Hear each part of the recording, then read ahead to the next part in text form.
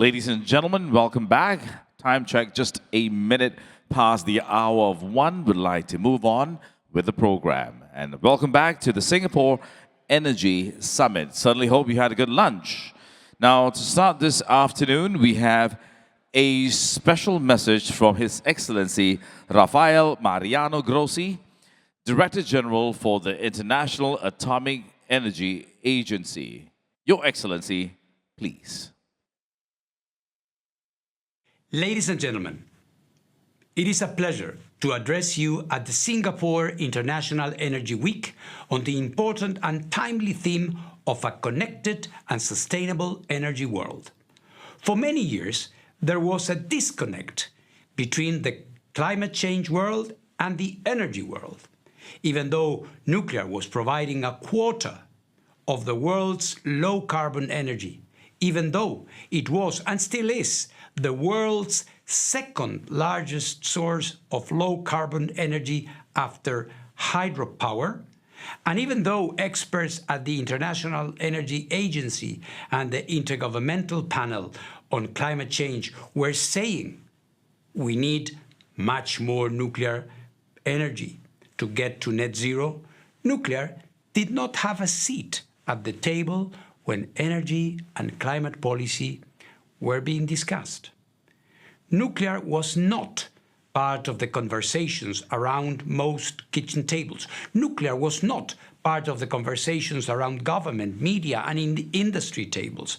And nuclear was certainly not part of the conversations around the table at the top international climate meetings like the UN's annual Climate Change Conference. Today, that disconnect is over. Nuclear is not only at all those tables, but we now have a clear global consensus that more nuclear power will be needed if we are to get to net zero. At COP28 last year, nuclear power's inclusion in the first global stocktake under the Paris Agreement was historic.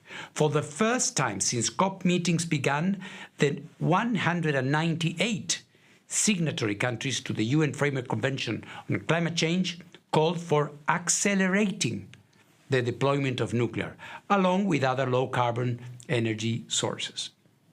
The world recognized that this was necessary to achieving rapid and deep decarbonization. The change in attitude is leading to changes in policies, changes in investments. In the high-case scenario, the IEA's projections, which we have published not so long ago, expect global nuclear capacity in 2050 to be 2.5 times greater than it is today. But even in our lowest case projection, we expect an increase of 40%. From growing populations to energy-hungry artificial intelligence data centers, the world is going to need much more clean energy. Nuclear's 24/7 availability facilitates the deployment of intermittent sources like solar and wind power. Complementarity. Nuclear can provide process heat, clean hydrogen, and district heating so that we can decarbonize industry and transport. Innovations like small modular reactors will play a key role in providing options for smaller grids. To be pro-nuclear is to be pro-environment, simply said. Nuclear power is a great connector, a facilitator, and a foundation for clean energy systems at the heart of our shared sustainable future. That is why I am pleased it has a seat at the table at the Singapore International Energy Week. So in closing, I wish you a successful conference. Look forward to hearing about the progress you make. A strong message from His Excellency. Thank you, sir. Thank you indeed. Now, ladies and gentlemen, it is with pleasure that I invite Yang Mulia Dato Sri Awang Haji Muhammad Azmi bin Haji Muhammad Hanifa, Deputy Minister Energy at the Prime Minister's Office, Brunei Darussalam, on stage for his keynote address. Your Excellency, please.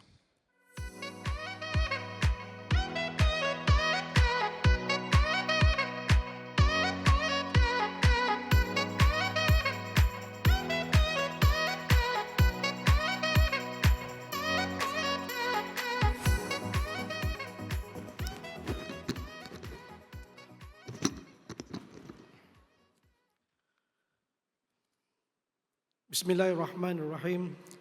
Excellencies, ministers, distinguished delegates, ladies and gentlemen, Assalamualaikum warahmatullahi wabarakatuh and a very good afternoon. At the onset, I would like to express my sincere gratitude for the kind invitation to this year's Singapore International Energy Week, SIEW 2024. I would also like to commend the Energy Market Authority, Singapore on the impeccable arrangement and exemplary hospitality provided for the event. We are here today with a common goal to shape and secure the energy of tomorrow and beyond. Energizing the future, we require a transformation that is balanced and meets the unique circumstances of an economy. In the context of Brunei Darussalam, energy transformation is a strategic and economic necessity driven by several key circumstances and factors. As an oil and gas producing country, Brunei Darussalam's transition towards a lower carbon energy system must safeguard national energy security, which serves as a critical driver of economic growth.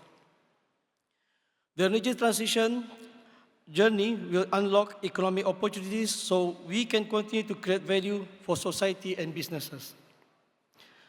Brunei Darussalam recognizes the importance of the role of gas as a transitional fuel in supporting the energy transformation. It serves as a dependable power source in ensuring grid stability, especially as more intermittent sources such as solar are integrated into the grid. As a signatory to the Paris Agreement, Brunei Darussalam is committed to reducing our greenhouse gas emissions by 20% by 2030. While Brunei Darussalam contributes only 0.02% of the global greenhouse gas emissions, the country remains committed to playing its part in addressing the climate challenge. Brunei Darussalam's power system is 99% gas-based, with renewable energy contributing to less than 1% of the overall installed capacity. Looking ahead, we aspire to further increase this share to at least 30% by 2035. To succeed, collaboration is crucial. Domestically, collaboration between His Majesty's government and the industrial sectors have been key to drive the renewables uptake. Alhamdulillah, the close cooperation has resulted in notable progress by energy players, including the supply chain, to pursue solar installations in support of their operations. As Brunei Darussalam pursues growth in renewables, we recognize that grid modernization needs to be accelerated. The grid of the future must also integrate latest technologies, including the energy storage system. Thus, Brunei Darussalam is currently conducting a pre-feasibility study in partnership with an international company to understand the potential of solar energy storage systems to energize one of Brunei's districts.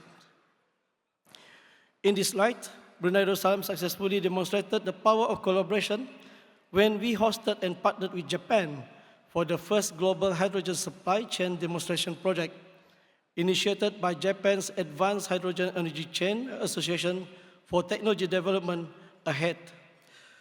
The project determined the viability of the technology for practical operations, as well as supplying hydrogen as energy commodity over long distances. We welcome more and continued international collaboration to advance low-carbon technologies to shape the energy of tomorrow. The energy of tomorrow will also be increasingly interconnected across borders. Therefore, Brunei Darussalam remains committed in pursuing the Brunei, Indonesia, Malaysia, Philippines Power Integration Project, BIM-PIP, which will contribute towards enhancing sustainable energy security through interconnectivity in accordance to each country's national circumstances. As with the Laos, Thailand, Malaysia, Singapore PIP, valuable lessons from BIM PIP can be offered for future Asian connections project under Asian Power Grid. Within Borneo, Brunei Darussalam continues to advance power interconnection with Sarawak for future hydropower import. In addition, to meet the regional energy demands responsibly and sustainably, Brunei Darussalam, as an exporter of LNG, also plays an active role in Trans-Asian Gas Pipeline TAGP initiative, which is the cornerstone of Asia's collective effort to strengthen energy security across the region. The collaboration approach brings mutually beneficial outcomes to achieve regional energy security. In this regard, Brunei Darussalam is a willing and able partner in the energy transformational journey.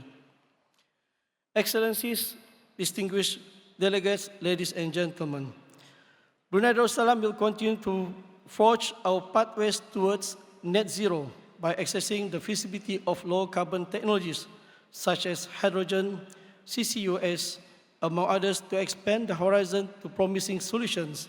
And we look to deepen partnerships to accelerate energy transition while being guided by the principles of energy security, economic growth, and decarbonization.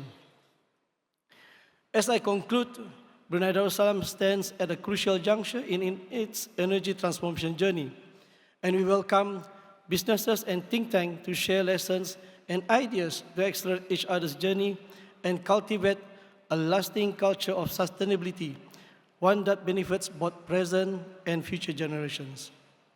We look forward to leveraging this forum and exploring collaborative opportunities that will drive innovation and support our ambitions in the ongoing energy transformation. Together, we can pave the way for meaningful progress towards a sustainable and resilient future. Thank you. Thank you very much, Your Excellency. Thank you, sir.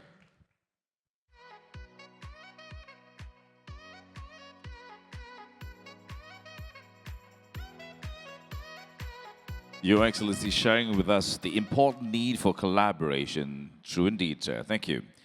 Up next is the panel discussion on low carbon technologies shaping the energy of tomorrow. Now, this is presented by ExxonMobil, ladies and gentlemen. Moderating this session, we welcome on stage Ms. Kanika Chawla, Chief of Staff for Sustainable Energy for All.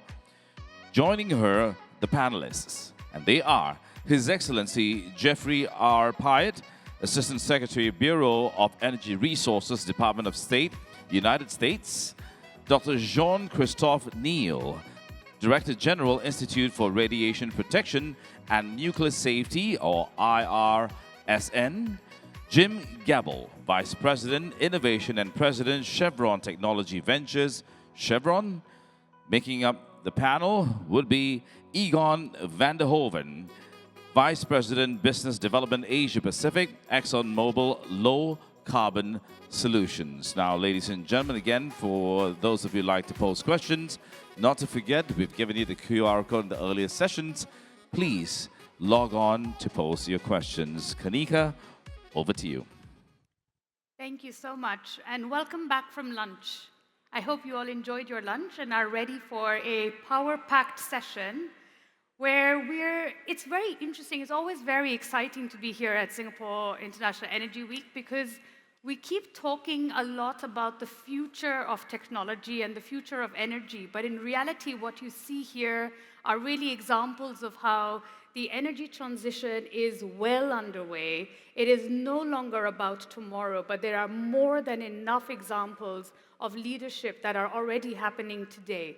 So I'd like to congratulate all of you for making up this kind of really inspiring space that allows us to feel enthusiastic despite some kind of roadblocks and hiccups that come along the way. But just to kind of start us off today, I'd like to maybe kick off, let's say, left to right at the very start for the first set of interventions, let's say, from this really illustrious panel around, is there really a trade-off between thinking about innovation, technology innovation for the future of technology and scaling up viable clean energy solutions that we already know to work? Or is there complementarity with one driving the other? So maybe with that, if I can start with you, Jean-Christophe, to think about where are we? Are we against each other, let's say, or are we working all in tandem? So thank you. Good afternoon. So concerning nuclear energy and its nuclear safety issue, we expect that new technologies, for example, so-called advanced modular reactor and small modular reactor, should have a higher level of safety than the current reactor. It could be the case, for example, by these reactors that will rely on so-called passive system, meaning reactors which can allow operation with no energy input nor human resources for some time at least. Some other new technologies aim at reducing the input of radioactive waste. But indeed, all these promising features have to be demonstrated and justified. Regarding these new technologies, the comparison with the level of safety with existing current facilities which are operating today on the long term is needed. This comparison is needed. And to have consistent level of safety, the level of the existing one should be upgraded. And it's the case in Europe following a directive of 2014, which imposed to increase the level of safety to come closer to so-called Generation 3 reactor. There is a big interest worldwide in these new technologies, and the International Atomic Energy Agency identify 80 of these new kinds of models. Some are quite mature, like the one which are using existing technology like light water reactor, but others are much less mature and will require quite a lot of research and development, and actually it can lead to a dispersion of efforts in terms of research and development. Yeah, no, thank you for that. What about you, Egon? Scale and pace of what we know, or still more innovation? Yeah, thank you, Kanika. And also, before I start, I want to thank the EMA for having us here today. It's been a very interesting conference already. The answer is all of the above, but let me introduce that.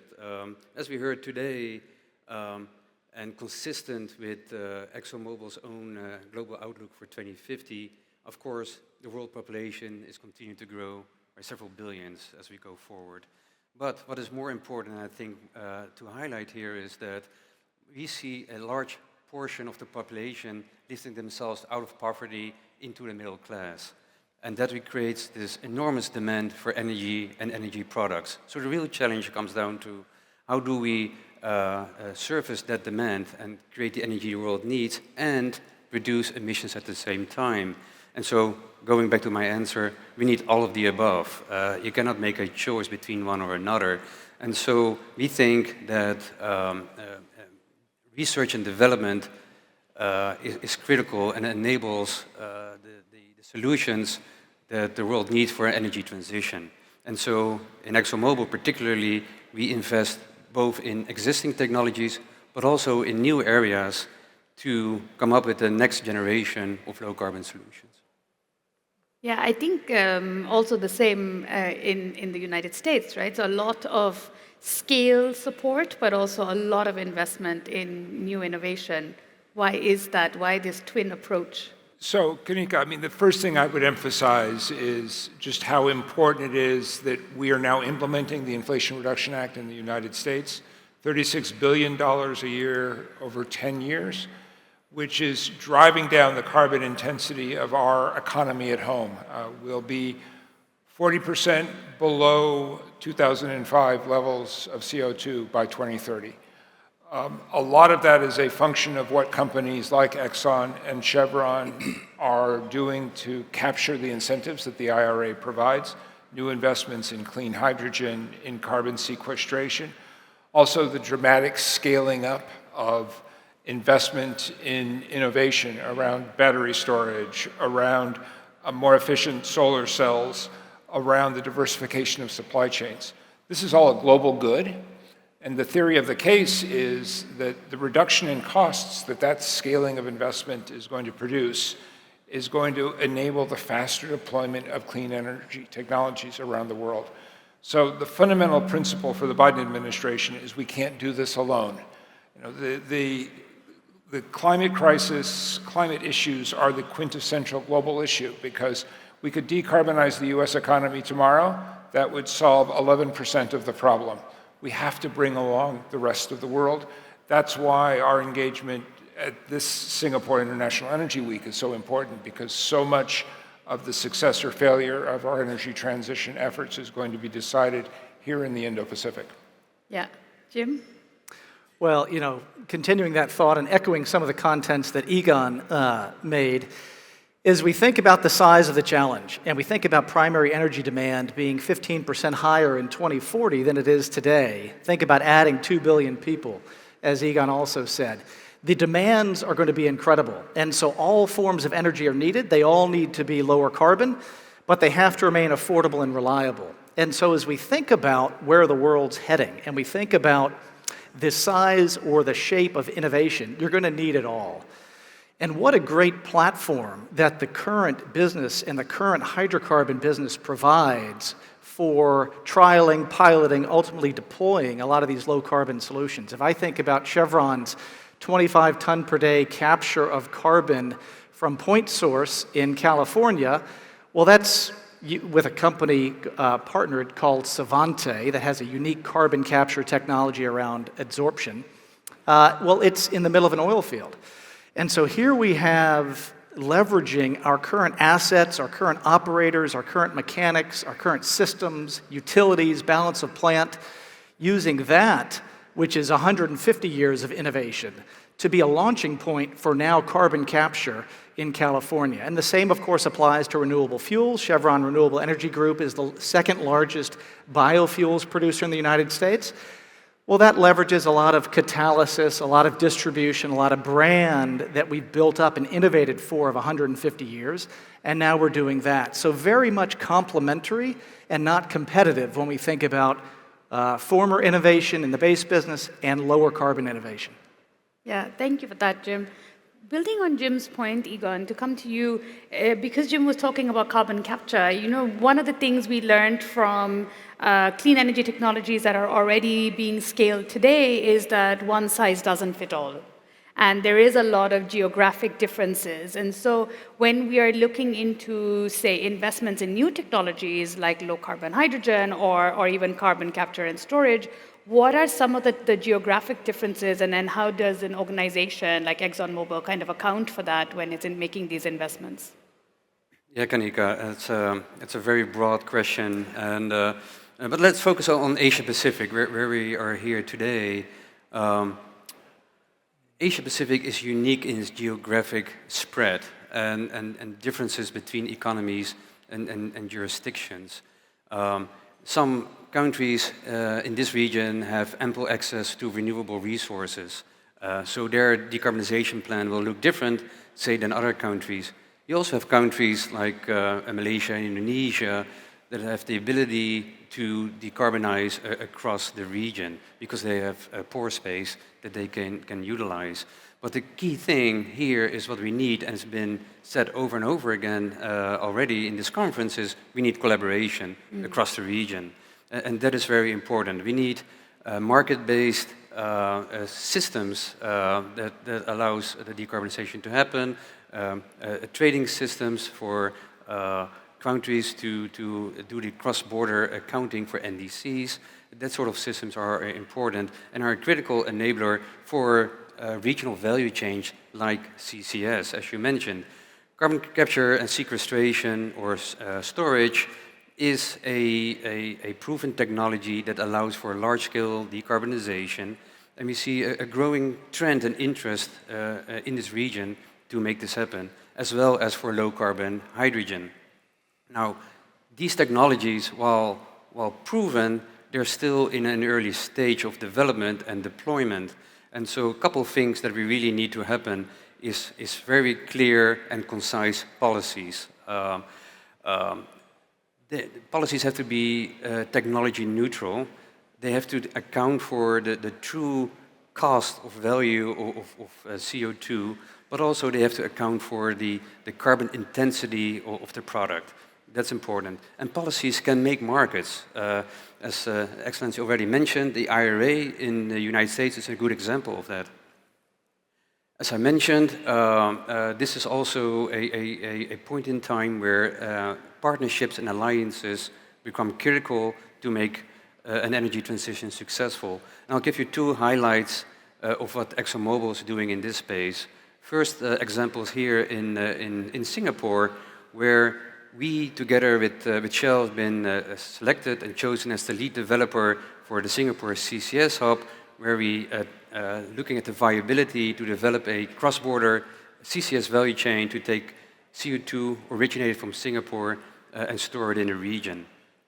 This is a collaboration between two parties, but also with strong collaboration with the government of Singapore, MTI, EDB, and EMA. And we're very proud of that project. The other example, closer to ExxonMobil's home in the United States, when we acquired Denbury Resources, we now have the largest CO2 pipeline network in the States that goes right through the heartland of emissions in Texas and the Houston Ship Channel. That network allows us to essentially help industries that are hard to decarbonize, like the steel industry, to provide a solution for them, a take-or-pay contract. So since the acquisition, not that long ago, about a year ago, we already have signed up more than 6 MTA of offtake agreements. With that CCS infrastructure in place, it's important to recognize now that you can do more things, like low-carbon hydrogen. And so with that, we're trying to, or at least we're on the process and the ability to FID the Baytown Blue hydrogen project in near Houston, that is built on top of the CCS value chain, which now allows us to really reduce hydrogen to, remove 98% of the CO2? That is really important because we see an uptake for hydrogen, not only in the US, where we use it ourselves to lower our own emissions, but also as a provider for manufacturers for low carbon products. In Japan, Korea, and Singapore, we see a large uptake and interest in low-carbon hydrogen. So we're happy to continue that conversation and make that work. So I would say the last point I want to make here is around research and development. Collaborations is absolutely critical. We are a participant with the Nanyang Technology University and A-STAR. We have a combined laboratorium here where we bring together industry expertise to find new solutions. I'm really proud that ExxonMobil is really exploring these unique and new partnerships and alliances. Yeah. Thank you. Building a bit on that, on the role of collaboration and kind of driving closer cooperation so that no one is left behind. I mean, the IRA is such a good example of creating an ecosystem approach and economy-wide benefits for the energy transition. But what do you see as the role of the United States in spurring this kind of innovation also in other parts of the world? So, as I said earlier, we are in this together, and the United States cannot solve this challenge alone. So we have to build the strongest possible partnerships. Everywhere I go in the world, when I'm sitting down with energy ministers, prime ministers, and others, I say the United States wants to be your partner of choice as we navigate this energy transition era that we're all living through. The most important principle that I always try to keep in mind is one that the IEA highlighted really well, I think, in the New World Energy Outlook. And that's just the explosion in demand for power overall that we're going to be living through for the next couple of generations. The data point that stuck with me is that we're going to need the equivalent of new power on the grid every year that matches the demand of the 10 largest cities in the world. So that places a huge burden on our companies and our innovators, but we have to build broad international partnerships. We have to do so in a way that's informed by a consensus on the destination that we want to get to, which is a net zero economy, but also the understanding that we have to find the right balance between energy security and energy access and energy transition. So I look around the world today, and what I'm doing, what the Biden administration is trying to do, is lean back on the work that's being done by my domestic colleagues at home in the United States, but also figure out how we broaden our partnerships on supply chains, on energy production, on exploration, on deployment, on efficiency, on recycling. So I can't remember who started with the phrase all of the above, but this is the quintessential all of the above challenge. Yeah, no, for sure. And I think all of the above faster now and together, right? But for incumbent energy companies, Jim, like yours, it's really interesting because you have a demand and a consumer base that needs to, you still need to honor the commitments that you made to them, but there is also a lot of work that is required to meet the high-level decarbonization commitments. And so what is the role of kind of innovation, not just technology innovation, but perhaps also business model innovation in driving that? Well, I'm glad we're settled on all of the above. So we don't have to start there. But clearly, it is all of the above. And Chevron's got a great way of leveraging innovation across the different domains. And our core strategy is twofold. We're reducing the carbon intensity of our current operations, and we're going to reduce it by 35% for upstream on an intensity per barrel basis by 2028, 35%. We have net zero aspirations for Scope 1 and Scope 2 by 2050. And all of that requires a lot of innovation. And so if you think about our journey, we've already reduced methane intensity per barrel produced by 50% since 2016. So the base business drives a lot of innovation. And then of course, we get into the lower carbon spaces. As I talked about, a lot of what we do in the base business is complementary. And now Chevron is launching at least 3 new businesses in terms of carbon capture, renewable fuels, and hydrogen. And my role in Chevron is a couple-fold. One of the groups that reports to me is Chevron Technology Ventures. And so that is the primary arm for early-stage technology across the compass, across all technologies that impact Chevron to get into the company. So I've seen a lot over the last 25 years of Chevron Tech Ventures, seen a lot of technologies come in, a lot of innovation come in, and then get pollinated across the company. And what incumbents have, back to the heart of your point, Kanika, is we have a variety of assets, capabilities, distribution, customer relationships, systems engineering that we can leverage to help. But we also are large users and large customers and large constructors of a lot of these value chains. And so getting that feedback from our perspective early into the entrepreneur, right when they're getting started, is really important from an innovation standpoint. So incumbents have much to add, but we all know that entrepreneurs always start in the wrong direction. They always need course correction as they go along. And getting that early feedback of what field conditions really are, how you really have to get things out in the field that are reliable, that work well, that's a different capability that we can also add. Yeah, no, I think that's both very important, but also even, I think you, Egon, said it right up front, but all of the above really is the theme of today's discussion. And at the start of this session, we heard also from the IAEA about the importance of thinking of nuclear as a friend of the energy transition.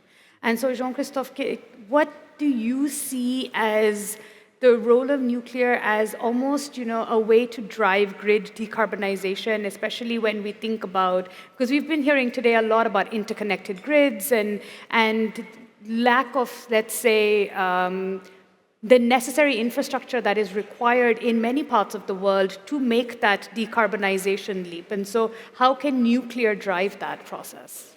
Okay, thank you for the question. So as Director General of the Safety Organization, it's not my role to take position of the usefulness of nuclear energy and its extent. It's the role of policymakers.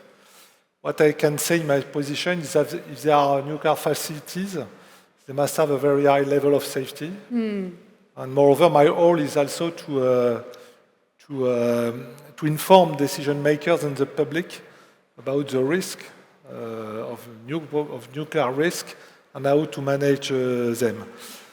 Number of countries today have the objective to meet the challenges of climate change and energy independence by using nuclear energy. In this country, it is referred on one side on existing technology, so-called generation 2 or 3 reactors, which are still operating. But new technologies are under consideration also, and very often it is referred to a small modular reactor or advanced modular reactor. There is no unique definition of what a small modular reactor, but the usual consideration is that it is a reactor with a power less than 300 megawatts electric. The fact that the power is limited compared to most of the existing plant is associated to a smaller radiological content than for powerful reactor, and a smaller radiological content has two consequences. It gives a longer time to intervene in case of an accident and smaller consequences. On the other hand, designer of this SMR and AMR refer also to a so-called safety passive system. So what is the safety passive system? First, it is a passive system. It is a system which is used in case of accident. So it's a safety system. And second, it is passive. What is the usual meaning of passive? It means that you don't need energy input, and you don't need intervention, human intervention, for some time. Usually in the design, sometimes means 3 days, 72 hours. So it leaves time to deal with such a situation. Indeed, this positive feature have to be justified and demonstrated. You just have to state it. You must show that it is indeed the case. And from my point of view, there are several issues arising from the development of this new technology. So the first one, I already mentioned it twice, it has to be demonstrated and justified. Okay. Second, there is a need, a significant need for research and development, especially for the most innovative model and design. That means research facilities and competencies in nuclear safety, the strengthening of international cooperation, because no countries can deal with all this research and development alone. My third point is that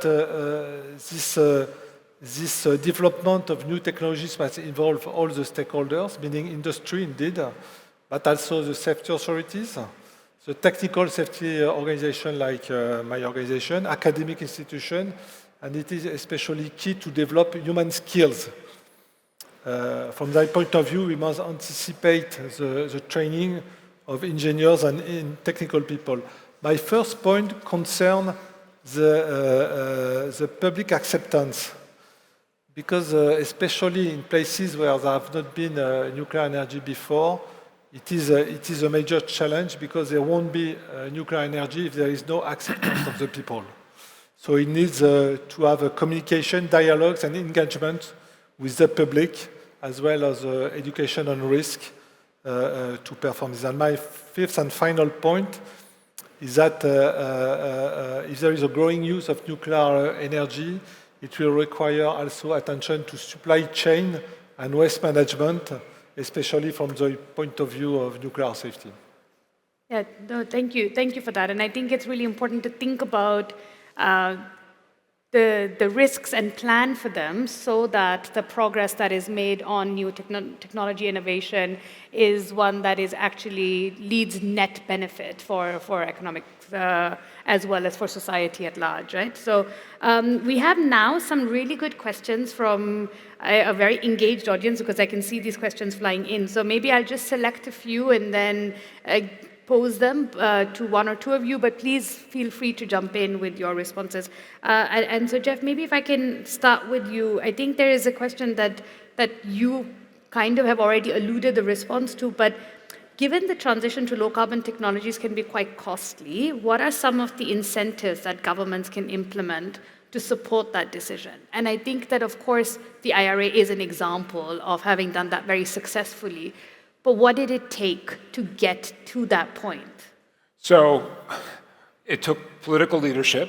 President Biden's focus from day one on the importance of energy transition, but also critically, I think, the Biden administration's identification of energy transition technologies as one of the key drivers of economic prosperity and job growth in the years ahead. So we didn't want to lose that opportunity. So that's the first. The hope is that this model will begin to replicate itself, and not everybody can do something on the scale of the IRA, but it's been encouraging, for instance, to see what Japan is doing with its GX law. We've heard from the European Commission that it's looking at some of the same issues. But then we also have to worry about the developing world. And I always try to bear in mind that for much of the developing world, the energy transition is about the transition from not having any access to energy at all to having the lights go on when you flip the switch. So we, as the developed world, have to think about that part of the equation as well. And then we have to find the financial instruments that unlock the value there, because the inherent reality of renewable power today is that in many, if not most cases, clean power is now less expensive than fossil energy at the margins. But the challenge is that it has a higher upfront capex and a much lower long-term opex. So there's a financial engineering problem that we all have to work our way through, and people like bankers in Singapore, I'm sure, are going to continue to innovate in that way. And maybe the last point I would make in this area is on the issue of innovation, because I think it's important to remember that we're really in the early days of this energy transition economy. So for instance, battery storage technology, and another takeaway from that IEA World Energy Outlook is that we need to be putting a lot more capital and attention into energy storage and energy transmission. But fortunately, we've got a lot of smart people around the world working on those issues, and that's where I'm going to put my money. Great. So at Sustainable Energy for All, as the name suggests, we are really focused also on that last mile, not just in terms of electrons to those who don't have them, but making sure that the energy transition really acts like an economic lever for developing countries, allowing them to participate in energy markets in ways that they were not able to before. And so maybe if I can ask you, Egon, the question of being in this region, how do you see the energy transition offering an economic opportunity to countries in Southeast Asia? A couple of angles we can take here. As mentioned before, we've got a very unique situation here in Asia Pacific with large geographic distances, and you've got countries like Japan, Korea, and Singapore, for instance, with no pore space to do CCS. Whereas countries like Indonesia and Malaysia do. So setting up this cross-border value chain is an important way for countries that are a little more aggressive to decarbonize their economies, to support those economies with the pore space here in Southeast Asia. And what we've been advocating for is that when you build out a CCS value chain, the ability to operate a storage facility, a storage hub in your country, whether it's Malaysia, Indonesia, or Brunei, the ability then to attract industry, foreign direct investment that's going to build on top of your infrastructure. Because now you have the ability to produce essentially low carbon products. So it is really that multiplier effect that then will allow for economic growth to occur. And also those countries are also blessed with an excellent workforce and education system. So that will just reinforce that same multiplier effect. Yeah, thank you.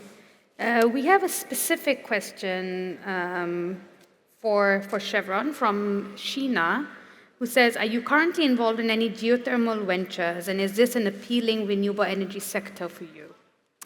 Well, we are involved in geothermal ventures and are involved here in Singapore with understanding the resource and working through with winning a recent tender about how we're going to assess the carbon capture potential here in Singapore as well. So that's kind of on the local level.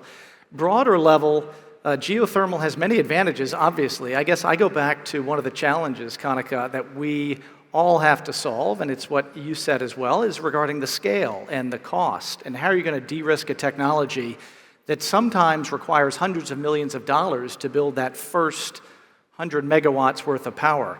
And so it is something that incumbents know well. It's something that we can leverage our existing skills and competencies to do. Very promising, but at the end of the day, it's going to take a while. And so I do think you can break technologies into a couple different tranches. One tranche is things that can jump into existing infrastructure right now. I think of renewable fuels. I think of electrons to some degree, if you can produce them and get them into the existing T&D grid. But the technologies in the long term that require building entirely new value chains, those are going to be tougher. Geothermal kind of falls in between. It clearly has a lot of subsurface opportunities and risk and commercial structures that have to be worked through, but at least it sells into an existing grid. But it certainly has potential. Fantastic. And then there's a question which I think Dr. Neil goes a little bit to the point that you were already making around recognizing risks. And so the question from Benjamin Koo is, how can we better communicate and address public concerns about low carbon technologies? And nuclear is one of them, but also, CCUS and others also there is a public perception challenge, and there's a lot of also misinformation sometimes available. So what are some of the communication techniques that need to be adopted for better understanding of these technologies as well? The key point for me is to engage the people. That means share with the public our concern. For example, in my organization, we have installed what we call technical dialogues. We are a scientific and technical organizations, but we share our technical and scientific approach and concern with the public. I have discussions. It has several consequences. First, it is increasing the level of competence of the public. So it allows deeper discussions. It's beneficial for us because we can take inputs for our discussion from the public.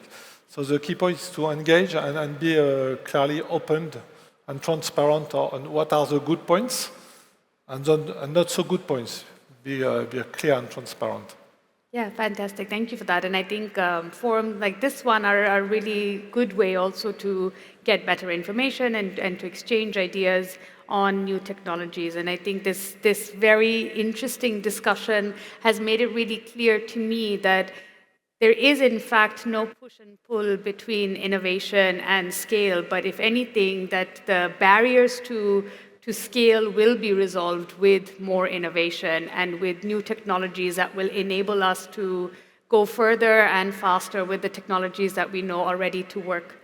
So before we wrap up, I would like to just perhaps, for a little bit of fun, go very quickly through the panelists to try and hear from them that what would be perhaps the one technology that they would like to bet on in terms of as a game changer for the future of energy or for accelerating the energy transition, bearing in mind that you cannot say all of the above because you already covered that.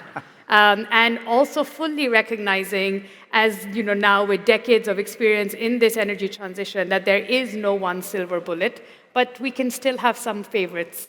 So perhaps Dr. Neil, if we can start with you. Yeah, I told you from my position I cannot answer this question. What I can say is regarding nuclear technology, there must be a high level of safety, and what is key is international cooperation to identify the challenge, to prioritize the stakes, and then to share best practices and approaches. Egon? All right. Jim mentioned about working from a position of something that you're familiar with. And similar in ExxonMobil, we work from our competitive strengths with technologies that are near to our core competencies. So my bet would be focusing on CCS and low carbon hydrogen as something that is available today to address the emissions for hard-to-abate sectors. Fantastic. You gave us your answer, but if you wanted to go into a bit of detail. Well, I think for this purpose of this exercise, I would say new, affordable, and secure battery storage technologies. So more diversified supply chains for those battery inputs at a sustainable price point in a way that can be widely deployed, including grid scale. Yeah. Well, I'll go back to the comments I made a moment ago about the challenge with building new distribution systems.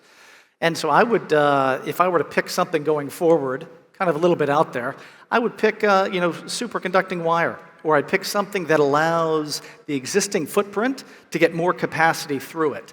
That could be something related to pipelines, could be something related to the T&D grid, but something that doesn't require us to rebuild this distribution system that we have that works so well in so many areas.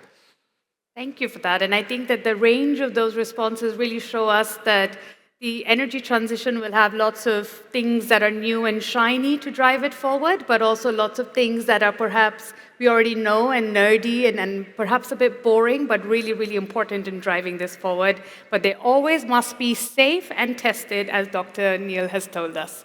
So with that, please join me in thanking this fantastic panel for their candid responses, and also a big round of applause to all of you for all of your attention and engagement. And this has been a great pleasure for me to moderate this discussion. And thank you, Kanika, for managing this as well. We'll just seal this entire session with a photograph, shall we? Just step a little forward. We'll have our photographer manage this photograph before we move on to the next session.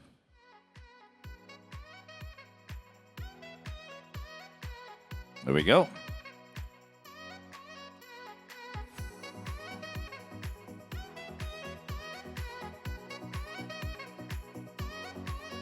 We'd like to thank once again our panelists for this very lovely discussion, ladies and gentlemen. We invite them to take their seats. Now, we have two SES keynote addresses lined up. To start off, it is with pleasure that I invite the Right Honorable Dato Patinggi Tan Sri Dr. Abang Haji Abdul Rahman Zohari bin Tun Datuk Abang Haji Openg, Premier of Sarawak Government on stage, please. Let's welcome him with a round of applause.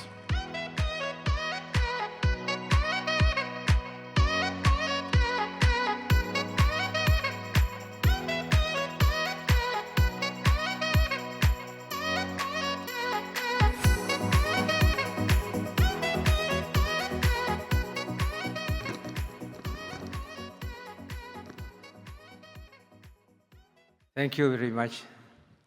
Excellencies, distinguished guests, ladies and gentlemen, good afternoon.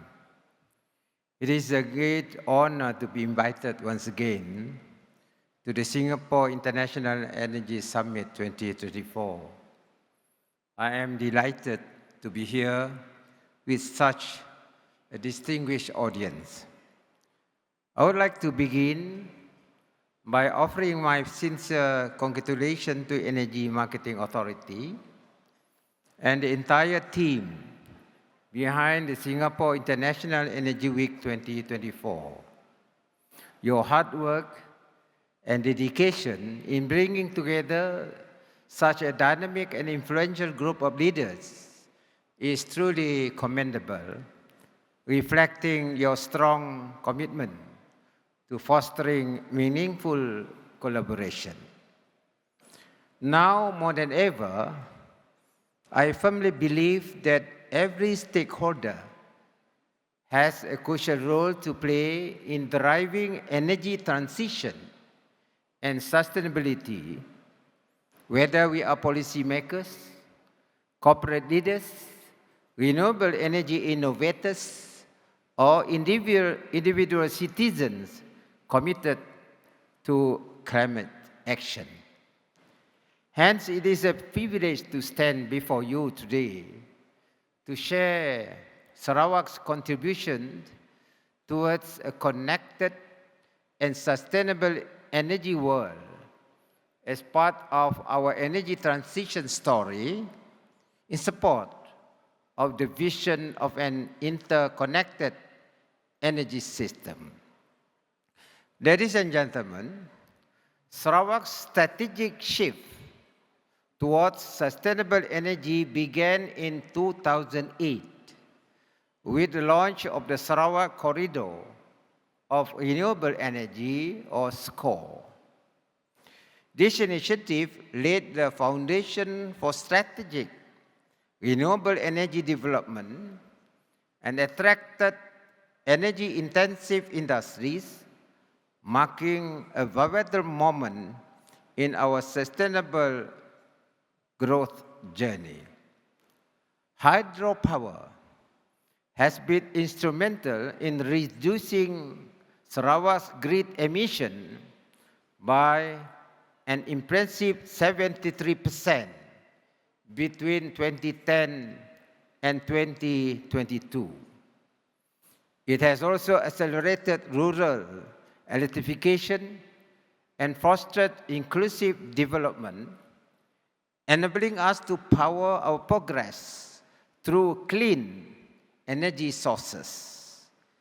In 2021, the Post-COVID-19 Development Strategy PCDS 2030 was introduced, with renewable energy identified as a key enabler of socio-economic growth and transform Sarawak into a high-income society by 2030. We are progressing well, and as of 2024, we have already exceeded our 60% renewable energy target, with 62% of our energy mix coming from renewables. Looking ahead, our hydro achievements have allowed us to pursue new innovation, such as the development of Malaysia's largest floating solar farm at Batang Air. Spanning 86 hectares, this project will offset 52 kilotons of carbon emissions annually, further reducing our carbon footprint. In addition, we are exploring pumped hydro energy storage, PHES, which, when paired with floating solar, will leverage our abundant sunlight and existing hydropower infrastructure to enhance Sarawak energy security. Beyond solar and PHES, we are also advancing biomass power generation and microalgae cultivation, positioning Sarawak as a leader in sustainable energy and long-term decarbonization. Sarawak is committed to unlocking the potential of biomass power generation as part of our energy transition. During a recent visit to the Drax Power Station in the UK, I witnessed firsthand how they transform a coal-fired plant into a model for clean energy by transitioning to biomass. Inspired by such innovation, Sarawak is now embarking on its own journey to harness napier grass as a renewable bioenergy source. With its ability to be harvested 3 times a year, this versatile grass can be transformed into energy-rich pellets. Currently, napier grass pellets from a Bintulu plant are already being exported to the United Kingdom, further showcasing its potential in global energy markets. This success story drives us to explore similar opportunities, positioning biomass as a key player in our sustainable energy future and reinforcing our commitment to renewable solutions. Sarawak is at the forefront of hydrogen economy, showcasing our commitment to innovation and our vision of becoming a global leader in clean energy. We are a key player in Malaysia's national energy transition roadmap, we plan to develop a green hydrogen hub. This emerging hydrogen economy opens up exciting opportunities for investment, from cutting-edge technologies like electrolyzers and fuel cells to energy storage and sustainable transport. By embracing collaboration, strong policies, and continuous innovation, we can build a future powered by clean, sustainable energy. We have also introduced some level of competition to private independent power producers by amending our electricity ordinance last year. Ladies and gentlemen, Sarawak aims to play a central role in addressing global climate challenges, including the goal of net zero by 2050, while advancing our aspiration to become a regional renewable energy powerhouse. Sarawak is committed to supporting Southeast Asia's transition to renewable energy, as we have the potential to be the battery of ASEAN, sharing our predominantly renewable power with our Southeast Asian neighbors through the interconnected Borneo and ASEAN power grid. As a regional demand for clean energy grows, these efforts are essential for enhancing cross-border energy exchange, strengthening regional security, and accelerating the clean energy transition. Looking ahead to the ASEAN Plan of Action for Energy Cooperation 2026-2030 period, and with Malaysia assuming the ASEAN chair in 2025, we are dedicated to deepening regional cooperation and fostering greater connectivity across our energy systems. Sarawak is actively collaborating with the Malaysian federal government to advance the ASEAN power grid with the formation of a joint task force between Malaysia and Indonesia to accelerate its development. By doing so, we can collectively drive meaningful progress towards a sustainable and resilient energy future for all ASEAN member states. We are not only focused on providing clean power for our own development, but we also see great commercial potential in exporting electricity. We are strong advocates of regional interconnectivity and foresee that power trade in ASEAN will gradually move from bilateral connection to a more integrated network involving renewable sources. Sarawak's partnership with Indonesia, Sabah, Brunei, and Singapore could lay the foundation for cross-border energy trade through groundbreaking projects like the Borneo, Indonesia, Malaysia, Philippines interconnection. Since 2012, Sarawak formed a partnership with Indonesia's Perusahaan Listrik Negara in the Kalimantan region, marking a significant step towards regional energy collaboration in Borneo.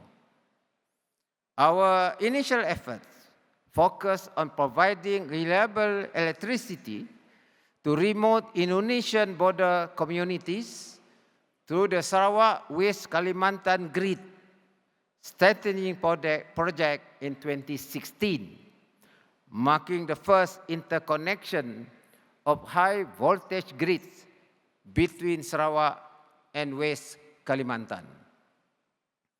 Building on this foundation, we are advancing the monumental Mantarang Indo Hydroelectric Plant in Indonesia, a project that promises to reshape the nation's energy landscape. In 2023, I had the honor of attending the groundbreaking ceremony during which President Joko Widodo himself set the project in motion. Moving forward, we will explore the potential to link North Kalimantan's significant hydropower resources to the rest of Borneo and beyond. The success of Sarawak First international transboundary interconnection has set the stage for further bilateral projects. Ladies and gentlemen, in addition to our efforts with Indonesia, we aim to expand electricity export to Sabah by 2025 and to our neighbor Brunei between 2027 and 2030. Our commitment to this was reaffirmed through our power exchange agreement with Sabah Electricity in 2021, enabling the export of 50 megawatt to Sabah upon the completion of transmission infrastructure by 2025. In addition, we have completed technical studies with Sembcorp Utilities to connect with Singapore and with Malaysia through undersea cables. Commercial negotiations for this interconnection are progressing well, with Tenaga Nasional Berhad is conducting a pre-feasibility study for a potential Sarawak to West Malaysia link. These projects mark significant milestones for Sarawak's role in the ASEAN power grid's next phase.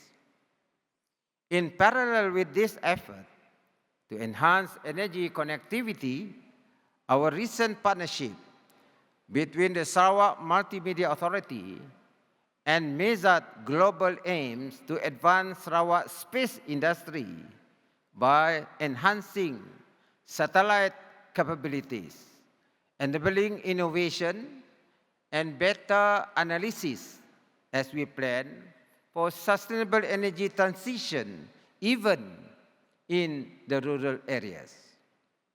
Ladies and gentlemen, making the ASEAN power grid a reality would require more than just technological and financial solutions. It will need political will, policy alignment, harmonization of regulations and standards, infrastructure development, and regional cooperation. Sarawak, with its strong track record in decarbonizing its energy system, is poised to play a key role in sharing renewable, low-carbon electricity across Southeast Asia. Sarawak, learning from our role as energy producer, exporter, and utilizer, is expected to expand our role to foster cross-border partnership and investment as our energy transition success stories can serve as models for other jurisdictions. Distinguished guests, ladies and gentlemen, in closing, I would fully resonate with Prime Minister Lawrence Wong's recent call for ASEAN to grow with fewer emissions and accelerate our transition to low-carbon renewable energy sources. My and Sarawak vision is to boost economic productivity while reducing emissions. By embracing innovation and clean energy, Sarawak is not only building a future of responsible growth, but also positioning itself as a model for others, demonstrating how interconnecting progress can lead to sustainable development. Indeed, this is a challenge we cannot tackle in isolation. I encourage all of you to join us on this exciting journey of innovation, collaboration, and economic transformation, working together to build a connected and sustainable energy world where shared solutions drive global progress towards a cleaner, more resilient future. As we move forward, partnership will remain the cornerstone of our success. Platforms like the Singapore International Energy Week are essential for driving the shared vision of a cleaner, more sustainable energy future for our region. Therefore, I also warmly invite you to join us at the Sustainable and Renewable Energy Forum in September 2025, where we will continue building momentum towards the future together. Until then, I would like to thank the government of Singapore and the Energy Market Authority for hosting this vital forum. Let us keep pushing boundaries, working together, and driving towards a more sustainable and prosperous future for Sarawak, for ASEAN, and beyond. Thank you very much. Thank you, Your Excellency, sir. Thank you. Thank you. Now, ladies and gentlemen, we'll prepare the stage for the next keynote speaker. We invite, thank you. Let us now invite the next keynote speaker, Her Excellency Amida Salsia Alice Jabana, the Under-Secretary General of the United Nations and Executive Secretary of the United Nations Economic and Social Commission for Asia and the Pacific. Ladies and gentlemen, Her Excellency Amida Salsia Alice Jabana.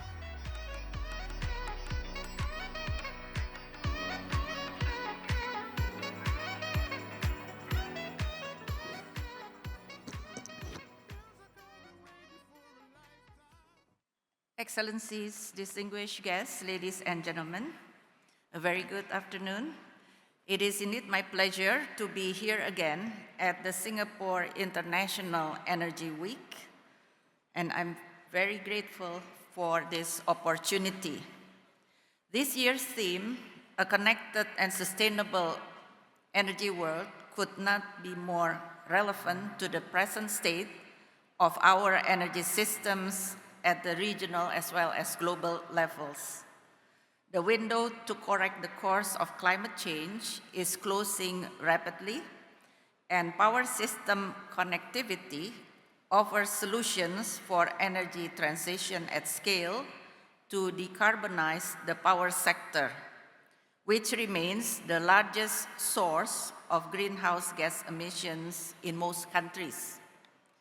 Despite being home to some of the world's largest and fastest growing economies, Asia and the Pacific lags behind other regions in power system integration, with its electricity grids remaining largely fragmented and isolated.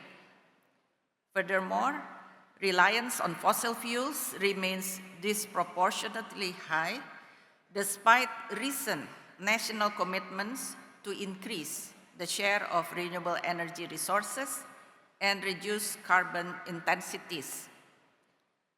For the region to meet the challenges of growing electricity demand while achieving Sustainable Development Goal 7 and Paris Agreement targets, bold, urgent, and collective actions are required to connect power grids to clean energy resources. In this context, ASEAN is at the forefront of demonstrating how concerted and coordinated efforts can result in tangible and significant progress in power system connectivity and trade. Let me congratulate Singapore and Indonesia for the recently announced conditional license for 2 gigawatts and approvals for 1.4 gigawatts of clean energy imports. Additionally, I note that the Laos, Thailand, Malaysia, Singapore Power Integration Project has been extended and expanded. This initiative continues to provide a pathfinder model for multilateral power trade in the region. We are extremely encouraged by the recently concluded 42nd ASEAN Ministers on Energy meeting in Vientiane, Laos, just recently, with reaffirmed commitment to cooperate on the ASEAN power grid as a key strategy for increasing the share of renewables in the region. Cross-border power system connectivity efforts involve complex and lengthy processes. They require long-term vision, strong political commitments, dedicated institutions to support coordination and large-scale investment. To address these challenges, SCAP member states endorsed the Regional Roadmap on Power System Connectivity in 2021 as an overarching framework to foster regional cooperation on this topic. Let me highlight 3 areas of progress. First, recognizing the role of power system connectivity in accelerating sustainable development. SCAP has developed the Green Power Corridor Framework. This framework ensures that connectivity projects and initiatives align with the Sustainable Development Goals or SDGs. Its principles have guided the development of roadmaps for power system connectivity in Northeast Asia and Central and Southwest Asia. Second, noting the importance of regulatory harmonization for cross-border connectivity, we have established an annual forum for regulators from the region and beyond. A key outcome of this initiative is a proposed School of Regulation tailored to meet the capacity building needs of ASEAN energy regulators and stakeholders. Third, we are updating our Asia-Pacific Energy Portal to include a complete map of the region's existing and planned transmission lines. This will enable the identification of missing links that could potentially connect demand and supply centers of renewable energy and support future planning for a regional power system master plan. Excellencies, ladies and gentlemen, there is much work to be done in navigating the complexities of energy transition. Actionable strategies are needed to pioneer sustainable energy solutions, and I cannot stress enough the centrality of regional cooperation and partnership in unlocking the potential of power system connectivity to accelerate sustainable development in the Asia-Pacific region. I look forward to the enlightening discussion ahead, as well as the transformative action as initiative that will emerge from our collective efforts. Thank you very much. Thank you very much, Your Excellency. Thank you, Madam.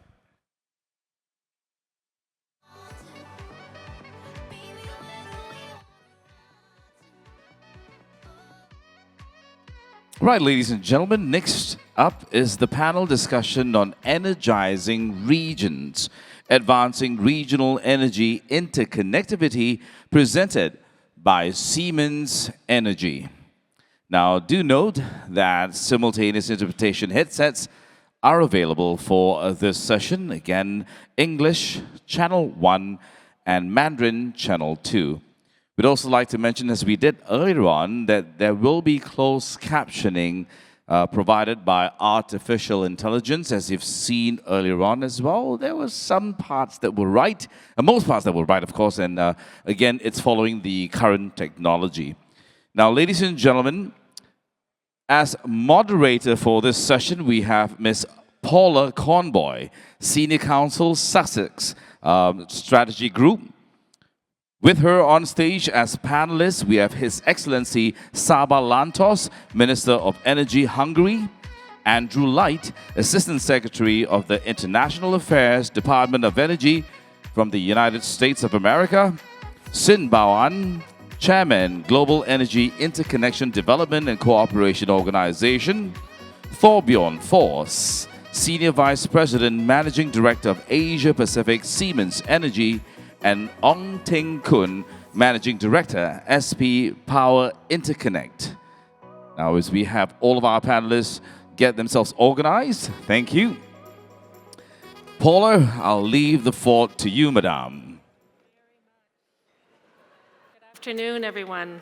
Thank you for joining us. We'll just fill our water glasses, perhaps fiddle with our I don't know why the French word is the word that's coming into my mind. Welcome, everybody, and thank you very much for joining us with this panel.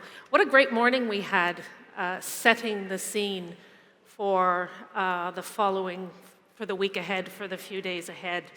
And what I'd like to do today is build on the key messages and the themes that we had today and get a little deeper into the actual details of what was laid out. And perhaps I could actually throw over to you, Thorbjorn, to maybe from Siemens' perspective, give us a little bit of an input, and then I'm going to shoot the first question to you. All right. Thank you very much, Paul. I'm still struggling with my headset, so... I think we're all struggling with them. I listened into the previous panel discussion as well on the low carbon, and which we are a strong believer in. We manufacture gas turbines and many other technologies around low carbon technologies. We also are a believer in green e-fuels that DPM, the Deputy Prime Minister, talked about this morning. And many other technologies, of course, wind and solar as well. But today we're going to talk how we connect the whole thing. Absolutely. And connectivity. And I'm really looking forward to have a dialogue with my peers and panel colleagues here on stage around challenges, maybe opportunities, and how we can advance the connectivity story. Fantastic. Yes, there's been a lot of key words. We should have a little bit of a game of word bingo, if you will, in terms of how many times the word collaboration and cooperation is used. And I don't say that lightly because it is very important, but let's talk about how we actually do that. How are we actually going to connect the dots? So why don't I start with the first question that, fair warning, I'm going to ask all of you, and that is whether you can provide some examples. So can you provide some examples of successful cross-border mechanisms that have been implemented, and what sort of lessons have been learned there? What sort of lessons have you got in terms of managing that interconnectivity? And Thorbjorn, how about I ask you to kick that off, please? Absolutely. Well, what comes to my mind is actually Europe. And while Europe have its own share of challenges when it comes to connecting the countries, I think what was kicked off in the mid-90s in Norway, connecting then Sweden and some neighboring countries, and today more than 20 people or 20 countries are on the Nord Pole exchange. And I think that's a super successful story.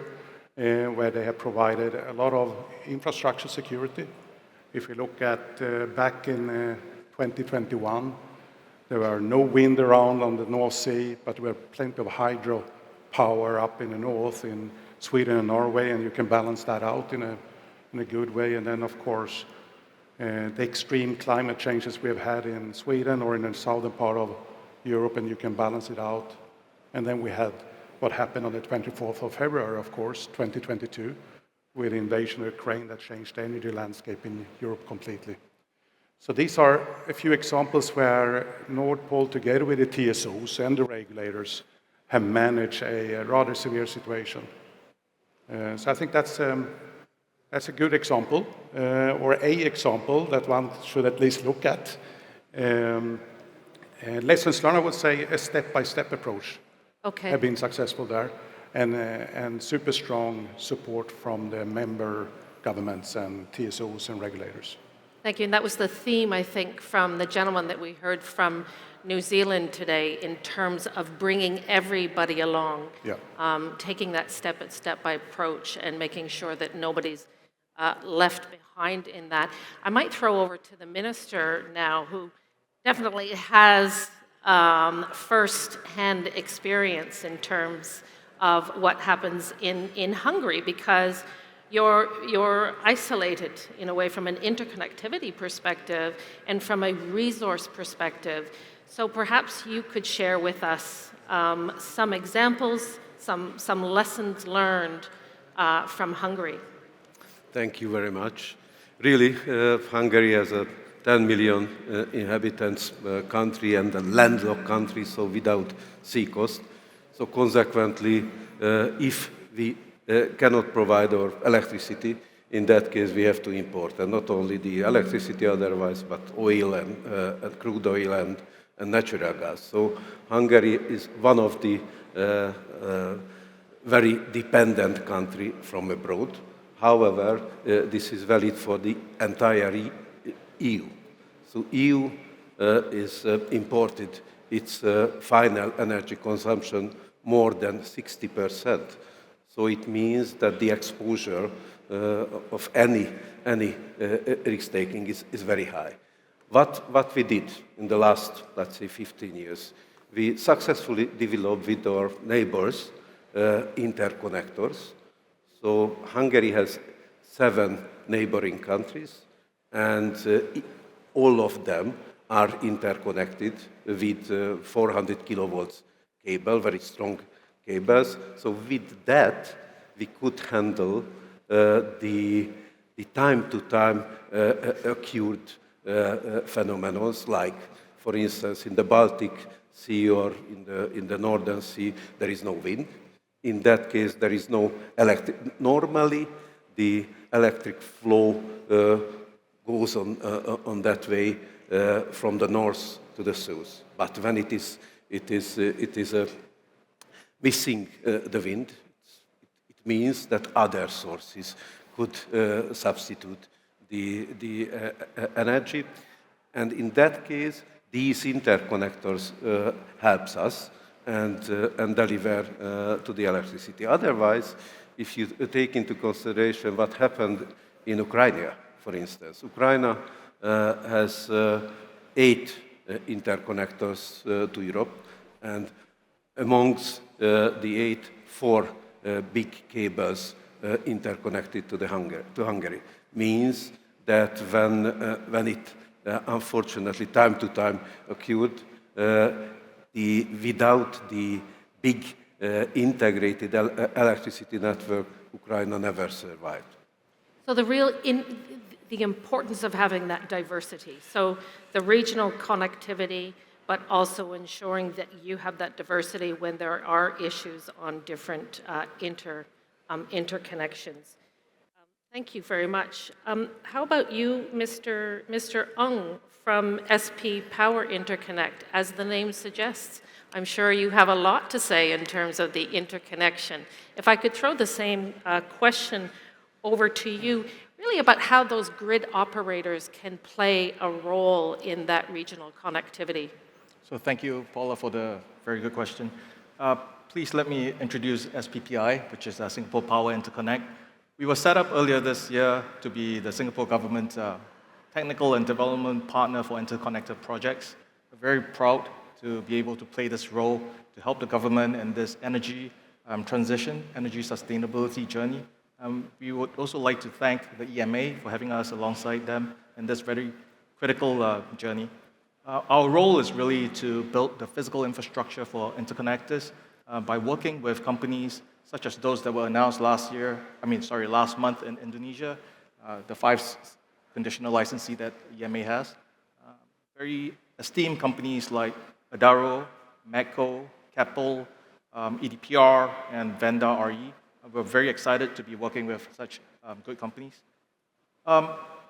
SPPI, SP is a great operator, and we bring our operational experience and our technical expertise to be brought to bear to build interconnectors. SP, we have one of the best SIEW and SIFI records.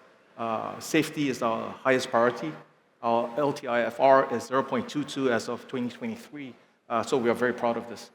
Our operation experience helps us to mitigate risks such as compatibility issues, reliability, network stability. And we have this interconnector with Tenaga between Singapore and Malaysia. And over the past few years, we have worked out a set of communications and operations protocol, and we have harmonized some of the minimum technical standards that we need to work together. Another area that a great operator like SP can come into play is to make these projects much more bankable. SP, along with Tenaga and PLN, we are very familiar with our country's energy policies, energy regulations, the approval and licensing processes. And very often when we come into the project, we increase the rate of success. And we give participants and investors a lot more confidence, especially the lenders, when they go through their project finance due diligence and when they look at mitigating the risks. And when they see a great operator like SP coming in, I think they feel much more assured. I think in Europe, you brought up the example of Europe. There are many examples of great operators in Europe, like ERGRID, like StatNet, like RTE, who have been operating a lot of interconnectors. So I believe that SP can play a similar role in this part of the world and try to make this happen in ASEAN. Thank you.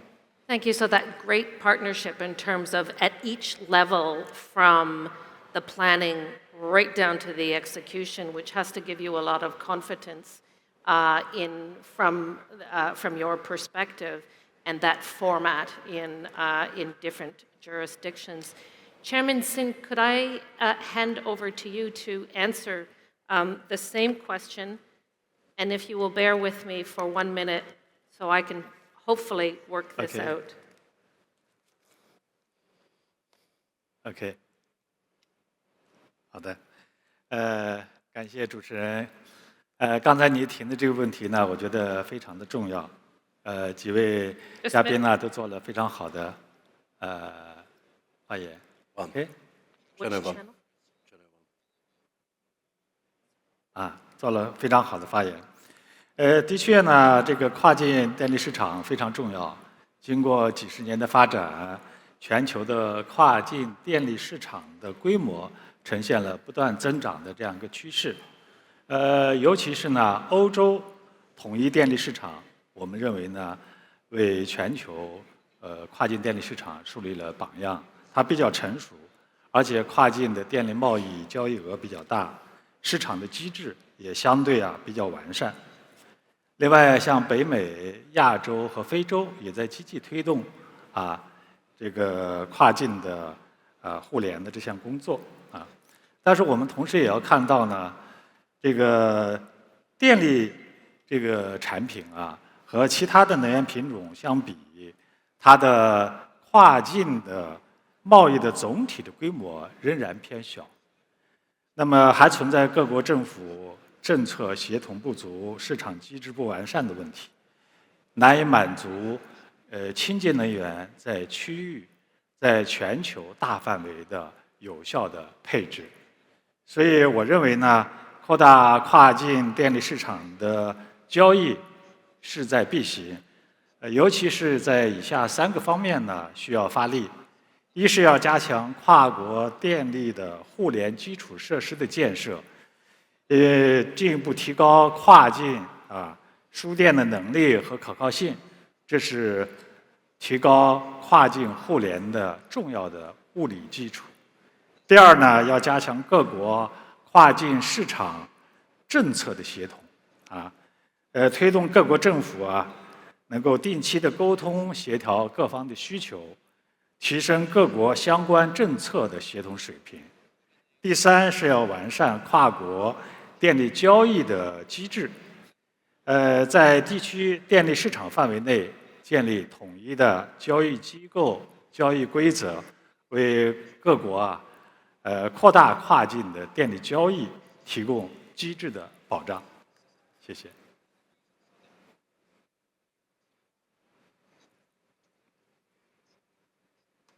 Thank you. So there's certainly a lot of pieces to those puzzle, and I like what you had said, Thorbjørn, in terms of ensuring you take that incremental step. So I think it's not only from a time series perspective, but from a cross-sectional perspective as well. Dr. Light, I'll ask you the same question. We had a video feed from Secretary of Energy Grantham today, which gave us a little bit of a teaser in terms of the partnerships to enhance that, ultimately to enhance that connectivity. Maybe you could elaborate on some of what she was explaining to us this morning. Sure, happy to do so. We have been intensively focused in a partnership with Singapore for the last 2 years on grid interconnectivity. The Secretary mentioned the name of it, which I don't expect to be well known throughout the room, but it's our Net Zero World program, which the Secretary launched at the Glasgow COP in 2021 as the signature Biden-Harris administration contribution to really trying to help countries to realize not only the technical feasibility of getting to net zero emissions, but also the profitability, the way in which you can create jobs, the way that you can actually grow economies through that. We have in the Department of Energy 17 national laboratories. It is the premier repository of energy expertise anywhere in the world.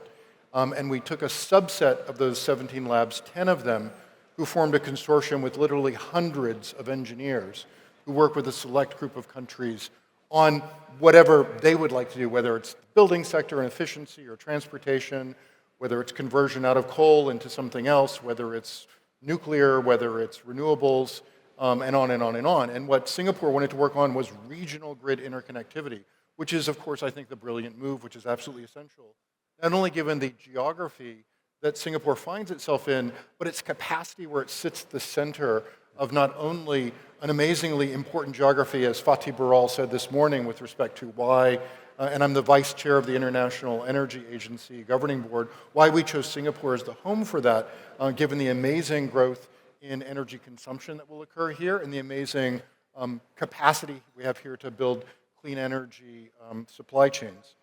The first phase of our work with Singapore was a study on regional interconnectivity, on the sort of the physical capacity here and how that can be rapidly scaled up.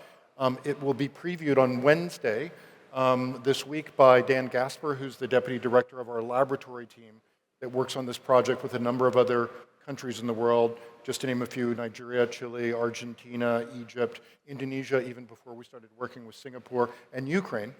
And then the next phase, which we started working on today with our Singapore colleagues, will look at the legal regimes for interconnectivity, which are absolutely essential, as well as the finance, bringing in the intergovernmental development banks and trying to attract finance. And this is what we've learned, is that as you scale up and create more interconnection, you're going to drive down the cost of electricity, not increase it, because you're going to be able to get cheaper electricity from cleaner sources throughout the region into the places where it can do the most good, while at the same time increasing security of supply. And this is essential. We have learned this in North America through our closest collaboration, as you know, with respect to electricity markets with our neighbor to the north, which is Canada.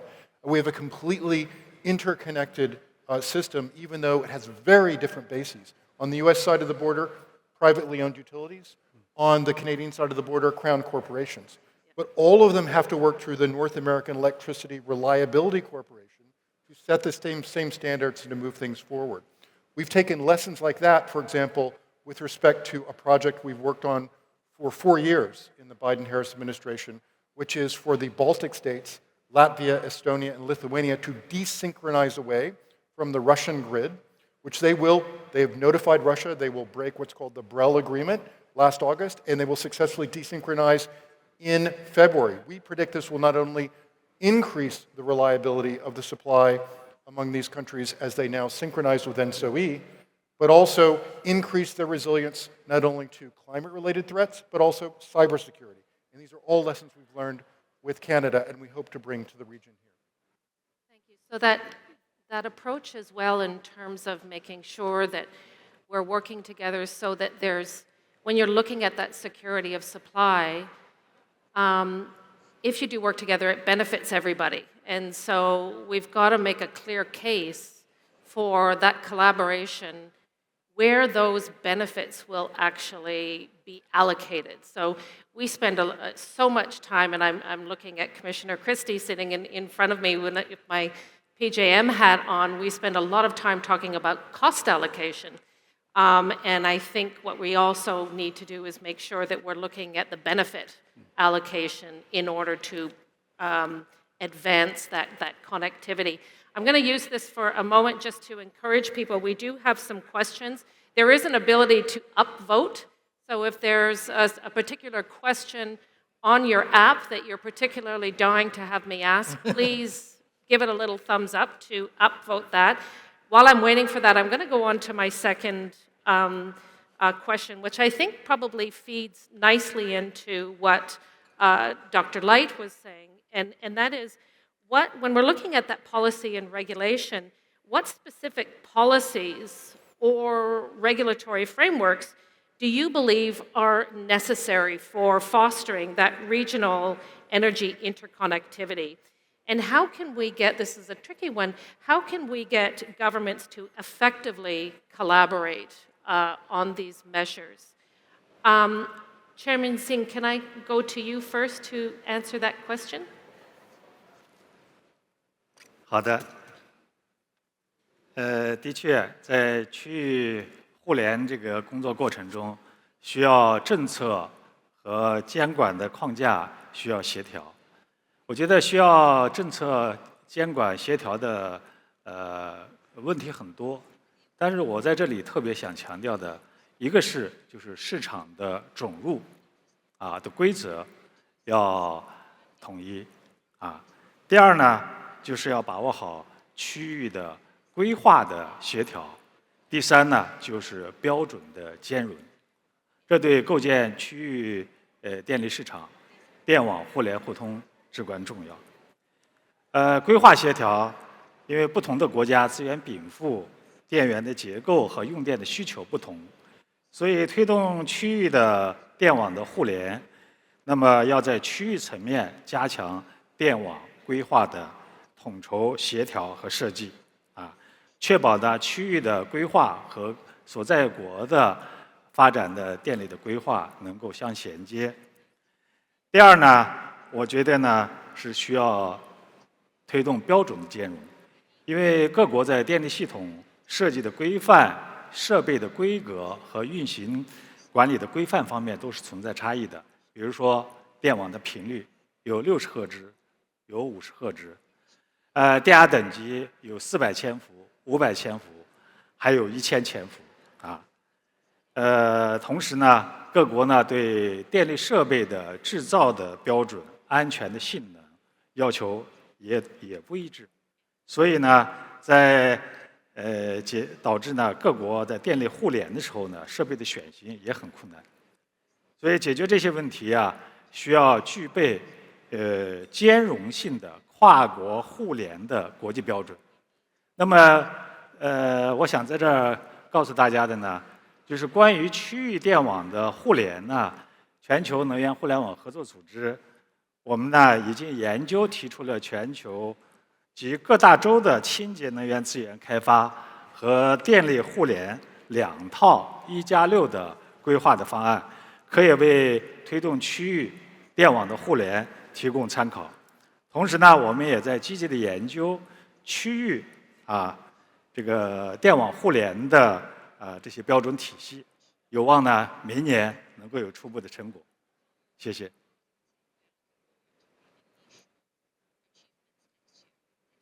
谢谢。Dr. Light, could I pass over to you in terms of policy and regulation, and what sort of essential policies do you think are required to enable what we've just been talking about? I completely agree with the first response that setting common standards is absolutely essential. Without it, the private sector is at a loss, frankly, of how you make all of these different systems work together. And we really lived through that the hard way, frankly, when we were trying to ship. My office personally shipped 800 pieces of very large high voltage equipment to Ukraine as soon as the attacks on the grid started there. It was very difficult to find equipment in the United States that could be compatible with the Ukrainian system there, given the legacy of the architecture of the system. But so we learned, that's an extreme example, but we see this in per se examples responding to storms and all kinds of things that happen everywhere in the world. But I also think there's a couple other very important things that I just mentioned. One is, what is it that government should do in a system where you're trying to bring heterogeneous legal systems together and regulatory systems together, let alone the technical system? And that is, we need to create fair markets, ensure transparency, and prevent monopolies, because that is what will destroy trust among the different participants in an integrated system. And once you lose the trust, you can have all the seamless technical interconnection you want and all the same standards. It won't matter with respect to making sure that electricity is flowing fairly and freely and is being drawn to where it's needed most. And that is going to then secondly require stakeholder engagement. We have to be able to talk to not only the regulators, but also the consumers. And the prosumers, the people, especially with these new systems, as we were learning about this morning from the Deputy Prime Minister, as we see the emergence of virtual power plants, these integrated systems where people are actually producing energy not only from their solar panels that go into their own homes, but are actually shared in a community and are helping to recharge batteries for electric vehicles. And then finally, it's permitting and licensing as you go to expansion. Because the real power of interconnection is the ability to expand much faster than you can do only on a national level, really when you're talking about a region with the size of the countries that are represented here. And for that reason, I think we all know that this is the most difficult problem all of us are facing as we move to electrify everything, as we modernize and create more secure systems, which also are in line with our nationally determined contributions for our climate commitments and also grow jobs. It's the permitting which is the hardest part, and that is the thing where you need to see an integration of legal frameworks as well to move through blockages and make sure that we can make that interconnection happen fast. There are so many questions I want to ask as a follow-up on these two answers that could take us into so many different places, so it's very hard for me to pull back. And in order to do that, I'm going to pass over to you, Thorbjørn. Thank you so much. You're welcome, but I'm going to grab a few of you after this panel, but please. I would just amplify what the two of you are saying and also stress the fact of speed. Because lack of speed creates uncertainty, and we know what uncertainty means to investors and technology companies like ourselves. So I think that's a super important aspect of the whole permitting process or policy or standard discussions that are ongoing, but I think we all need to chip in more on how can we advance it, how can we speed it up. It cannot be effective that it takes 8-10 years in a rather mature economy like Europe to have a permit in place. There must be other ways. You know, when I started my career as a regulator, I never really had to worry about when you issue a decision. You know, there was only a handful of people that were actually going to read your decision, right? You didn't really have to worry about the level at which you pitched it. Whereas now, you can't, as a regulator, you can't issue a decision without it making its way into the papers. So the ability to really cut through and explain your decisions to policymakers, to consumers, to companies, to give that transparency, predictability is, could be a whole conference on its own. Mr. Ong, I know that you've got a lot of experience in this area, perhaps recognizing that one of your regulators is sitting right here on the stage with you, but you're far enough away, so please. So I think first there needs to be some political will and government support. And in terms of intergovernment agreements that were signed between the governments of Singapore and Indonesia, last year in September, Dr. Tan See Leng, our Minister for Energy, signed a MOU with the Indonesia Ministry of Energy and Mineral Resources. And I think that was very helpful in giving the industry, giving investors the kind of confidence that they need to start putting money into these projects, right? And it also gave the bankers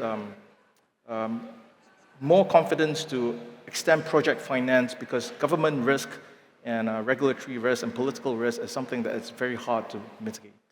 Having said that, I think, secondly, government, they can really play a critical role to come in to enable PPP partnerships.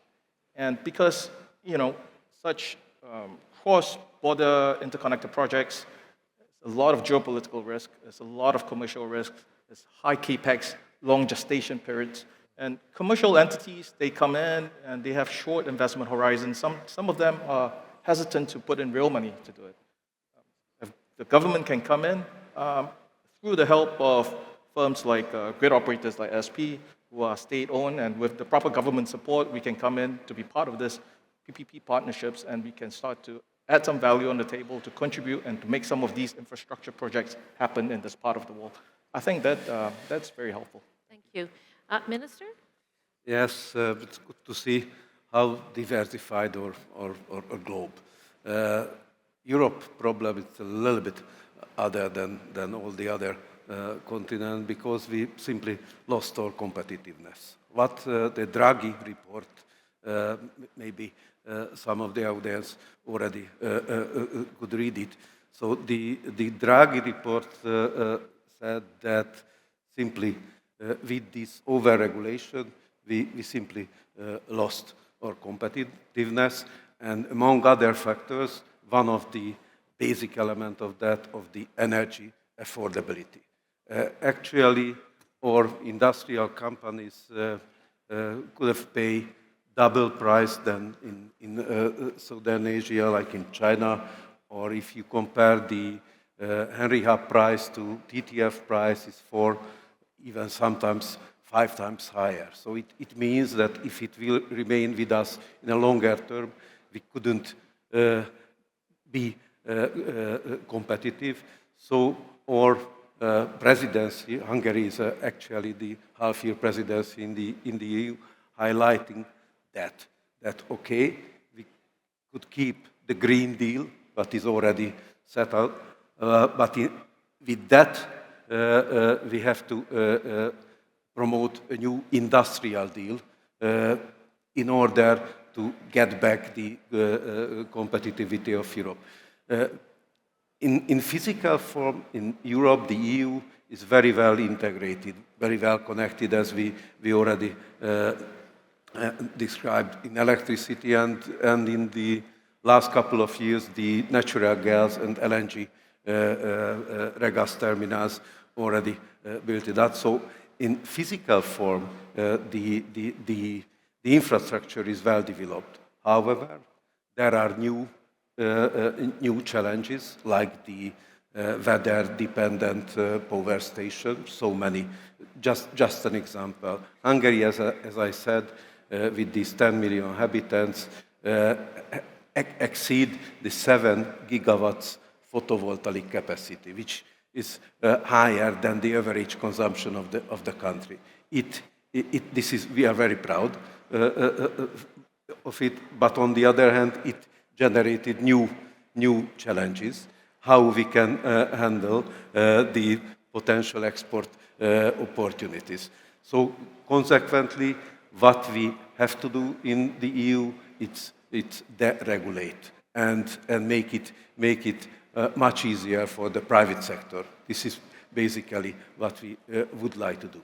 Thank you. I don't know if you feel the same, but sometimes the problem with the length of these sessions is that you just get rolling and they start flashing up the times. Now, there is a question that is here that I'm going to go to very quickly because it's a bit of a spin on the first question that we had.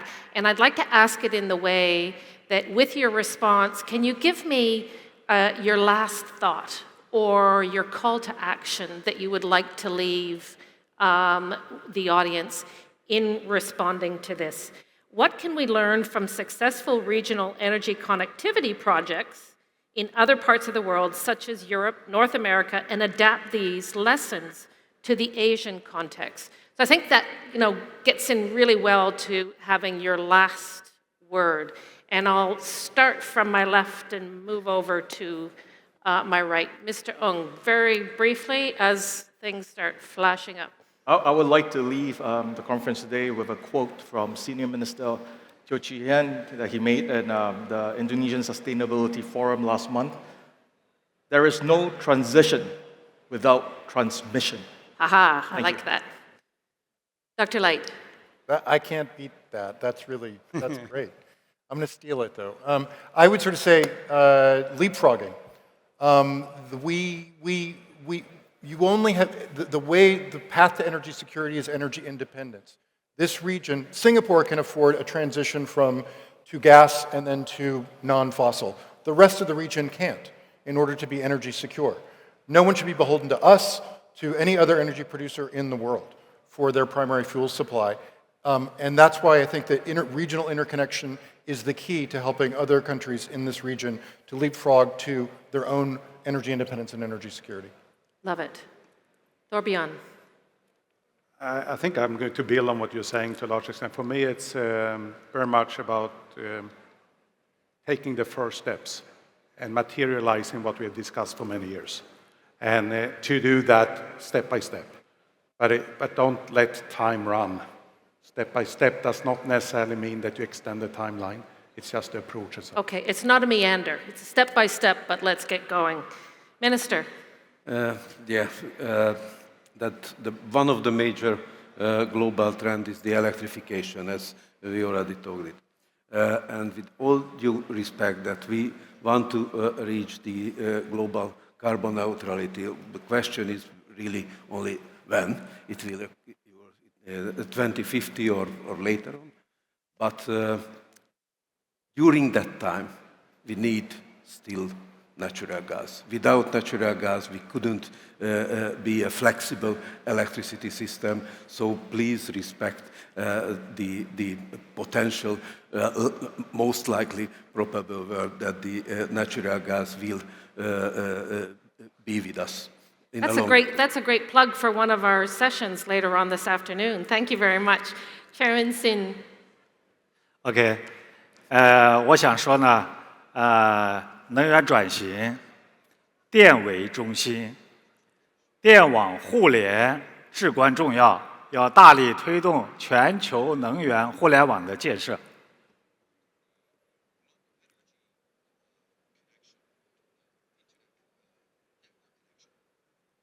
谢谢。Well, everybody, please join me in thanking our panel. I encourage you all to find them during a coffee break and ask any question that we didn't get to. And we'll see you at the next panel. Thank you very much. Thank you very much, Paula. As we'd like to invite all of you to have one step forward to have your photographs taken before we move on to the next session.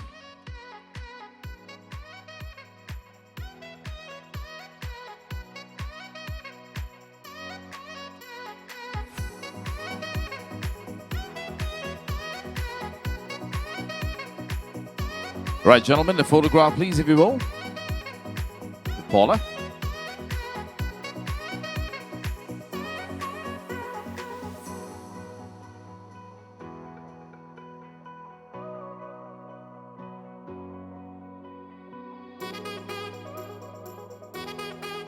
Right, thank you very much. Thank you to our panelists as well. Thank you. Our next panel, ladies and gentlemen, touches on hydrogen and ammonia, catalysts for a low-carbon energy transition, presented by Royal Vopak. Now, coming up on stage, ladies and gentlemen, and of course, our moderator for this session is Albert Chung, Deputy Chief Executive Officer, Bloomberg NEF. Allow me to mention who the panelists are as we get the stage refreshed before they make their way up on stage. We have His Excellency Dr. Ahmed Mohina, First Under-Secretary of the Strategic Planning, Egypt, will be speaking on behalf of His Excellency Dr. Mahmoud Mustafa Esmat, Minister of Electricity and Renewable Energy of Egypt. We also have His Excellency Richard Lockheed, Minister for Business, Scottish Government.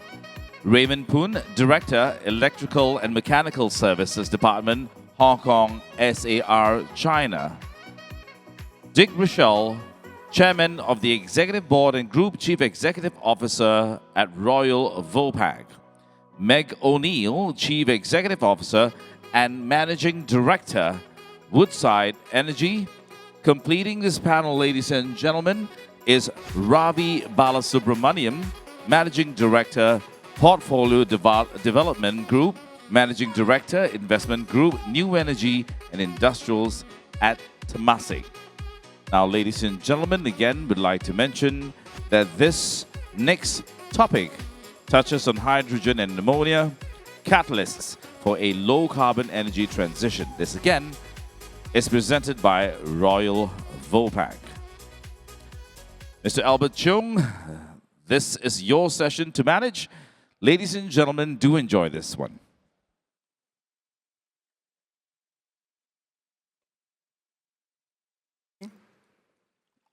Hello. Yes, it is working. Great.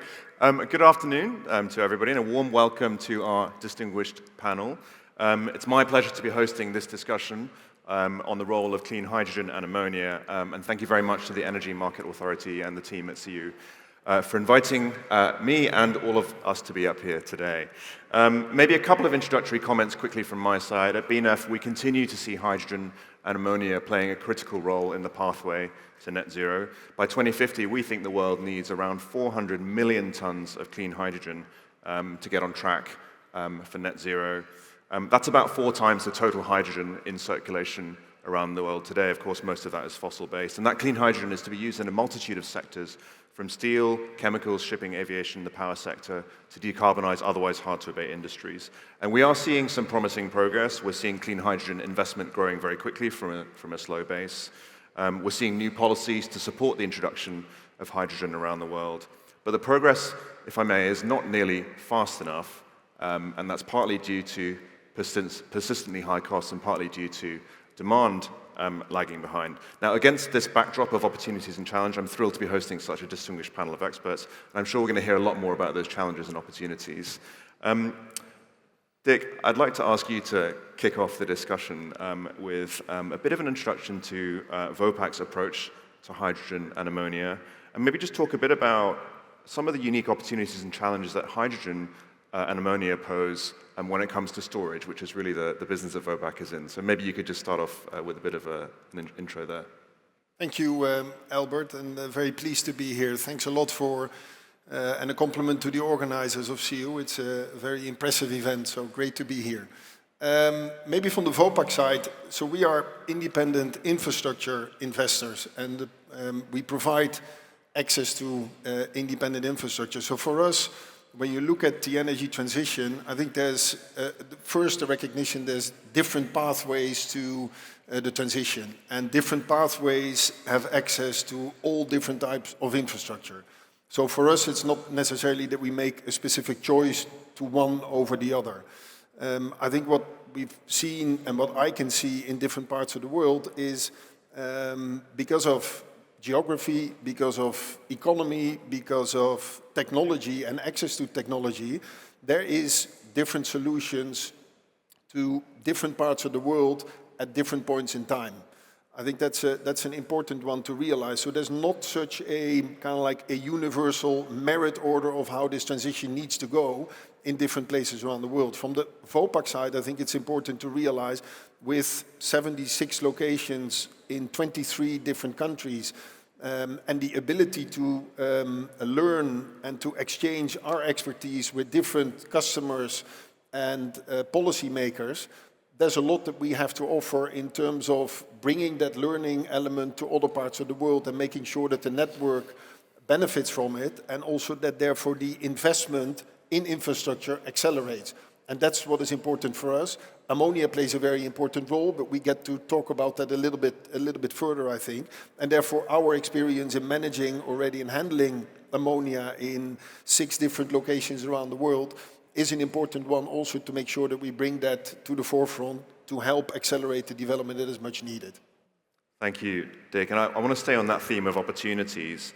And I'll turn to, we actually have 3, I suppose, government representatives all on this side of the stage. I don't know if that was on purpose or not, but Mr. Lockhead, maybe I'll start with you to talk a bit about Scotland. And my question is really about opportunities. So how do you see the opportunities for hydrogen and ammonia in Scotland? What's the strategy for hydrogen development and production, and what sectors will be prioritized as part of that? Thank you, and thank you for the invitation to be here, and it's great to be in Singapore for this event and other events this week. On behalf of the Scottish Government, as the Minister for Business. So in Scotland,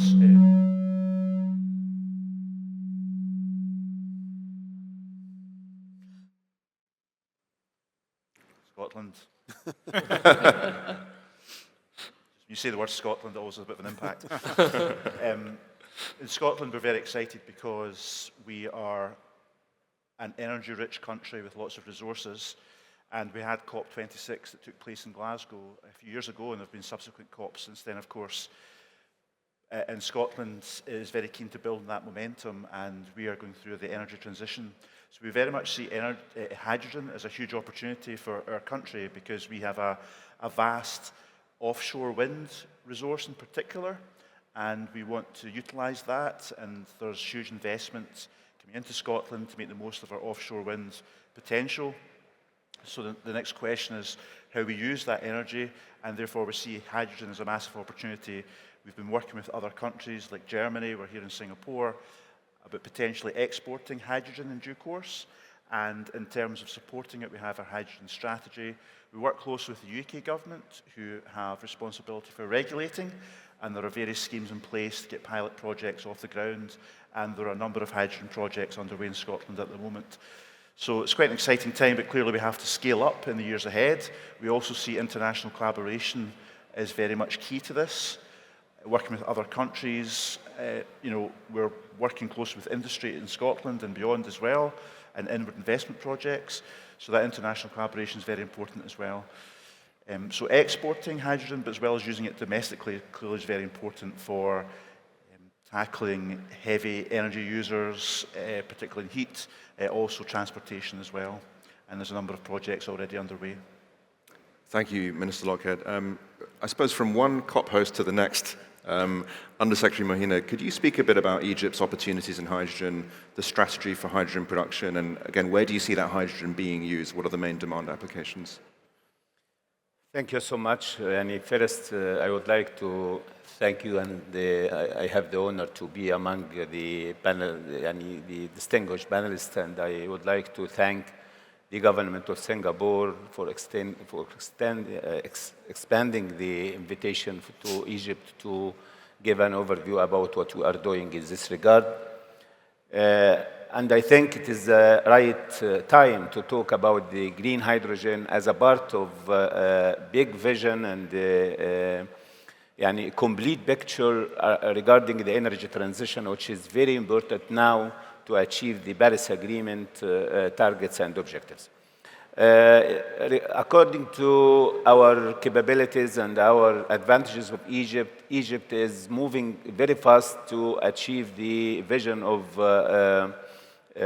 green hydrogen, to be a hub for green hydrogen in the region. So we set a very ambitious strategy in 2022 to share with 5 to 8% from the tradable market of green hydrogen all over the world, based on the capabilities of Egypt. Egypt is located in a very ambitious location between 3 continents, Africa, Asia, and Europe, Also, we have a very important corridor, Suez Canal, which is connected with south and north, west and east. And also, according to the capabilities and the resources of Egypt from wind and solar, hydro, and so on.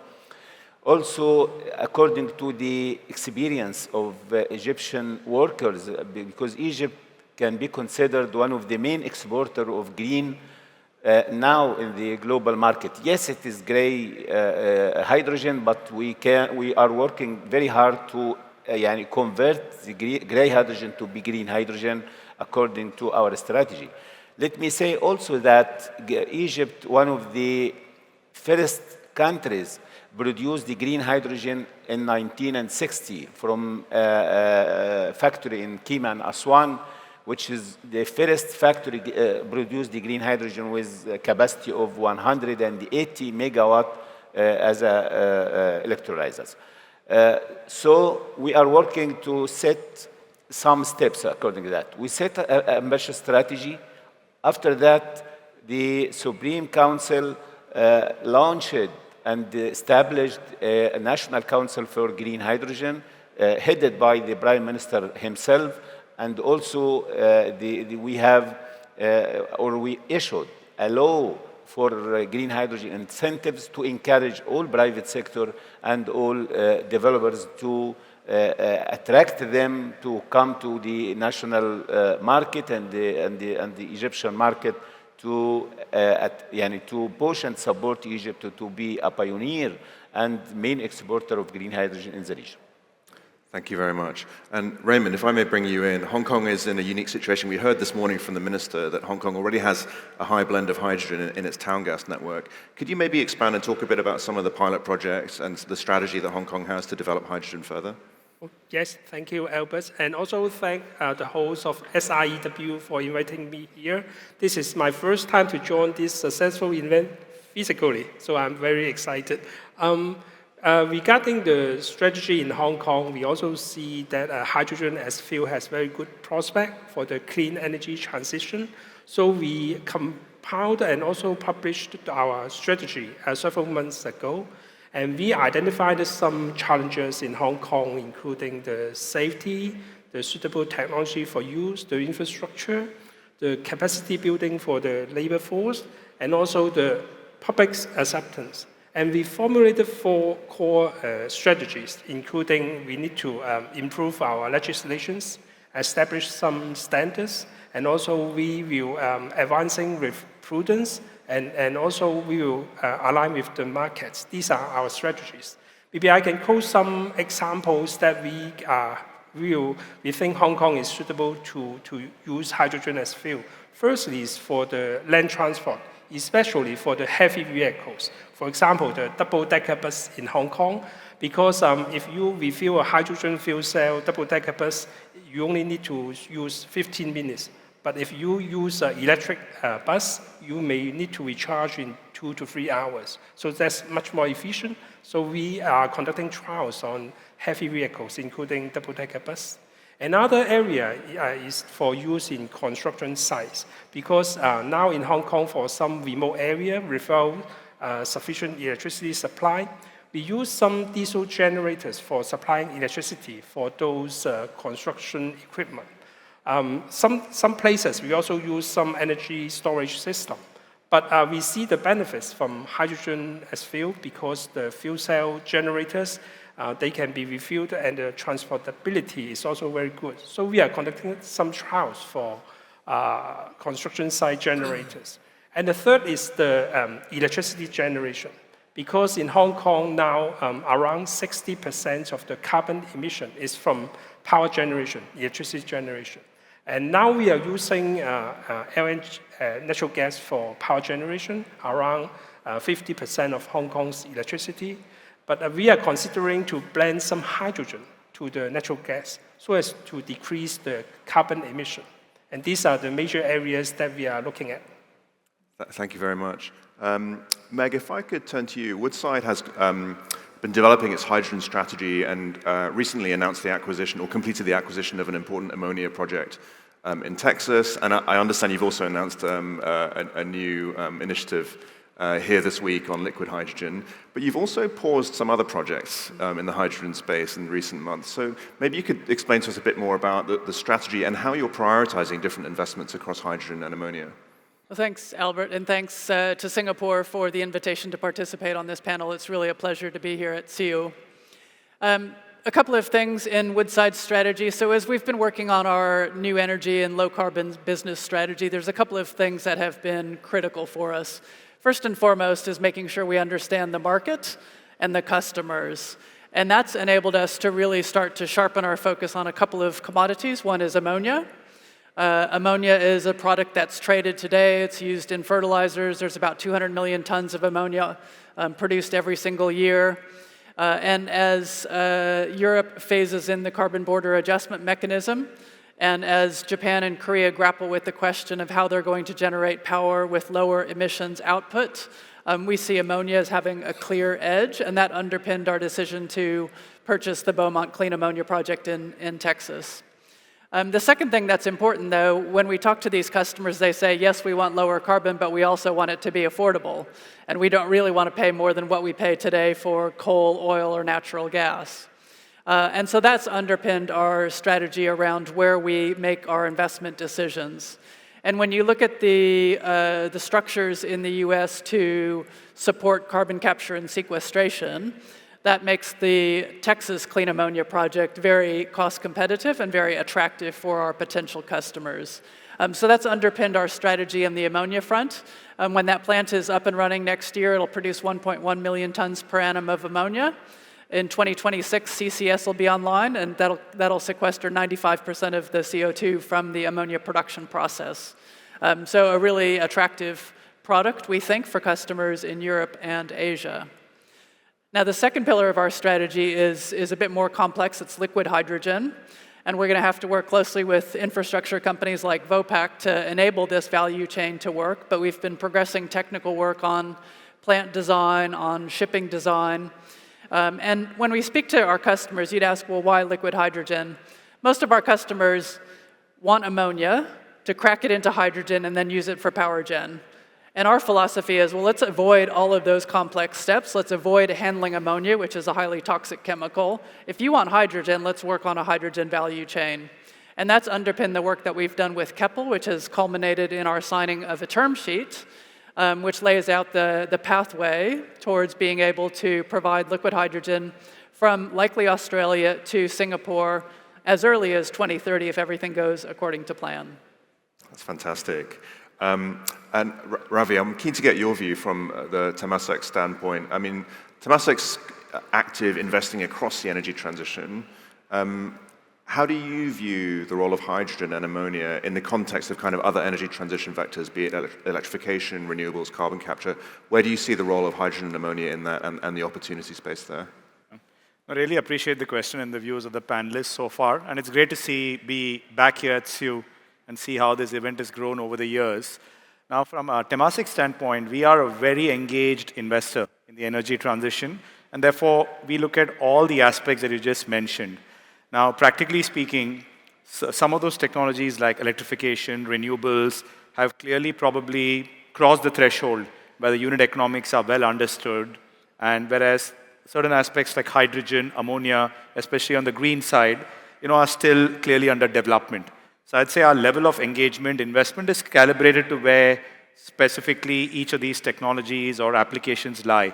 To give a couple of examples, we've invested in H2 Green Steel, which is the world's first true green steel producer being put together, factories being put together in northern Sweden, where you have abundant renewable energy. That's one example. Another example is actually a company we've invested in Europe, but actually is a fairly global company, Topsoe, which historically has been a producer of everything in the ammonia cracking space, technologies for carbon reduction, catalysts, but now increasingly is developing a strong power-to-X portfolio, essentially wherever you've got surplus renewable energy, trying to find alternative applications for that. So that's a company we've leaned into, and they're actually developing a very nice suite of products. So again, these are areas where we're able to deploy significant sums of capital, But beyond that, we've invested in various aspects of the entire ecosystem and value chain. And I think our guiding principle is this, that it's not that we can do everything just on our own. We clearly looked at a lot of partnerships. We've set up partnerships like decarbonization partners with BlackRock, where we are putting together, again, partnerships to invest in various new technologies for the transition, or what we have with Brookfield, which is a global transition fund, the world's largest transition fund, where again, we are investing in large-scale projects so that we can scale up faster and put capital to work from like-minded partners. Now, coming to, again, I've given a couple of examples, but circling back to your question, I think clearly, ammonia, hydrogen will be critical, especially in the hard-to-abate industries. And, a couple of examples I gave. There are areas where capital is being deployed, not just by us, by other investors. It's just, given the current situation, interest rates, etc., some of the various aspects like offtake, financing, all this needs to come together to really draw in capital. And to that end, therefore, we've also set up various partnerships for financing, so that, and also looked at efforts in R&D so that we can, in a way, develop the whole ecosystem. Thanks, and I want to come back to you on that actually, because I want to talk a bit about how do we accelerate progress here. So maybe Meg and Dick, I'll ask you guys for your perspectives first. In the last year or two, we have seen some headwinds in the hydrogen space. We've seen costs stay higher than expected. We've seen demand maybe grow a little bit slower than expected. So I suppose my question is for both of you. In your opinion, what do we think we need to see, either from a policy perspective or otherwise, if we're really going to accelerate progress on hydrogen and ammonia? Maybe Meg, I'll turn to you first, and then. Sure. Well, I think the policy settings really are essential, and I think we need to be upfront. The costs of these lower carbon products are higher than the cost of today's energy system. So somehow we've got to figure out how to bridge that.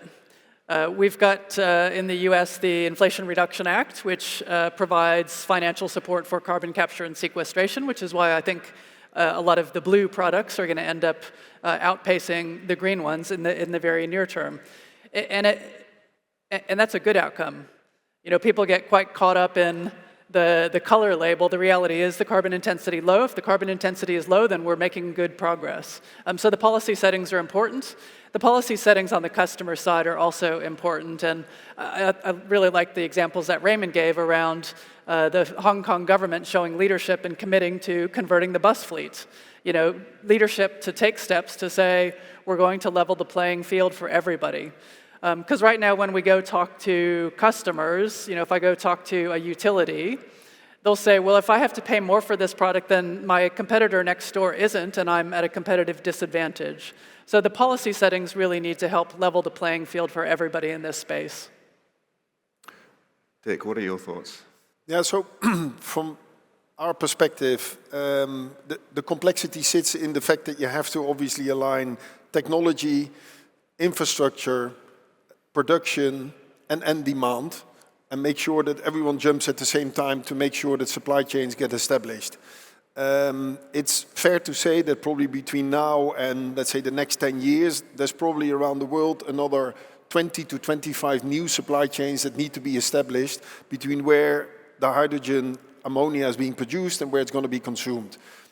Conservative estimates indicate that between now and 2030, there's going to be around 10 million tons of green hydrogen or low carbon hydrogen that finds its way to those end destinations. So with that in mind, I think what continues to be very important is to realize that in order to get the hydrogen or the ammonia in this way, to get that at the right price, at the right location, you need a fair pricing of CO2, you need an incentive structure, and you need a mandate that actually supports the demand sector in the end. So in all those elements, I think governments have a role to play. The Singapore government is playing a very important role. Meg already indicated the IRA with a really big incentive plays an important role in the US. Same goes for Japan and Korea with their mandates that they are pushing companies to import the low carbon ammonia. So I think that's one. I think companies need to make sure that they jump forward and invest. I think Woodside is actually a fantastic example of the recent investment that kind of like unlocks and brings the project to the next phase. It brings a lot of new low carbon ammonia into the marketplace and actually makes those supply chains real. And last but not least, pilots always help. So anything that we can pilot together, whether that's the MPA that is piloting different ways of supplying bunker fuels into the market with methanol, with biofuels, with ammonia. I think all of those elements are really, really important to bring this, this whole ammonia development to the next level. Thank you so much. So maybe I'll bring it back to Ravi then, because we've heard from Meg and Dick about the economic challenge of scaling up hydrogen, as well as the sort of supply chain complexities. Where do you see the role of capital providers like Temasek in helping to fill that gap and get, you know, first of a kind, second of a kind projects over the line?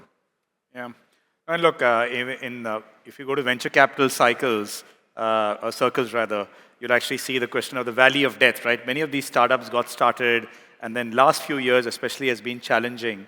But some of it, look, is macro, with interest rates having gone up, and then perhaps the rate of development or the cost curve not being exactly what was promised maybe 4 or 5 years ago. This has been a challenge. But I think, you know, I pointed out a couple of examples earlier, especially like H2 Green Steel, where we saw that, you know, the company was actually able to attract almost $5 billion plus of equity and debt capital at the peak of, you know, inflation in 2023 by putting together a package where customers were actually willing to offtake, you know, in the steel industry, 7 to 10-year, multi-year offtake contracts. Now, that's not usual in the steel industry, but then the customers had the commitment to decarbonize. They clearly saw that financiers, equity and debt wanted to get into the project. So that was one example where we were able to put it together, even in a challenging market. We have a couple of other examples in our portfolio as well. Admittedly, some examples have gone, you know, better than others, simply because maybe companies have executed better or the technology has moved, you know, more favorably in their favor. But it's really about bringing all these aspects together, which really requires these first-of-a-kind projects to take off. And you know, beyond what we've done, again, I go back to the partnerships that we've created, which are both on the equity side, like what we've created with BlackRock, or what we've done with Pentagreen, which is a financing setup that we've kind of put together to look at, I would say, marginally bankable or projects that don't usually get that last dollar of financing. You know, putting these kind of financing partnerships or other like-minded partners solves that ecosystem problem a little bit, because it's not just us trying to, you know, push, it's multiple people who recognize the issue and more importantly, come together for a solution. That's kind of how we've approached it, and we've seen it being unlocked. Admittedly, probably it's not happening as fast or as quickly as people want it to, but it's something we've got to keep trying. This is hard, which is exactly why we need to try harder. Thank you. Undersecretary Mohina, you mentioned this earlier. Egypt has some considerable advantages for hydrogen, but it is also a developing economy and it sits in a part of the world with some geopolitical risk. So how is the government in Egypt working to help de-risk hydrogen investment so that the private sector can come in and really deploy capital? I said in my previous intervention that Egypt has a very good advantages to be a hub, to be a pioneer for the green hydrogen projects and the green hydrogen industries in the region. But still we have some challenges about that regarding the green certificate to prove the green of origin or the certificate of origin for the power and the electricity to be capable to export the green hydrogen and its derivatives to the all markets, especially European market. Especially after the issuing of repowering of Europe targeting to import 10 million ton from green hydrogen. Also, after issuing the CBAM initiative, Carbon Adjustment Mechanism initiative to make some limitations of exporting equipments and the products to the European market after achieving some requirements of exporting equipments to the European market. Also, the challenge of the transmission grid to be capable to absorb the high amount of electricity produced from renewable energy and the availability and the reliability of renewable energy, especially wind and solar, because it is not available all day. Also, how we can build the capacities of our expertise and workers to prepare our documents to make our projects and to be bankable to يعني attract the new investments and the new the new developers and the new private sector on that. But we are working on that. So as I said, we issued the law of incentives. These incentives may be tax incentives or non-tax incentives. I think it will be a very good opportunity to attract and to encourage private sector to come to Egypt to invest in the green hydrogen. Also, we have a very good opportunity to blend green hydrogen with the natural gas, to produce, to use it and utilize it to produce electricity in addition to other derivatives. Because yes, Egypt, one of the main producers of natural gas, but if we can use it or utilize it in the other industries, instead of electricity production, it will be a very good opportunity for that. So we are working with GE, with Siemens, to see how we can blend natural gas with the green hydrogen. We already implement a pilot project in COP27 in Sharm el-Sheikh to blend the green hydrogen with natural gas with 5%, but we are working now to raise it to be more than 30% by 2030. I think after producing and modifying this technology with blending natural gas with green hydrogen, it will open a new door for new technology and the new industry for green hydrogen. I think all of these advantages, it will support Egypt to be a hub and a pioneer in the field of green hydrogen in the region. Thank you. And Minister Lockhead, it's a similar question for you really about how the Scottish government is helping to de-risk and promote hydrogen investment, and also how that dovetails with the UK's wider goal of getting 10 gigawatts of hydrogen production by 2030. So how does the Scottish government play into that, and what are the steps that you can take to help promote investment? So there's an energy revolution underway in Scotland at the moment, and we have, for instance, 38 gigawatts of offshore wind potentially in the pipeline. And as I said before, we're kind of leading the world in offshore floating wind. And as part of our clean energy policy to get to our net zero targets of 2045, which are quite ambitious, hydrogen is playing a key role within that. There are many different projects underway in Scotland at the moment. We have Aberdeen City, for instance, also converting its buses to hydrogen buses very successfully, and they've also won funding to create a hydrogen hub in Aberdeen in particular, which is like an energy city where they're transferring the oil and gas skills, because we were Europe's leading oil and gas country, into renewables, and particularly offshore wind and hydrogen.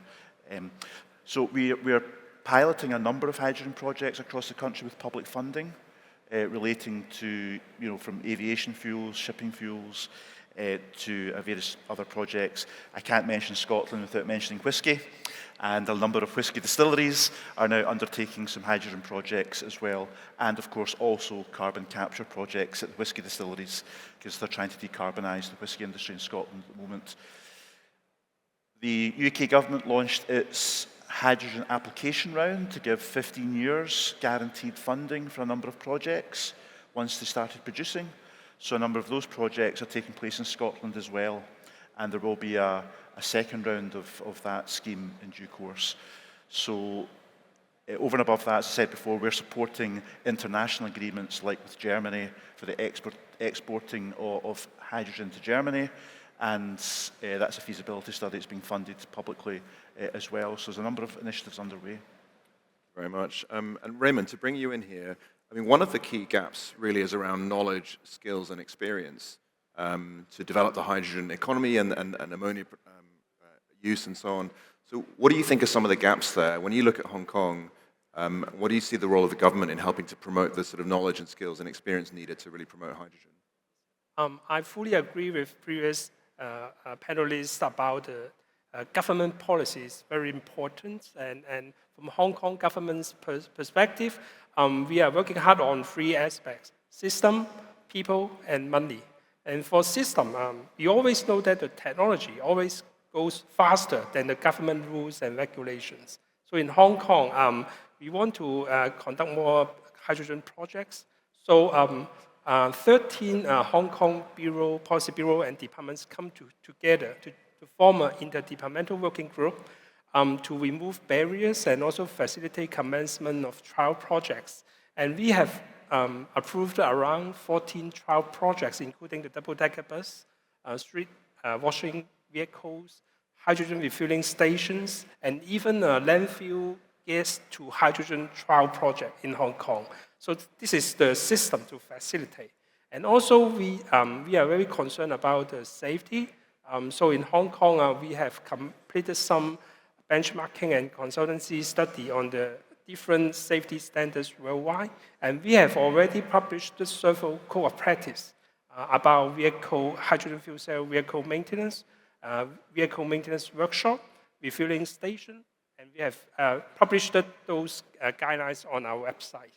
Regarding people, we have liaised with Hong Kong's vocational training institution and also some training institutions in the mainland for training up Hong Kong's technicians and engineers to prepare for the future energy development and also hydrogen development. And finally, about money, Hong Kong government has allocated quite a lot of funding for research. For example, the green technology funding, we have allocated $50 million US. And for the transport sector, we have even allocated $140 million US for the research projects. So these are important elements to accelerate the development. Thanks, Raymond. We only have a few minutes left, so I'm going to make this last round of questions for each of you relatively quick, so it's a challenge for all of us.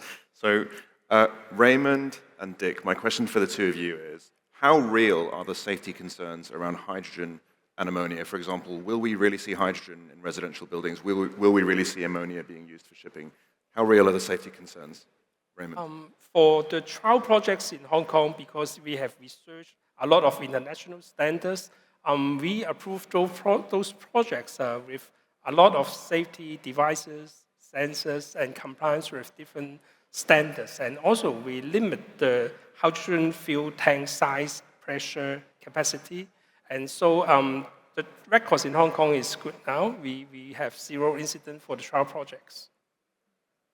Yeah, so the risk is real. Let's call it out, because handling ammonia is difficult. It requires experience, it requires knowledge, and it requires, therefore, professionalism to be able to do that. I think if you look at it from a shipping point of view, also there are different pathways of where the ultimate solution, if there's already one solution, in the end in the shipping will lie. That could be methanol, it's probably biofuels, it could be even conventional fuels with somehow a capture.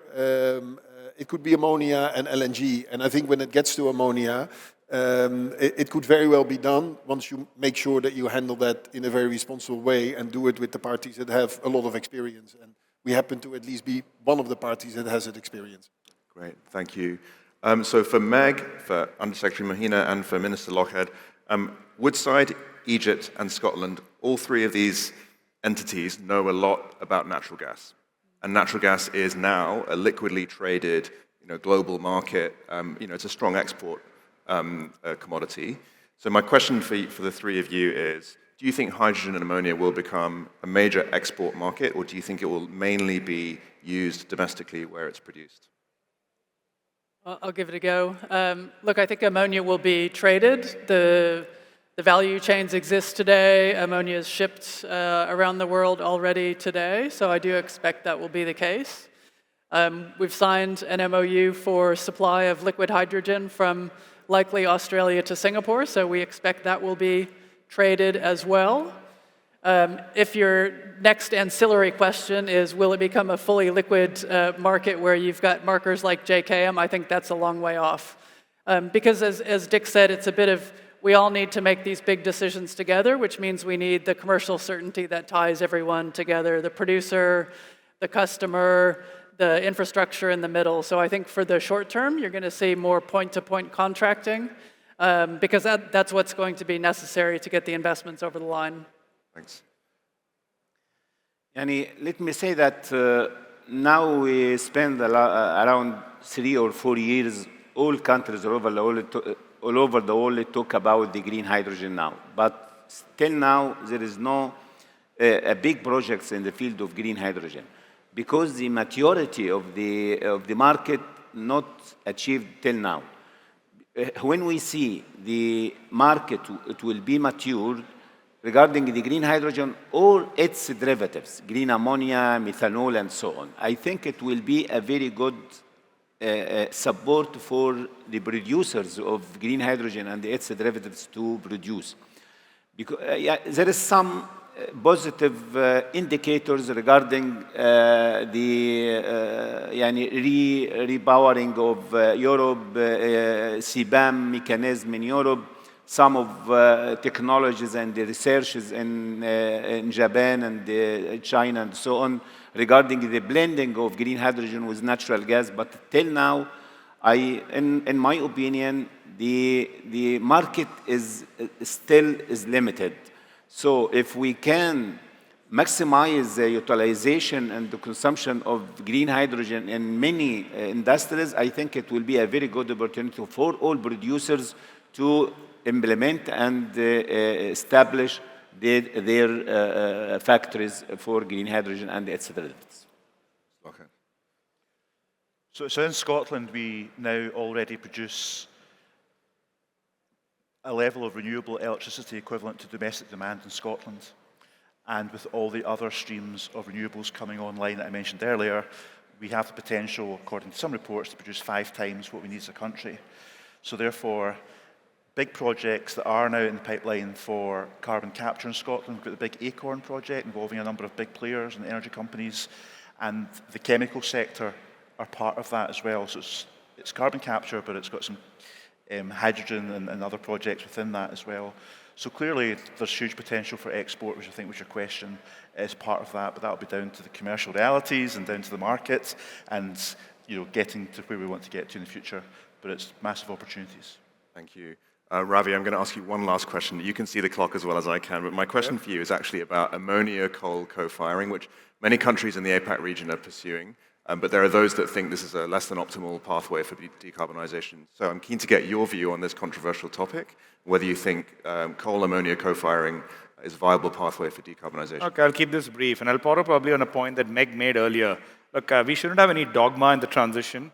If today any power plant is producing with a carbon intensity of 100, if you can bring it down to 70, 80, it is better than doing nothing.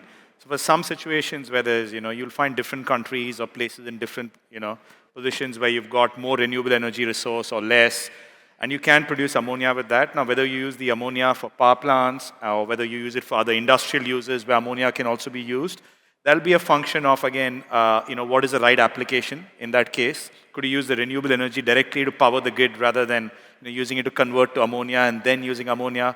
So again, look, it'll really be I'd say case by case. I don't think there's any one magic bullet, but if you can find spare ammonia where you can power gas plants, but you don't want a situation where this perpetuates coal plants forever because co-firing probably gets you to 80% still using coal or 70% still using coal. That'll still create sufficient emission. So longer term, but this could be an interim solution. But again, no magic bullets here.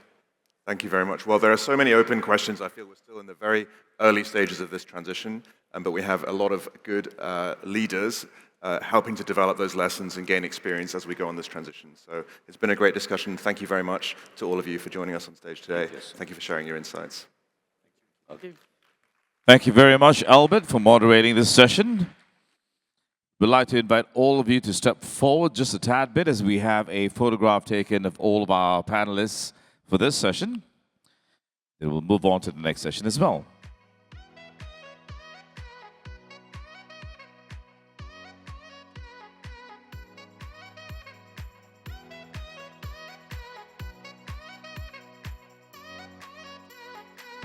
All right, thank you, everybody. Thank you very much.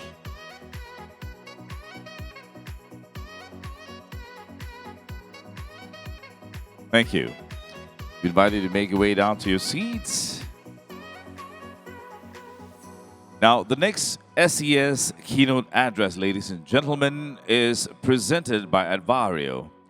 It is with pleasure, ladies and gentlemen, that I invite up on stage the Chief Executive Officer of Advario, for his keynote address.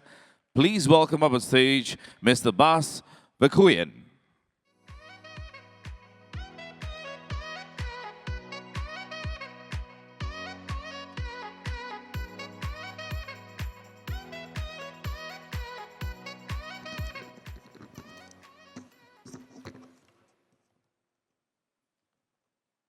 Dear Excellencies, distinguished delegates, ladies and gentlemen, it gives me great pleasure to share some thoughts at this important conference here today. First of all, I would like to thank the EMA for giving us this opportunity and for the excellent organization of this event. And what I also would like to do is, for those of you who don't know Advario, let me briefly introduce Advario. We're a global player in the bulk storage of fuels, of chemicals, gases, and increasingly also new energies. And we operate a global network of terminals around the world, have 4 of them here in Singapore. Ladies and gentlemen, we are living in extraordinary times, a time of both immense challenge and unparalleled opportunity. The energy transition is no longer a distant vision. It's here and it's happening now. And together, we have made significant progress over the past years. The momentum for change is stronger than ever. Yet, the pace of progress remains insufficient. Global energy demand continues to rise, and we increasingly see worrying signs of climate change. And if we are to meet our ambitious climate targets, we need to be honest about where we stand, what is holding us back, and what is needed to accelerate progress. When I took the role of CEO at Advario some 3 years ago, the energy world was primarily focused on one dilemma, and that is the energy transition. Since then, the world has changed. Escalating geopolitical tensions, global trade conflicts, economic slowdown, rising interest, and sticky inflation. And while the momentum for change remains very strong, the dilemma that I just spoke about has evolved into a trilemma: the need to balance sustainability, affordability, and supply security. And this has made things significantly more complex, and it has consequently slowed down progress. The challenges of this trilemma are well known to most people here in the room, and we have been discussing them already today, so let me not dwell on those. But what is needed to overcome these hurdles and to accelerate the energy transition? What do we need for off-takers to make long-term agreements to purchase low-carbon molecules, and by doing so, triggering investments further down in the value chain? I'm convinced that there's a big appetite for green investments, and many initiatives are ready to move forward. But without long-term offtake agreements, final investment decisions are postponed or simply not taken.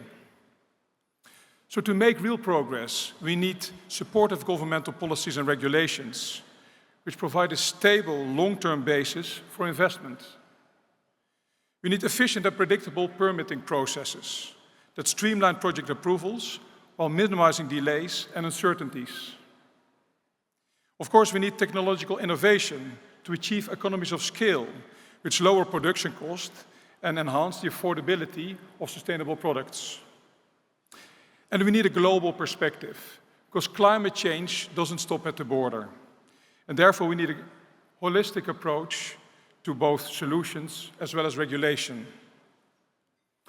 Now, all these are critical enablers that will provide the much-needed foundation to unlock investments along the low-carbon value chain. But above all, we need collaboration. No one can navigate the energy transition alone. Not governments, not corporations, not startups. Progress will be driven in partnerships, or it will not happen at all. Partnerships where parties complement each other. Partnerships with parties that sometimes would not be the most obvious party to collaborate with. Combining knowledge and experience but also sharing risks and opportunities. So what we need are coalitions, coalitions of the willing. Companies, governments, institutions willing to take a front-runner role to collaborate with shared vision on the energy transition. Willingness, however, is not enough. We also need capability. Many parties are willing, but not all are capable. And that is a concern, especially where it comes to safety. The low-carbon supply chain is more complex, and some of the products that are vital to enable the energy transition are more difficult to handle. A major incident, heaven forbid, could set the energy transition back for years. So our willingness is about having the vision and the courage to act. Capability turns that vision into reality, with safety as a top priority. At Advario, we're very active at building such coalitions with willing and capable partners, and you see a few here on the slide. In Antwerp, together with Fluxys, which is the national grid operator, the gas grid operator, we are developing a large-scale ammonia import facility. And we combine their infrastructure capabilities and experience on natural gas with our long-standing handling experience of ammonia and the storage of ammonia. And only last week we announced a partnership with Power2X in Rotterdam, where jointly we'll be developing an eSAF hub, which will supply approximately 40% of the initial demand in the European Union. And here we are combining the hydrogen value chain development skills, the project development skills of Power2X, with Advario's experience in handling and storing things like methanol, SAF, and jet fuel. Two good examples where willing and capable companies collaborate to make progress in the energy transition. And that brings me to Singapore, which I believe is, in terms of collaboration, a role model for the world. Advario has been operating in Singapore for a long time. And compared to many other places where we operate, Singapore stands out as an example of what is possible through strong public-private collaboration. What makes Singapore's partnership approach so unique? Well, for me, it's about having clarity of vision and direction. It's about setting ambitious goals, but really backing them up with real support, which we get from the government or government-related institutions. It's about a regulatory environment that is flexible and adaptive where necessary. And what I also firmly believe is that collaboration is embedded in the local culture. And this creates an environment that promotes collaboration and partnerships as a core value, something that is instrumental for driving collective progress towards sustainable energy solutions. And a very good example of this is the ammonia expression of interest that is run by the EMA. It encourages the formation of strong new consortia that together develop end-to-end green ammonia value chain that will be used for power generation and marine bunkering. And as part of this, the government provides the required incentives and facilitates a very open industry dialogue that enables the development of practical regulations and also policies, but does that in a way that balances the public and business interests.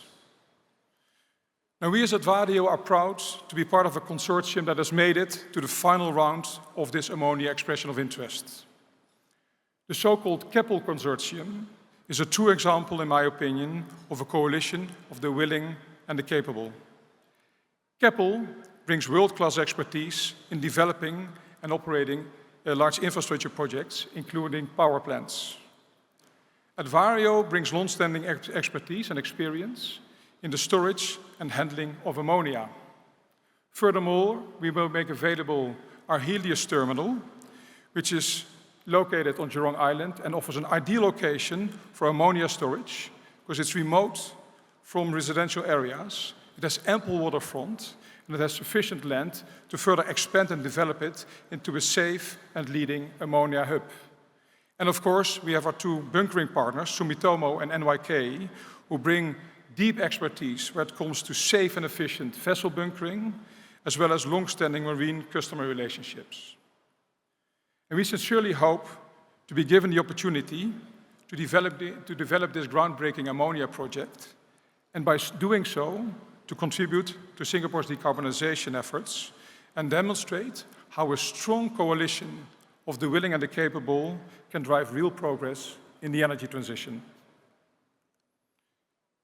In conclusion, the speed of the energy transition will depend on many different factors.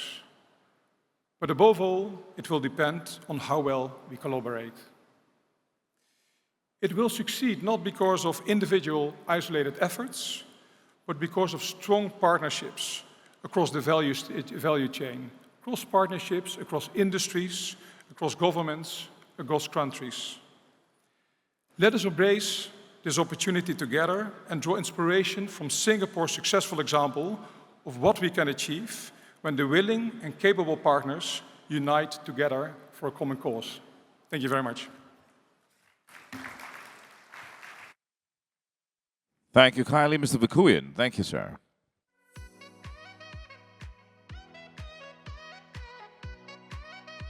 Ladies and gentlemen, our next session is a spotlight session. This on transitioning to a greener future, the interplay of renewables and natural gas, presented by Mitsubishi Power. Please join me in welcoming the moderator for the session, Mr. Martin Houston. Mr. Martin Houston is a senior advisor at Moelis & Company.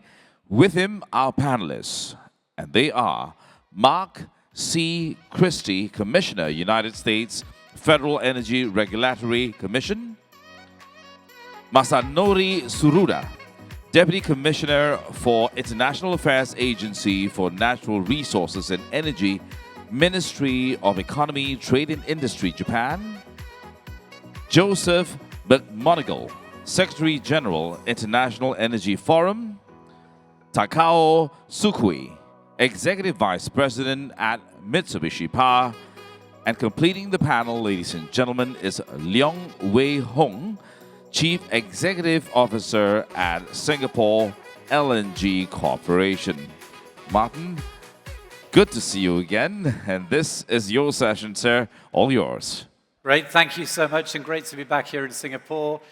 Good afternoon, everybody. 4 o'clock, dinner approaches, but we've got a couple more to get through first. We're going to talk now about the interplay of gas and renewables, and I think we couldn't have had a better tee-up than some of the speeches we had this morning, setting out the agenda for both renewables and for the continued use of hydrocarbons, in particular natural gas. We've got a great panelist here today, all 5 of them, and I'd like to thank Mitsubishi for sponsoring the session. So, without further ado, let me start with Suzuki-san.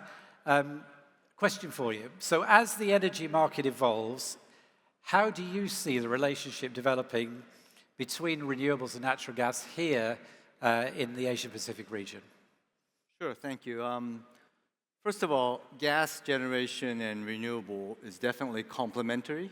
It is not competing at all. I feel that the gas generation can support the expansion of the renewable investments, especially when you see the characteristics of gas generation is the flexibility. Because of the nature of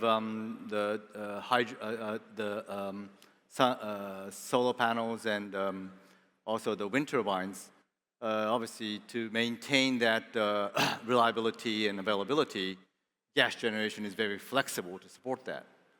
The second point probably is the expandability of gas turbines. The gas turbines has a very future expandability in terms of the input. The fuel input can be in the future like hydrogen or ammonia, which is ongoing discussions in SIEW and in the Singapore market. And also on the backside, the carbon capture system, which can also be expanded as a net zero power generation system. So in both cases, I think it's very complementary to work together with the gas generation and the renewables. Great, thank you. So let me move on to Sarada-san from METI. Sarada-san, what I want to ask you about is the ASEC, if I'm pronouncing it correctly, initiative that you were a part of, the Southeast Asian one. Can you tell us a bit about what that is and what it aims to do? Because that's very relevant to this particular discussion. Thank you.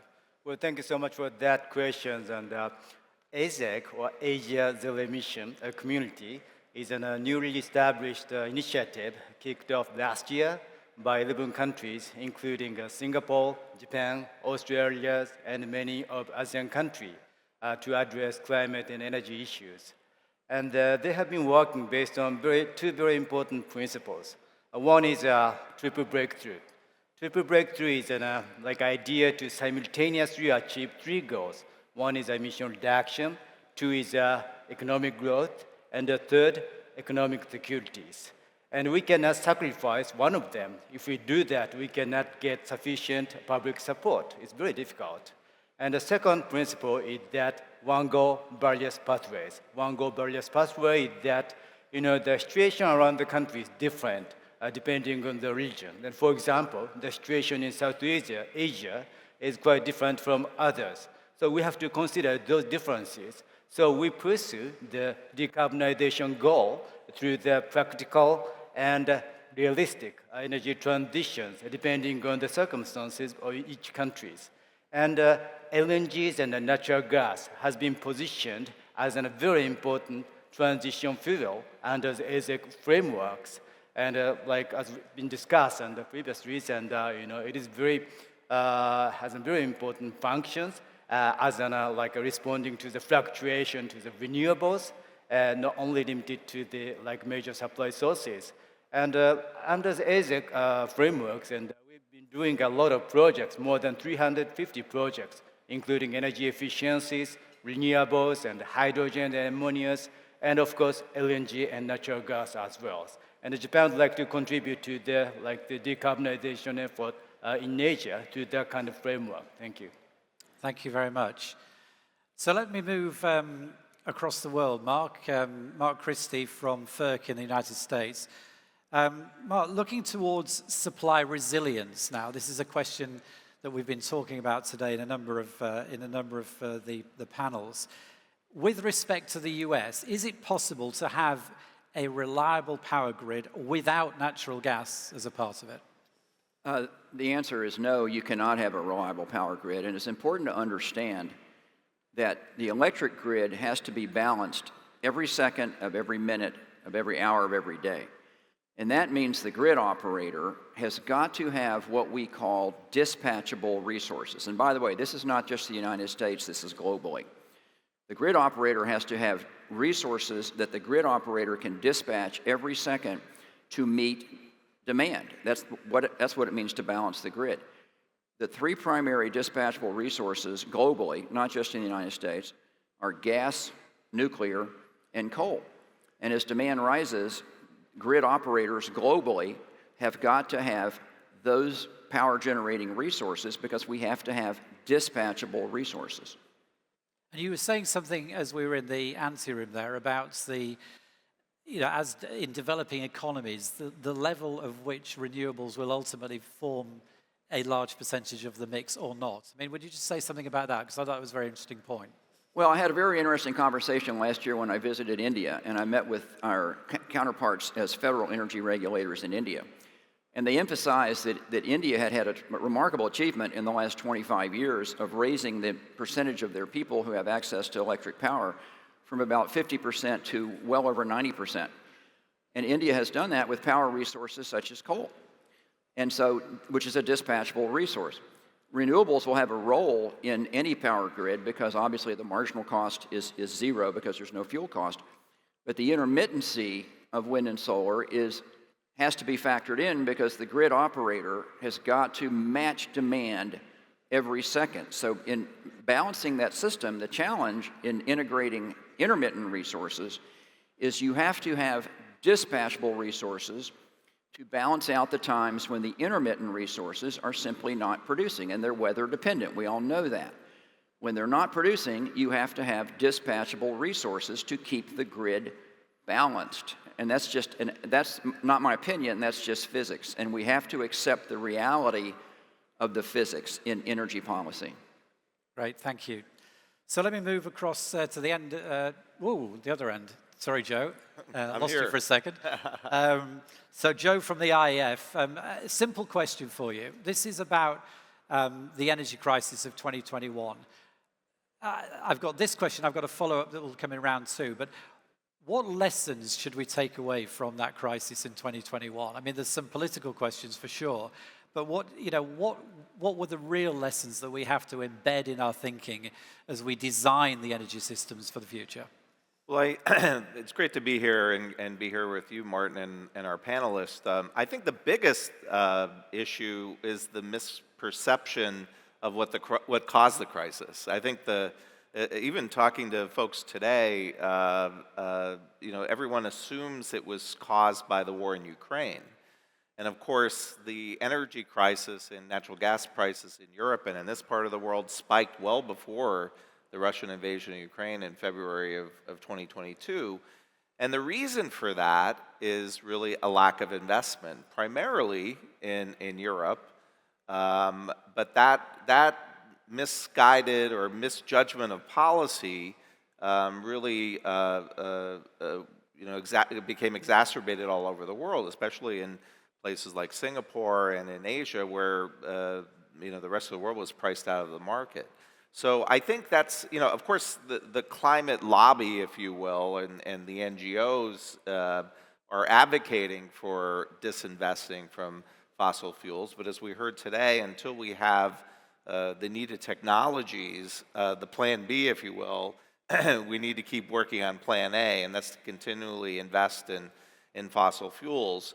At the IEF, we do a report every year. We're probably the only international energy agency that does a report on investment in hydrocarbons. And basically what we found is that there needs to be an increase of spending of about 23% by 2030 just to keep up with demand, let alone, that's because of depletion of wells and other things, but not taking into account, growth in population and growth in energy demand. And so the other thing I would just say, it's really important, and one of the other speakers this morning discussed this, I think it was the minister from New Zealand, and that's if we don't invest in hydrocarbons while we're pursuing the transition, we risk volatility in markets, we risk high prices and as I said, volatility. And what that does is it works to undermine public support in the transition. And on an issue as existential as energy costs, as we're seeing in today with inflation and high cost of living, this is an existential issue. This is not the type of issue where you get a second chance at. And so I think it's really important that we get this right and we manage the transition. And that means while we greatly expand renewables and while we look at new technologies and commercialize them, we need to keep investing in hydrocarbons so that we have the power we need to fuel the world economy. Right. I want to come back to you on the ideology point, which NASA made this morning, but I'll come back on that. So let me move across to you, Wei Hong. Big announcement this morning about 50% increase in capacity in Singapore in your business.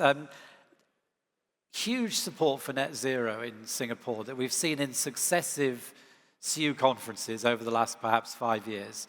Net zero by 2050, yet a big investment in natural gas, 50% increase in capacity. Tell us a little bit about how you see it sitting alongside this sort of thematic of SIEW, as we sit here today. No, that's an excellent question. I think the journey to net zero is inevitable. We'll need to get there for humankind. As our panelists have said, and also have the other speakers have also said before us, the world needs energy, right? As we wait for renewables to get more affordable, to get more accessible, the world continues to grow. In a country like Singapore, we continue to be an economic powerhouse. Investors still come here expecting a stable energy load, right? And hence, we are there to provide that service and provide the energy for them to grow. We do have the balance between economic growth versus the net zero goal. But as we invest in the 4 switches that DPM this morning reminded us about, energy is here to stay. And therefore, as we sort of grow the pie for energy, the slice of in renewables will also grow. So over time, we'll get the balance between the two. But people need energy now. They can't wait till tomorrow. You get blackout and brownouts if we do. Hence, capacity is needed. So SLNG plays that role as a infrastructure provider for that. I think in our facility in Singapore also provides security for neighbors around us who don't have access to, let's say, a big energy import facility. And we do small lots, and we can also help our neighbors to be able to grow the economics as well as we provide those resources to them. So yes, growing need for net zero focus, but again, energy is needed today. And one of the advantages, of course, is the cold that you have in the system. And if we go back to the last panel, talking about ammonia and hydrogen and the need for coal and carbon dioxide removal and so on, it's going to be very interesting to see how you create that ecosystem of gas, in a sense, supporting the new energy economy as well. Yes, indeed. Which I think is going to be fascinating. Yeah, absolutely correct. And then I think the nature of LNG provides us with a natural ability to do something with the CO2, to liquefy the CO2. And we also have got a challenge on the cold chain, supply chains around Singapore. We do have a food security challenge in Singapore as well. So that could be, in the future, LNG can form part of that ecosystem to help with that food supply chain as well. Great, thank you. So let me come back to you, Tsuikan-san, on gas. So this is specifically with your company, MHI, whether you're seeing this renewed discussion about gas, which has really been on the back burner for a number of years for potentially political or ideological reasons, but it's coming into the fore as recognizing its role. How are you seeing that reflected in the construction of CCGTs in Asia? Yeah. Something that we haven't talked about for a long time, but clearly is required and is happening. I agree with you. A couple of years ago, I think, gas was almost treated closer to coal as, fossil and hydrocarbon, and it was seen to be, downsizing in the near future. But as a fact, just the first 6 months in 2024, there has been 30 gigawatts of gas turbines ordered globally. That's about 50% increase from the previous years, like 2023 and 2022. So we are seeing, as a fact, an actual increase in demand for combustion gas turbines. In the Southeast Asia region, in Singapore, we are currently, together with our partner Jurong Engineering, we are building 2 gigawatts of power plants on Jurong Island for 3 great customers, partners, Keppel, Sembcorp, and Meranti. That's 2 gigawatts from a 10 gigawatt market. So that's a pretty significant amount of new build. And we're also seeing places active in Malaysia. Malaysia, Sarawak is getting very active also, as the Premier explained today. Thailand, Indonesia has a big potential to go forward very soon. So we are starting to see a lot more actions again in this Southeast Asia region. And we are very much here to support that. And again, gas turbines will not be a stranded asset in the future with the expandability of the product. So we're excited about the current market. And are you seeing the same sort of developments of land-based LNG import terminals as well? Are you seeing, is that on the up, or do you think we've reached some sort of plateau there? No, I think there's still some potential there also, that expanded LNG on land-based. And therefore, the demand and the supply, I think the balance is going to continue. Right. Great, thank you. I'll go right back to the end again. Sarada-san, you again. So the industry's been watching closely as to what's happening with Japan energy policy, particularly with respect to hydrocarbons, nuclear, and so on. I think there's been a sense that after the US elections, there'd be some sort of general, maybe that's not right, but that's a perception, that we'd hear, what the new energy policies might look like. I mean, do you want to say something about, how you see it without necessarily giving the game away? Well, I think, now in Japan we have been discussing a very important new strategic energy plan. By the way, first of all, under the current strategic energy plan, that is a sixth one, we have to reduce. For example, we have to increase the share of renewables, for example, to 36 to 38% from the current level of 22%. And LNGs, we have to decrease to the share of LNG to 20% from the current 34%. And these are big challenges. But of course, we have to maximize renewables. And as I told you, and in the meantime, LNG is very important in responding to the fluctuation created by renewable, for example. And now we have been discussing a seventh strategic energy plan. There are big differences between the seventh, the new one, and the sixth. The current one is the difference of the final power demand. Because under the sixth energy plan, current one, we are thinking in longer term, the energy demand is going to decrease in the longer term.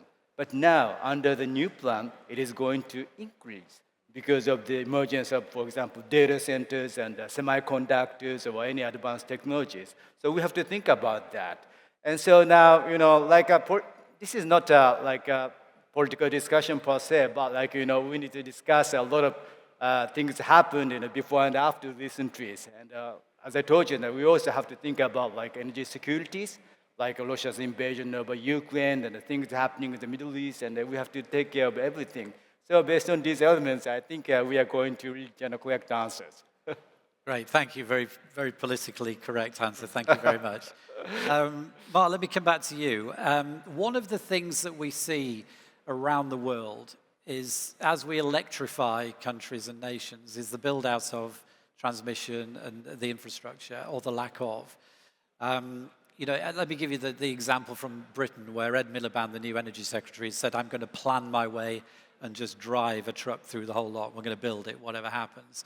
I mean, it's a lot easier said than done. I mean, yes. How do you see that in the United States, where you have, to some degree, and where I live in Texas, it seems to be pretty straightforward. In other places, of course, East and West Coast, very, uneasy to do that. Well, the United States, of course, is a federal system. We have 50 states, and I'm a former state regulator. Before I became a federal regulator, I spent 17 years as a state regulator. And in the United States, building utility assets, whether it's generation or transmission, is going to be done with the permission of a state government. That's where those decisions are made.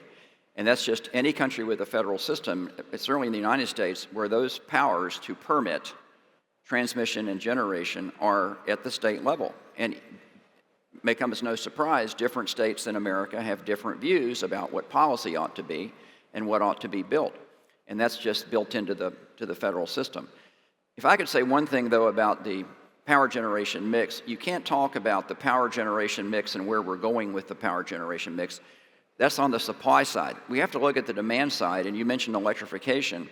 Demand is going up across the world. It's going up because of the extension of electric service. I mentioned the example of India, which has had a wonderful progress in extending electrical service to its population.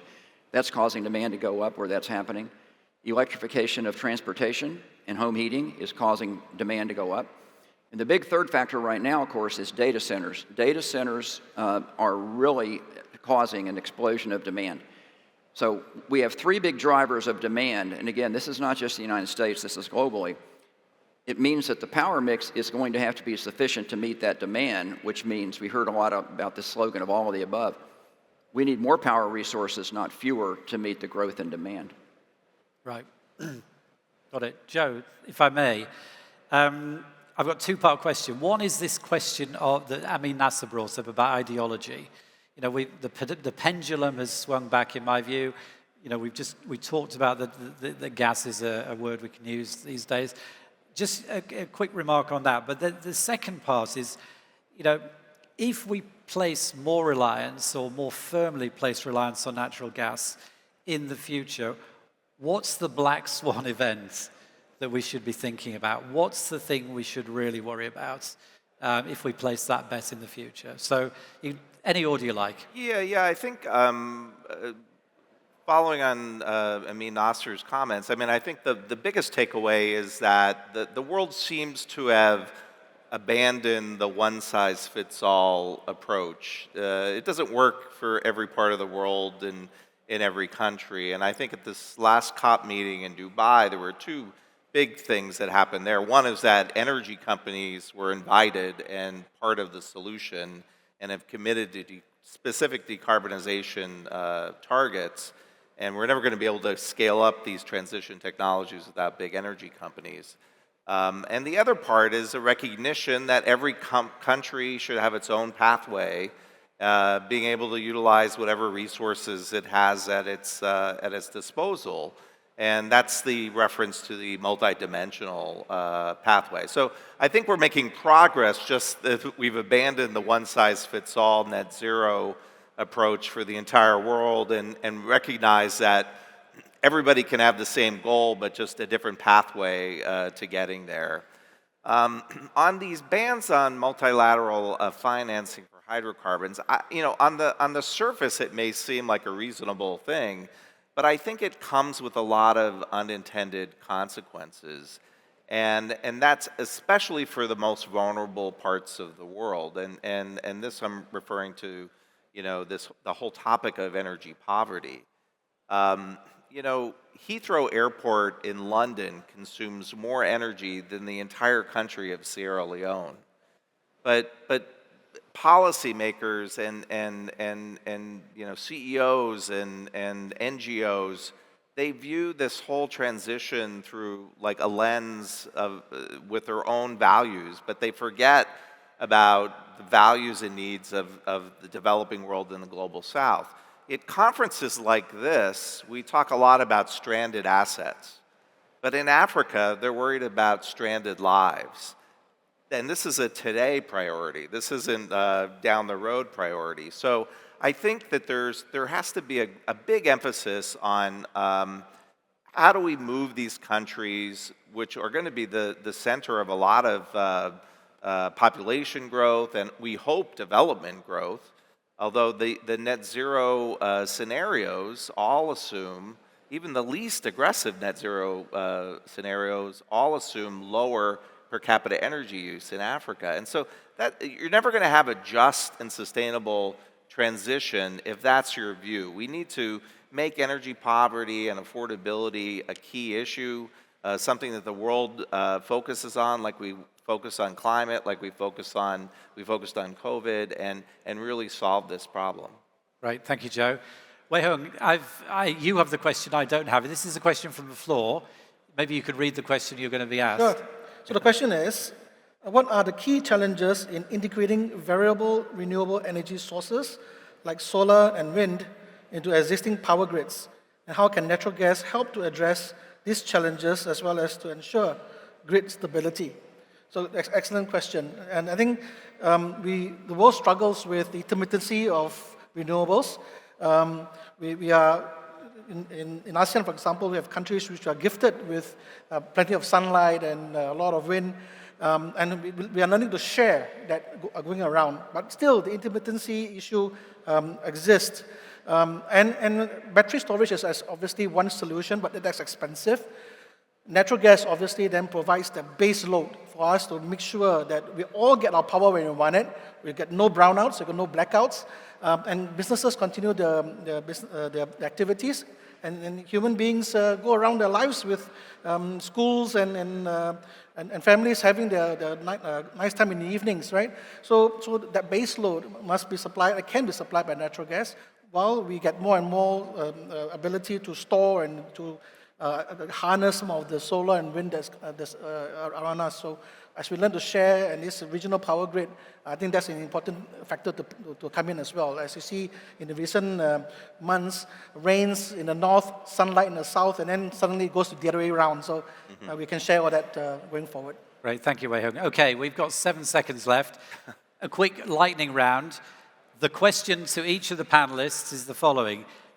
gas as a percentage of the global energy supply by 2035? Will it be higher than it is today or lower than it is today? One-word answer, starting at the left. Okay, yeah, not representing the government, but personally I think it could be increasing, but need to deploy it with CCUS and other new technologies. Right, Joe? No question higher. Mark? More, because with demand rising, we're going to need all the dispatchable resources that we can get. Great, thank you. Higher, we're seeing that already. Perfect. Wei-Hong? Higher affordability and accessibility. Perfect. Ladies and gentlemen, a big round of applause to the panel. Thank you very much. Thank you very much, panelists. We'd like to invite you to make your way forward for a photograph. Thank you.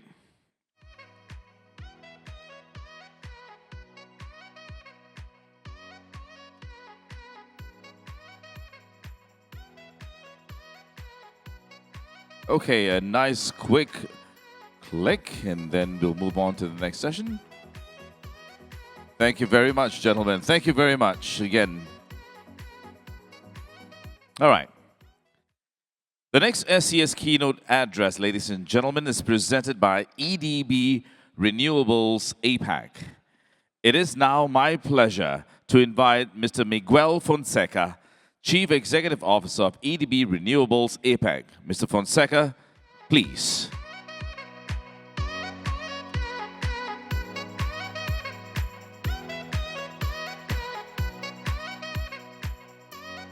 So good afternoon all, and welcome to the session.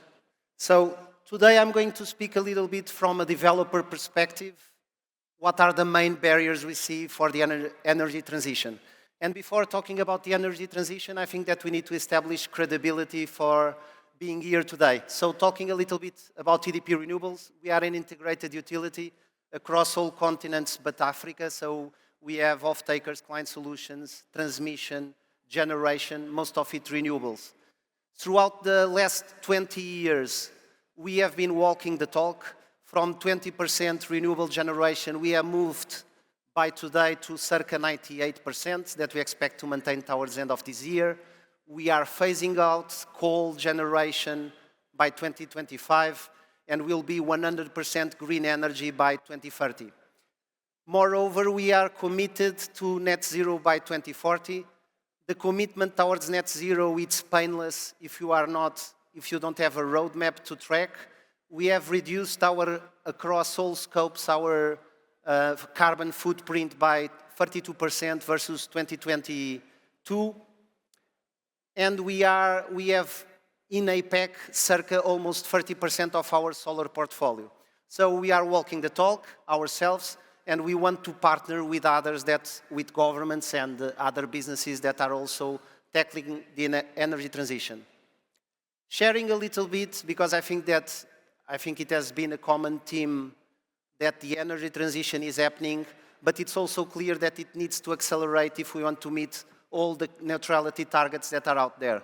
And so out of our experience as a developer, we try to put forward kind of 5 key success factors on the markets where we are, or regions that we see as success marks for the energy transition to accelerate and deliver on expectations. So the first, and I think it's one of the most important, has to do with all the regulatory environment and visibility. Beginning of next year up to February, governments will be announcing what it's called the National Self-Determined Targets and Contribution to Net Zero.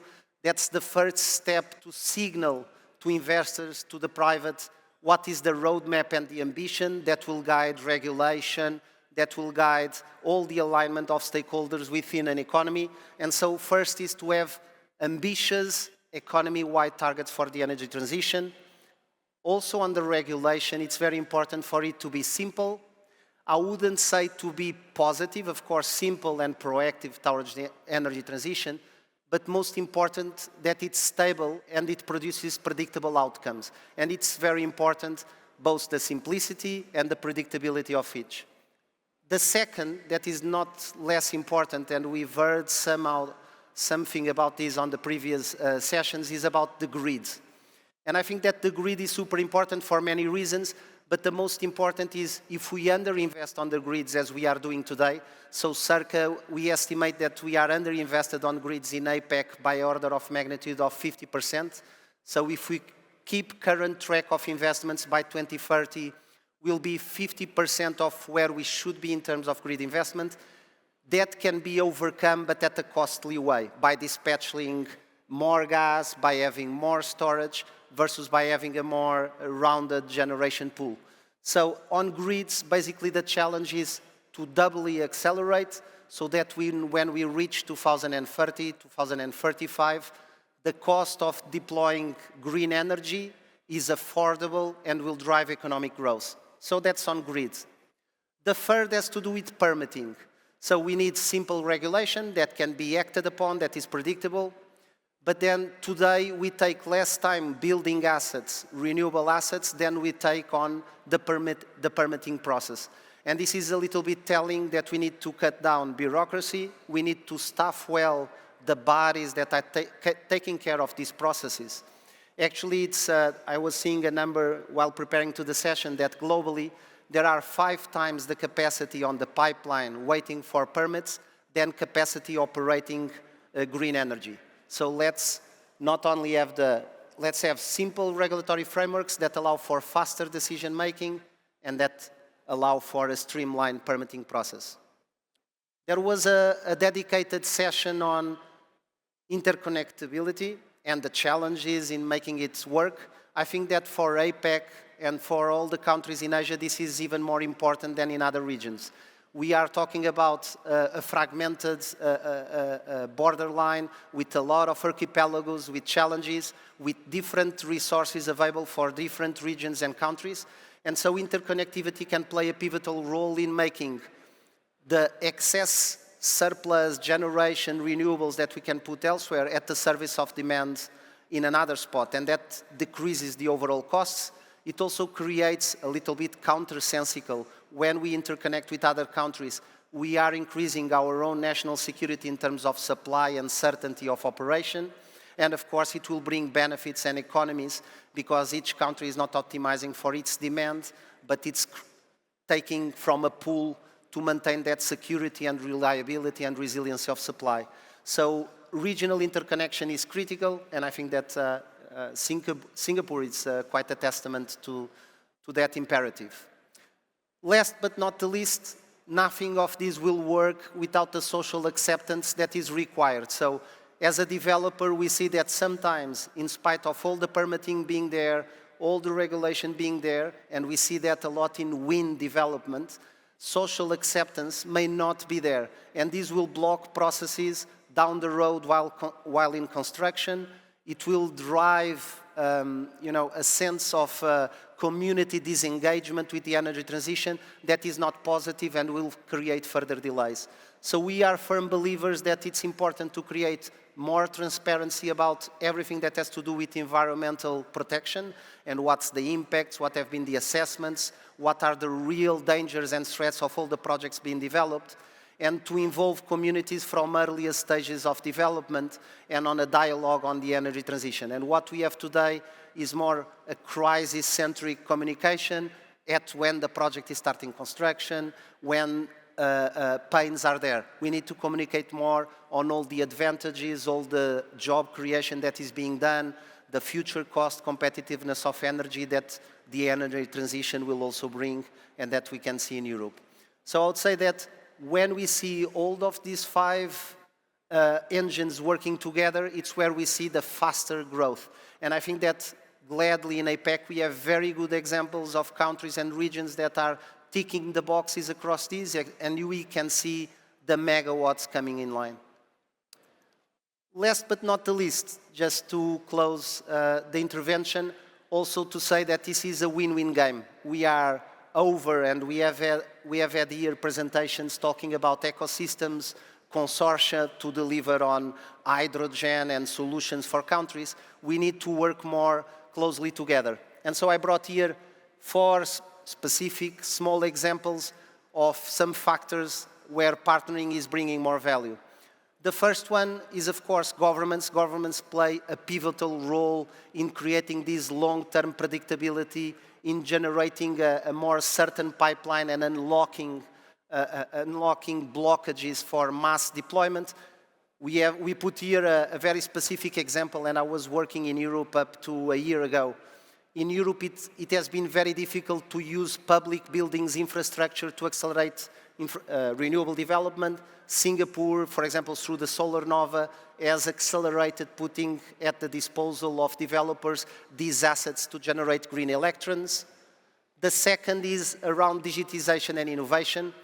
There are reports that up to the net neutrality of 2050, we have circa 50% of the technology available today to deliver on those targets. 50% is still not there. And if we want to decrease the costs, we need to continue to deliver on digitization and automation.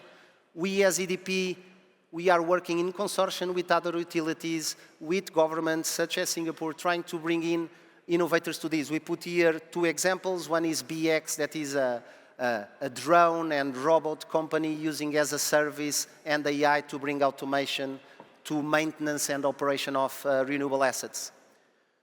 Partnerships with corporates, I brought here two examples. One around heat storage. We are working with Rondo, that is a breakthrough investment, invested entity, bringing thermal to displace fossil fuels from each generation in industry, critical. And of course, I think that a word goes to the big tech that are one of the largest global off-takers, bringing money and value into the market and actually working with developers in unlocking bottlenecks that we see in each market to bring green electrons live. Last but not the least, working in innovation in really innovative projects. One that for us, I believe, will be important for APEC, that is around microgrids, and so how to bring intermittent technologies to small-scale deployments where we can operate microgrids to develop green electrons across. So basically a word of hope. We are walking the talk, willing to work with governments and businesses in delivering the energy transition. For us, in all communities where we work in regions, we try to unlock what we see as the success factors, and we try to partner across the private sector and the institutional sector to accelerate energy transition. Thank you very much. Thank you, Miguel, for that very comprehensive presentation. Thank you. Right, ladies and gentlemen, this next panel discussion is on financial innovation for a resilient energy future. Now, this is presented by McKinsey & Company. Now, moderator is Mr. Vishal Agarwal from McKinsey & Company. He is the senior partner. Now, making up the panel, ladies and gentlemen, is Maeda Tadashi, Managing Director, Chairman of the Board of Directors, Japan Bank for International Cooperation. Laban Thiru, Executive Director, Infrastructure Asia. Ramesh Subramaniam, he is the Director General and Group Chief Sectors Group at Asia Development Bank. Dr. Sama Bilbao Y. Leon, Director General, World Nuclear Association. Completing the panel, ladies and gentlemen, is Luca Tonello, MD and Chair of Energy and Infrastructure Asia Pacific, SMBC. Vishal, we're all nice and ready. Over to you. Thank you. It's great to see such a large crowd at this time of the day, so clearly everyone before has done a good job. Thank you for being here. As was announced, we wanted to focus on the whole financing and innovative financing as a solution to drive the transition. And one thing that really stood out when I was doing some of the discussions with the panelists here was a strong desire to move from talk to action, from planning to action. So we'll hopefully try to keep this a bit more edgier than usual and try to see what does it take to really move towards action in filling this financing gap, right? Just to set the discussion, I would like to just put forth 4 or 5 themes, and then we'll open up for questions from the panelists here. So the first theme that I did want to talk about was there's a huge financing gap that we have been talking about. By some estimates, from the research that we have done, the financing that is needed to drive the transition is about $9 trillion per year. about $2.4 trillion of this is expected or has to be in the emerging markets.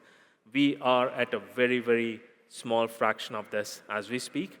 And the worrying trend is that increasing in the last year or so, we are seeing some backsliding by some of the financiers, right? So that is one theme that I just wanted to put on the table. The second one is the technology maturity, which is where a lot of this financing needs to go. In fact, just this morning, DPM Gunn also mentioned that 90% of the technology that is expected to drive the transition is theoretically available to us, but only 10% of these technologies are at scale, right? Roughly half of these are not economical, and the other half of it is not mature yet. And there has to be the right financing to go into these technologies for them to be both mature and to be deployed at economical scale. The third theme that I wanted to put on the table is we do see some innovation happening, but not at scale yet. I think the whole ETM, energy transition mechanism to drive early retirement of coal-fired power plants is one example. The transition credit that was launched by Monetary Authority of Singapore to drive faster abatement in hard-to-abate sectors is the other example, but it's not happening at scale yet. These are at projects.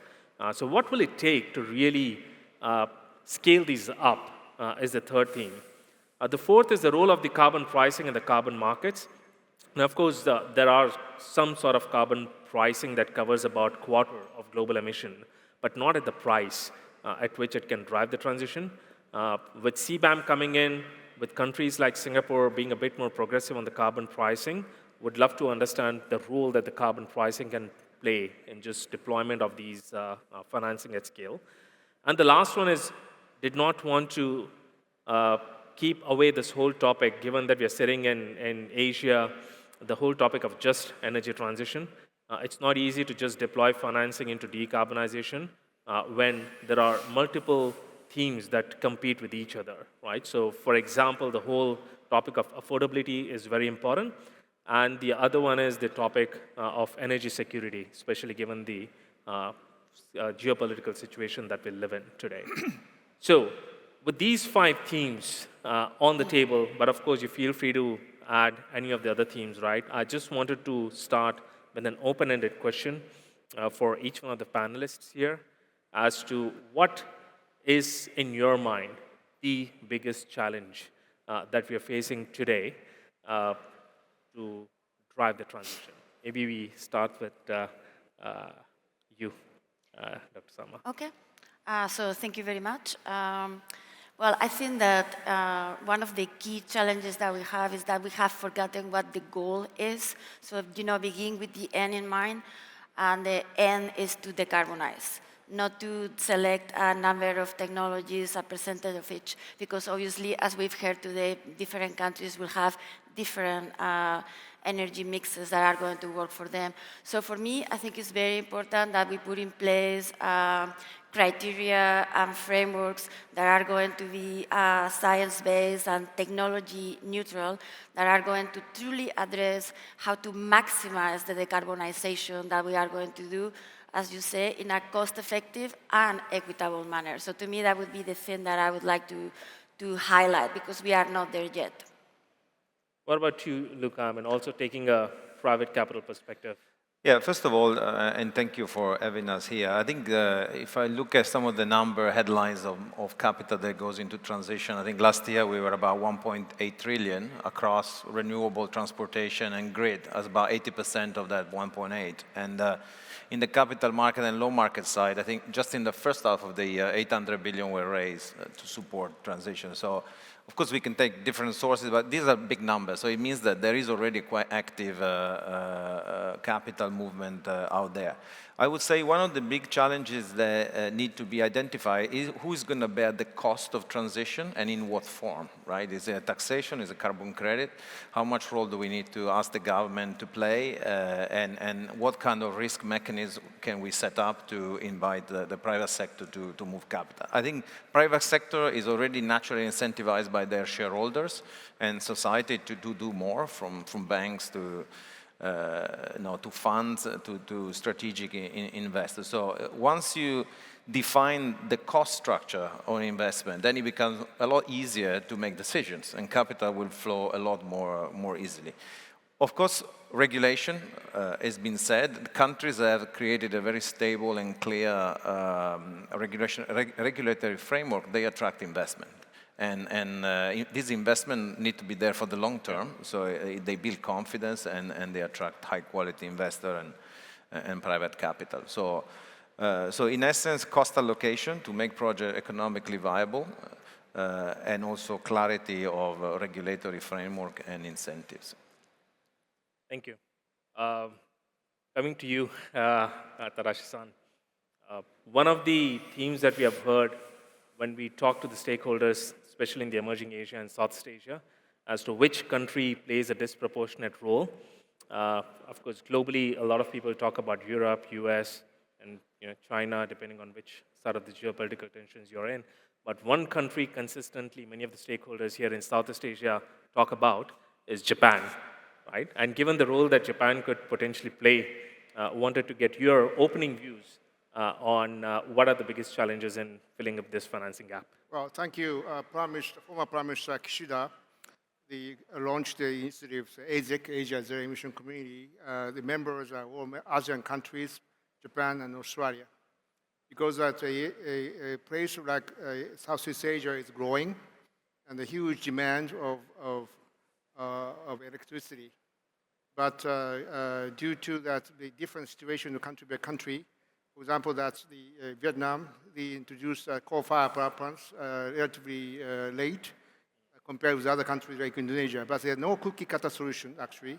One size fits for all, the program doesn't work. Therefore, that the ASEC is going to be engaged country by country, and also that we bring a player like government, regulator, and also a private sector, both banks and also the trading companies and the sponsor of the project as well. So JBIC, as a chairman of JBIC, we are going to be making this happen country by country. Therefore, that we created some steering committee in a country like, starting from Vietnam and Indonesia. And then this year, I'm going to do in Malaysia and Thailand and maybe Cambodia and Laos, PDR. Therefore, this is just starting. But key issue is that how to reduce the cost and to make this happen and make this affordable, like the Saudi Aramco's president referred to. Therefore, without the subsidy and the government money, this is not sustainable yet.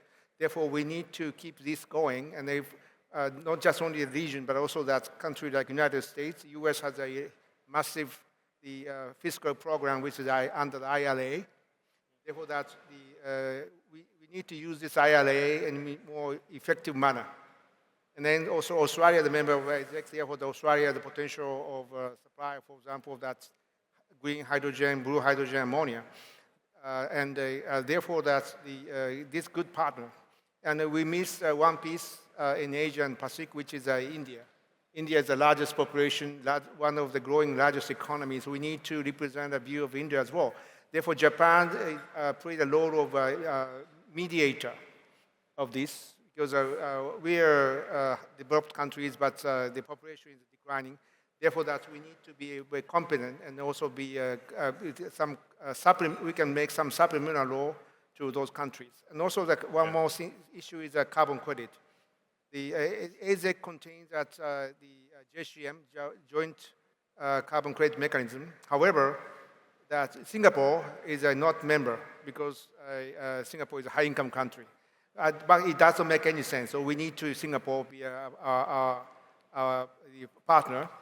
And also that we need some of a verification mechanism of the integrity and quality of a carbon credit. Otherwise, there's some of a problem like greenwash. Therefore, that this is a very important role we need to play. Thank you. I'll come back to you. I'll put a pin on this whole collaboration between Singapore and Japan. I love that idea. I fully agree with that. So I would like to explore that a bit more. Coming to you, Ramesh, what would be one or two of the biggest themes that you would like to push as ADB? Yeah, first of all, thank you very much, Vishal and McKinsey, for organizing, as well as to EMA for this opportunity. I would say the biggest challenge that is facing, there is a lot of money available for green financing or sustainable financing, broadly defined. But what is lacking is transition financing. In most of our economies, with no exception, as Maida-san pointed out as well, unless you address the brown to green transition issues, you will not be able to achieve meaningful progress on green transition. So we see a lot of resources coming in, call it low-hanging fruits, call it, kind of probably easy to finance transactions, kind of the green transactions. But the amber and the red transactions, there is not enough money coming in. There may be any number of reasons, policy reasons at the institutional level or other constraints, but I think unless there is a kind of a renaissance in having more resources coming in on the transition space. Now, what is causing this or what needs to happen in order to facilitate greater flow? First is obviously at the global level as well as at the individual recipient country level, you need a strong enabling policy, institutional, legal environment. Second is, also over the last particularly 3-4 years of, you mentioned ETM at the beginning, our experience from implementing the ETM is that significant governance reforms are also needed. And the third, I would say, is carbon pricing, very, very critical in terms of benchmarks to be established. And finally, I think there is also need for greater global understanding on the transition challenges that developing countries face. Again, I will echo what Maida-san mentioned. Context differs from country to country. We cannot apply the same one-size-fits-all type of approach. What is true in Indonesia will not be true for Laos or for Vietnam. So how do we adopt tailored approaches for transition is going to be very, very critical, Vishal. So more money is needed for that brown to green transition. And for that, all of these other things are lacking at the moment, or not enough of these things are available. Thank you, Ramesh. Coming to you, Lawan. Yeah. Talk a bit about biggest challenges. Also, I understand you dabble and you do a lot around the topic of blended finance, so maybe bringing in that angle as well. Sure. Thanks to the EMA for inviting me. Before I talk on blended finance, I just want to pick up on Luca's point on governance. It's been mentioned all around today, but maybe let me just go one level detail, right? So when you look at international investors deploying into this part of the world, we need to get the rules right today. The money needs to be deployed today. It's not going to wait. Right? If you look at what's happened with the IRA, with the CHIPS Act, they've been able to mobilize large amount of private capital to move into this market. And as a result of that, let me just give you some numbers. The share of private capital actually flowing to Asia has declined from 24% of the global investment pie in 2018 to 17% in 2022. The large part of it has gone to the global north, right, to North America and in Europe for the European Green Deal. So Asia needs to move faster, but it's not like we're standing still, right? We're getting our act together. But let me just highlight a positive example. One of the countries in Southeast Asia that was not mentioned a lot today was actually the Philippines. So if you look at the Philippines and what they've done on renewable energy, when they ran the first auction program, it was 100% subscribed by local developers. Right, the Department of Energy had a chat with us and said, we really need to bring the international community into this. Yeah. And how do we do it, right? So we brought a roadshow to Singapore. They listened to the international community in Singapore. They made significant changes. And to add on to some of the already good work they have done, such as allowing 100% ownership of renewable energy assets in the Philippines, they've been able to get a lot more of the international community interested in looking at renewable energy in the Philippines, right? So that's a really, really positive example. We see other examples in Southeast Asia, Indonesia. This year they announced relaxing the local content requirements. They have the presidential decree of 2022. So these are all enabling legislations. Vietnam recently allowing direct power purchase agreements, right? So we're getting our act together, but the international investors are less patient, right? So we really got to get this done very, very quickly. Just moving a little bit to blended finance. It calls for novel and innovative tools, right? So blended finance is bringing together some amount of philanthropic capital, some amount of concessional capital, and working with commercial providers. It's happening in Southeast Asia. So, for example, the Southeast Asia Clean Energy Fund, CCAF, which is managed by Climb Capital, a Singapore-based fund manager, has actually been providing early-stage development capital to high-impact projects. Another promising initiative is Financing Asia's Transition Partnership, or FASP, which Singapore launched at COP28 last year to mobilize up to 5 billion to de-risk and finance transition and marginally bankable projects. So Singapore government has indicated it's prepared to contribute concessional capital to support this cause and hopes to mobilize a lot more from MDBs and the likes, right? So blended finance is powerful, but let's look at the data again. When you look at the report by Convergence, while blended finance has mobilized about 200 over billion in developing countries to date, actually less than a third has been dedicated to Asia. So we're still quite far behind in this whole journey. And maybe just to round off my point on blended finance, I want to make two specific points. First, while blended finance is happening, it's deployed at very late stage, right? This is when you're almost having a power purchase agreement. One could argue that at that point in time, you don't need blended finance. Commercial capital is waiting, can go on board. We really need blended finance to come at very, very early stage. In the Philippines, we are working with many, many renewable energy developers who need development capital to do very early stage development work. It's not large capital, it's small amounts of capital, but has a very big catalytic impact. So I really like to see blended finance coming into very early stage development. And the second point I want to make, but it's less relevant for today's theme, is that we need to see blended finance in other sectors of the economy, for example, in water. Thank you, Lawan.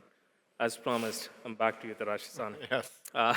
I loved your point about collaboration. I'm a strong believer that, especially on this topic, it's impossible to do this in isolation.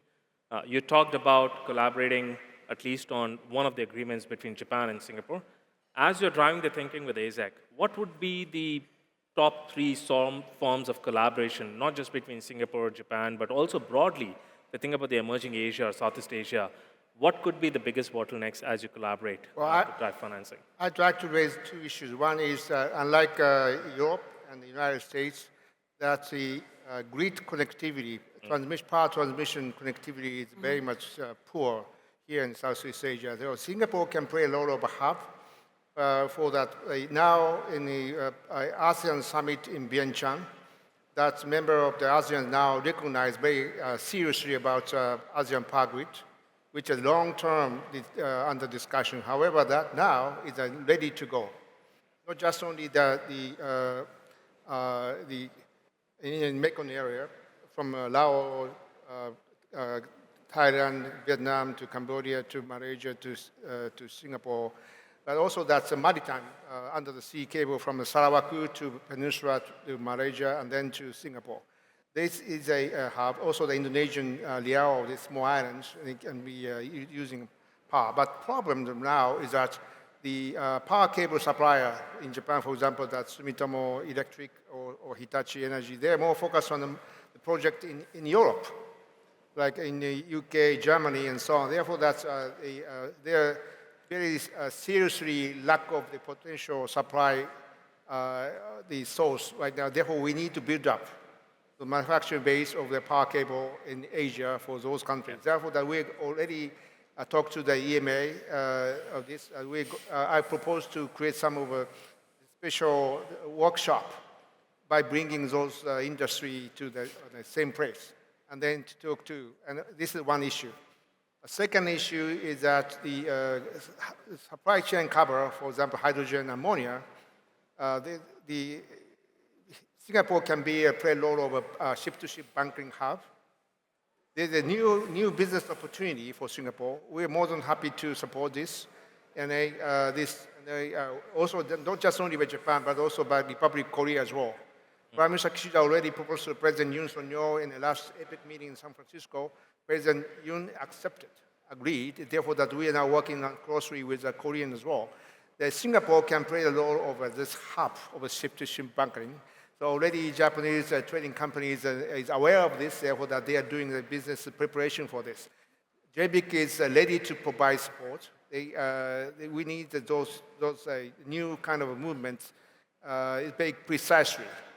I already talked to the policymaker like Deputy Prime Minister Kang Kim-yong or Minister Tan Sri-ren as well. This is very important. So we already started. Yeah. Thank you. Thank you. I'll come to you, Dr. Sama.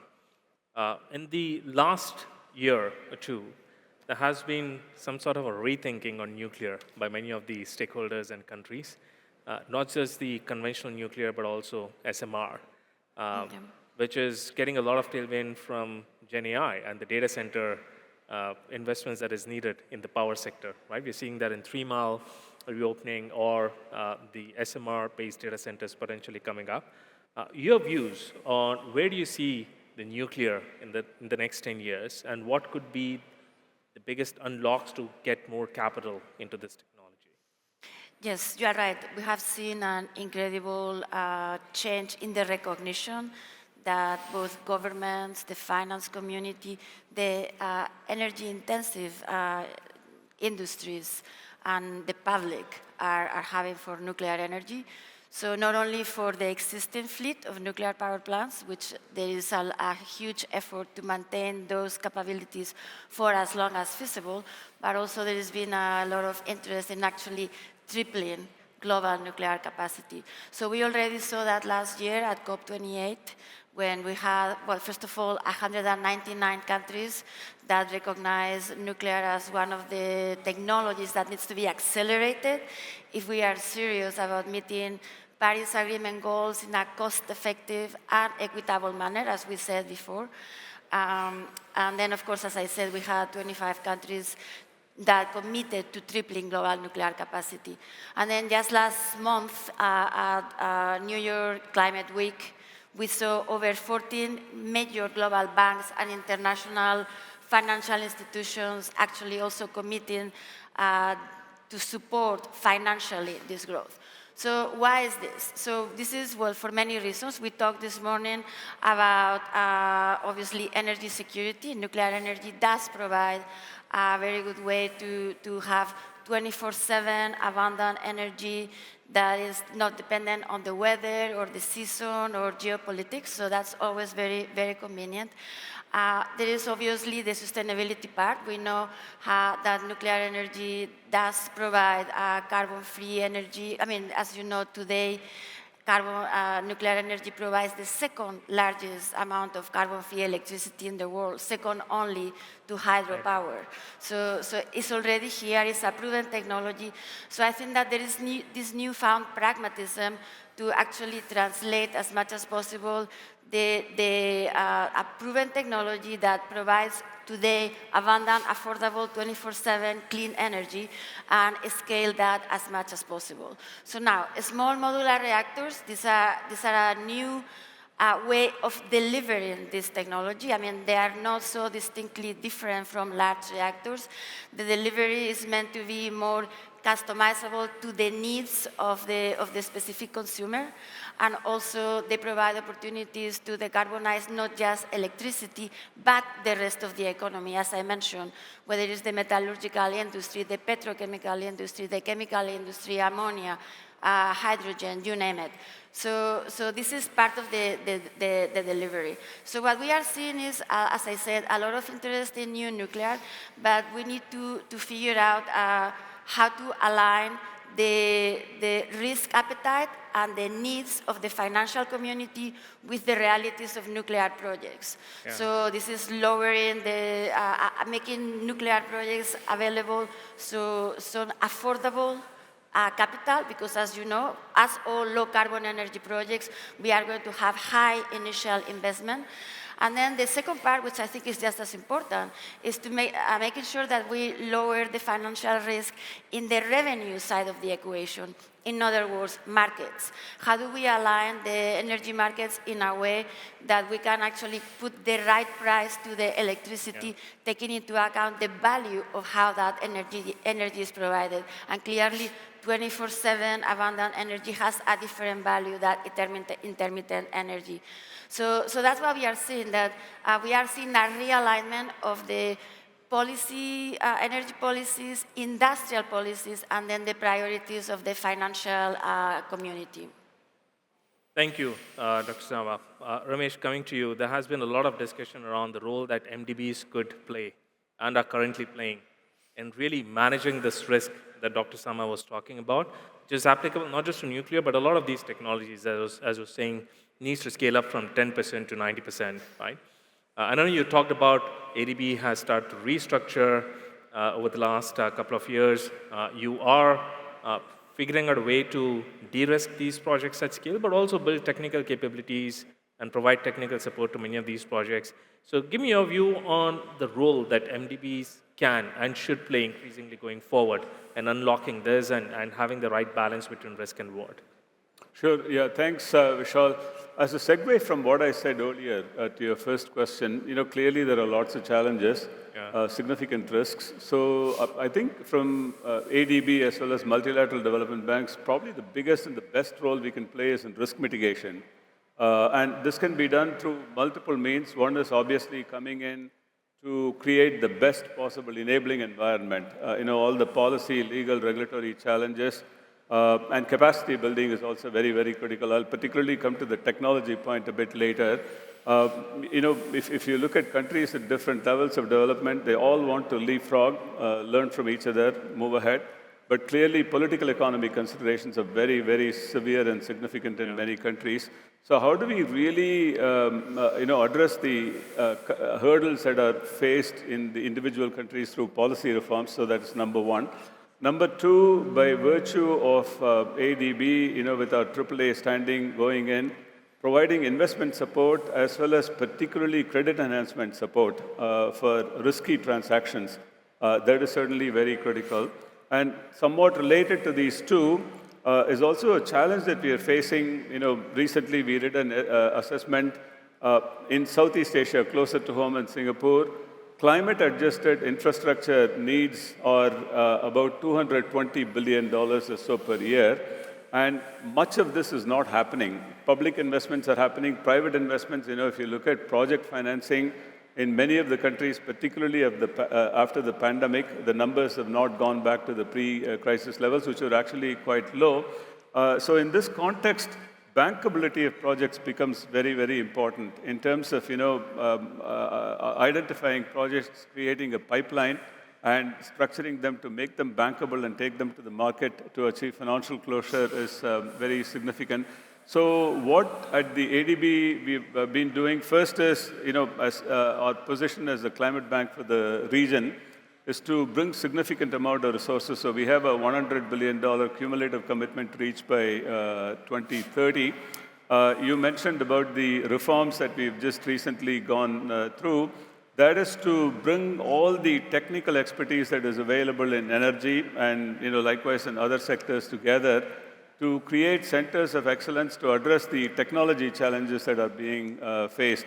For example, in energy transition, as we are coming up with financial innovation to support for transition financing, what is also critical is what are the emerging technologies and can they be put to scale in the countries that we are looking at. In fact, as we speak, in the case of Indonesia, we've been working with them in identifying a number of coal plants for early transition. Now, clearly, the first one that we have taken up needs financing solutions. But as we move along, if transition technologies such as ammonia, hydrogen, which were talked about in the previous sessions, if they're available, do we have immediate retrofitting type of solutions? Are countries ready for this? Can we help them in bringing these technology solutions and help them achieve scale? So in order to support this, the new operating model of ADB, what we do is, and also given that much of the investment requirements will be met by the private sector, bringing climate and private sector development angle is very, very critical for us, which is a key priority under our restructuring. In terms of resources, we have now significantly, in response to the G20 leaders call, ADB was the first multilateral institution to bring in, to reinterpret our capital headroom, which is now given 40% more resources. And ETM, you mentioned, is one initiative on mitigation.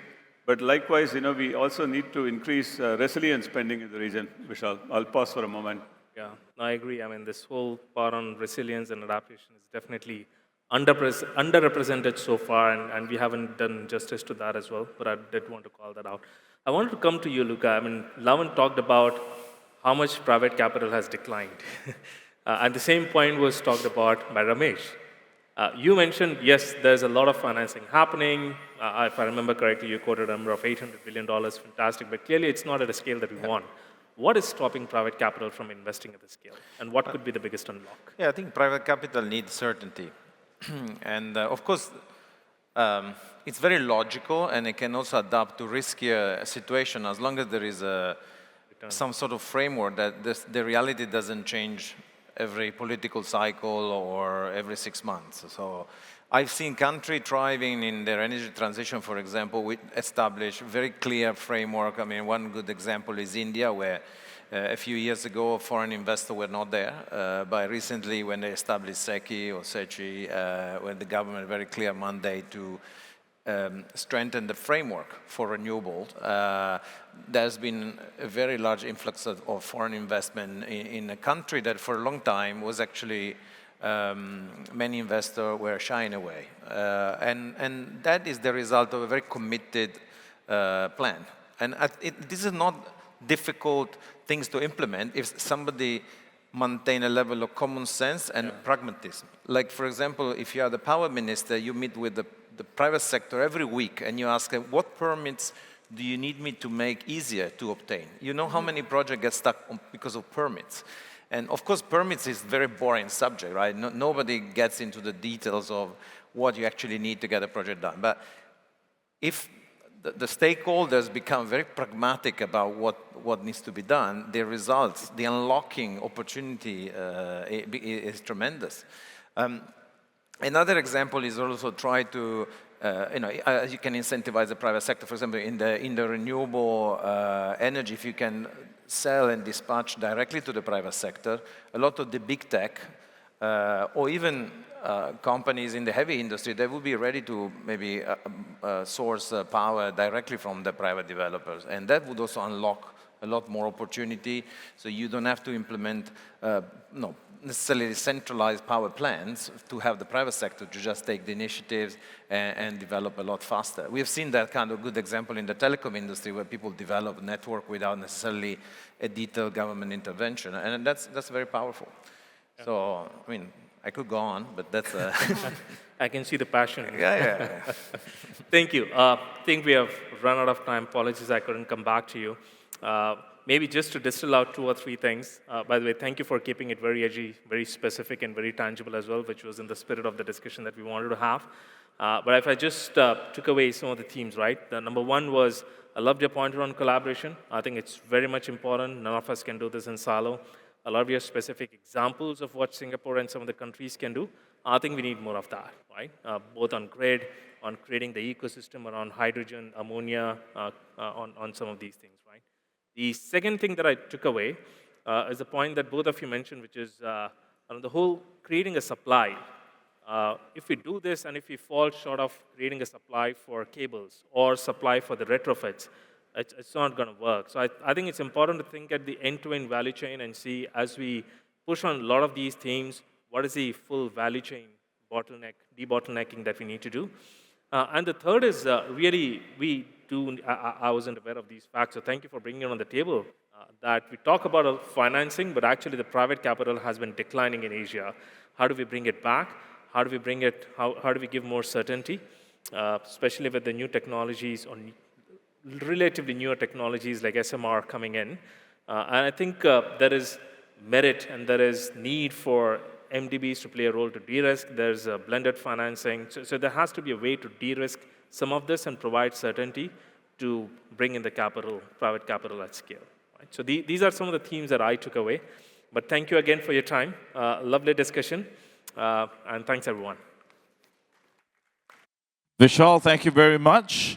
May I invite all of our panelists a step forward and a quick photograph before we move on to the very final session of today, ladies and gentlemen. For those of you who are still here, we thank you for being here, and a gentle reminder for the network reception later at Clifford Pier. All right, thank you very much, panelists. Thank you. Our final session for the day, ladies and gentlemen, powering all, harnessing inclusiveness for sustainable progress. This is presented by Aramco. As we get the stage organized, allow me to mention who our panelists are. We have Tatsuya Terazawa, Chairman and Chief Executive Officer, the Institute of Energy Economics, Japan. He will be the moderator for this session. Joining him on stage will be Fahad K. Al-Dubaib, Senior Vice President for Strategy and Market Analysis at Aramco. Dr. Angela Wilkinson, Secretary General, World Energy Council, and Joseph McMonigal, Secretary General, International Energy Forum. Now, as they make their way onto stage, ladies and gentlemen, again, we'd like to ask you to join us for the network reception at Clifford Pier. Do remember that we have EV buses that will bring you there at 6 p.m. Terazawa-sama, if you're nice and ready, sir, this final session is yours. Well, welcome to the closing session. Thank you very much for waiting all the day for this session. And this should be the best session with the help from my best panelists. The topic of this session is inclusiveness. People all agree that inclusiveness is very important. But what do we exactly mean by inclusiveness? There are many possibilities. It could be inclusiveness of the people, inclusiveness of the global south, inclusiveness of various industries, inclusiveness of various types of energies. It could be inclusiveness in decision making. It could be inclusiveness in financing, and it could be any more. But I think it is important, among many possible inclusiveness, it is important to be specific as to which inclusiveness we are talking about, and we can focus on those inclusiveness so that we would have a better understanding and hopefully leading to a better action. So now, skipping the introduction, let's go right into the questions. The first question is, among those various inclusiveness, which inclusiveness do you consider as the most important? Pick one, and tell us why. Starting with Fahad. Okay, thank you, Terazawa-san, and good afternoon, everyone.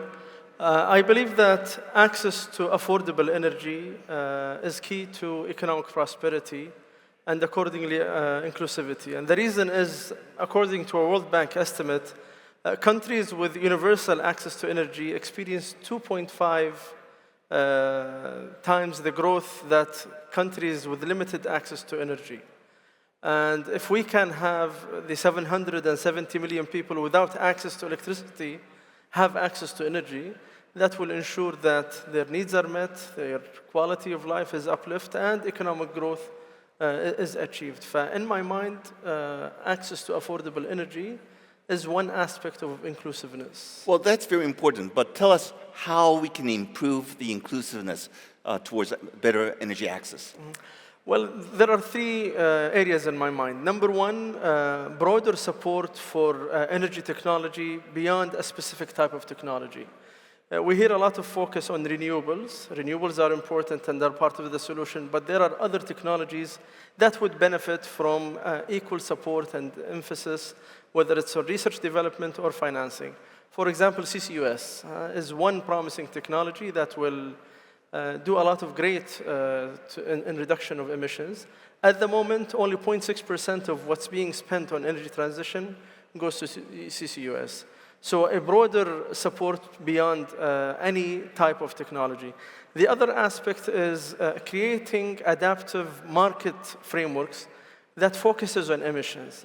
The objective is addressing emissions. If we can incentivize the use of the right technologies, reduction of demand, in supporting reduction of emissions, I believe this will inform the how we can achieve inclusiveness.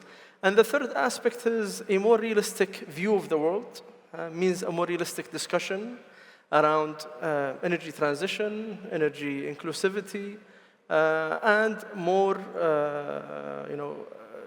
investments heading in the right direction and the right energy mix and the right technology.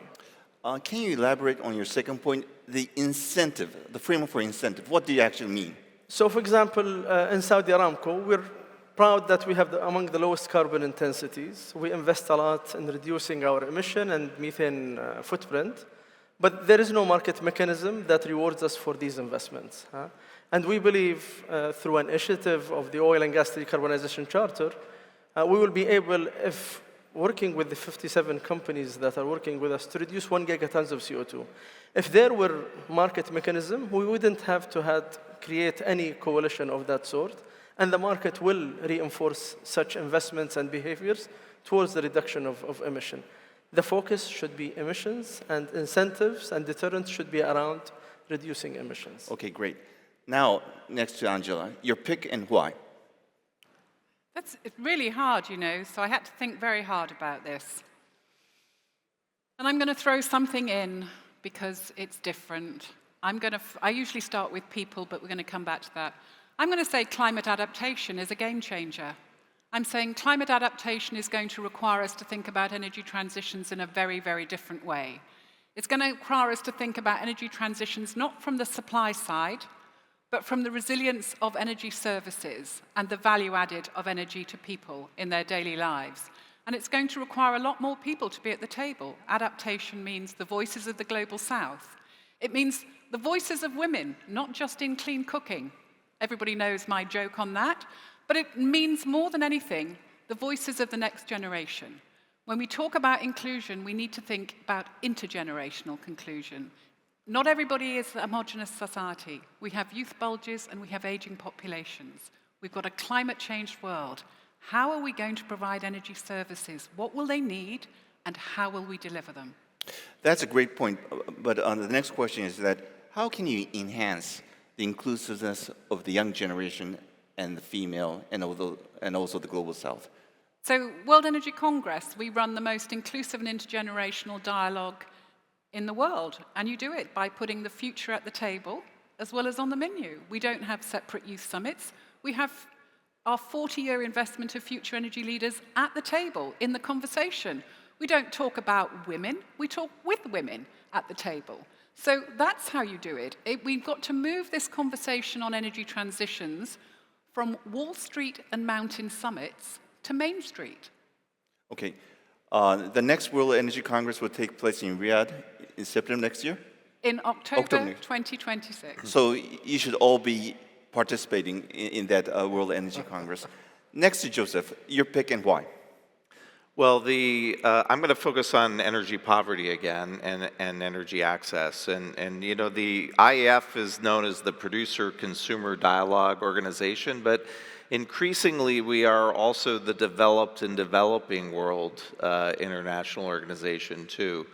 In the previous panel I participated on today, I talked about how Heathrow Airport uses more energy than the entire country of Sierra Leone, and it's true. I mean, of the 730 million people globally without access to energy, 600 million of them are on the African continent.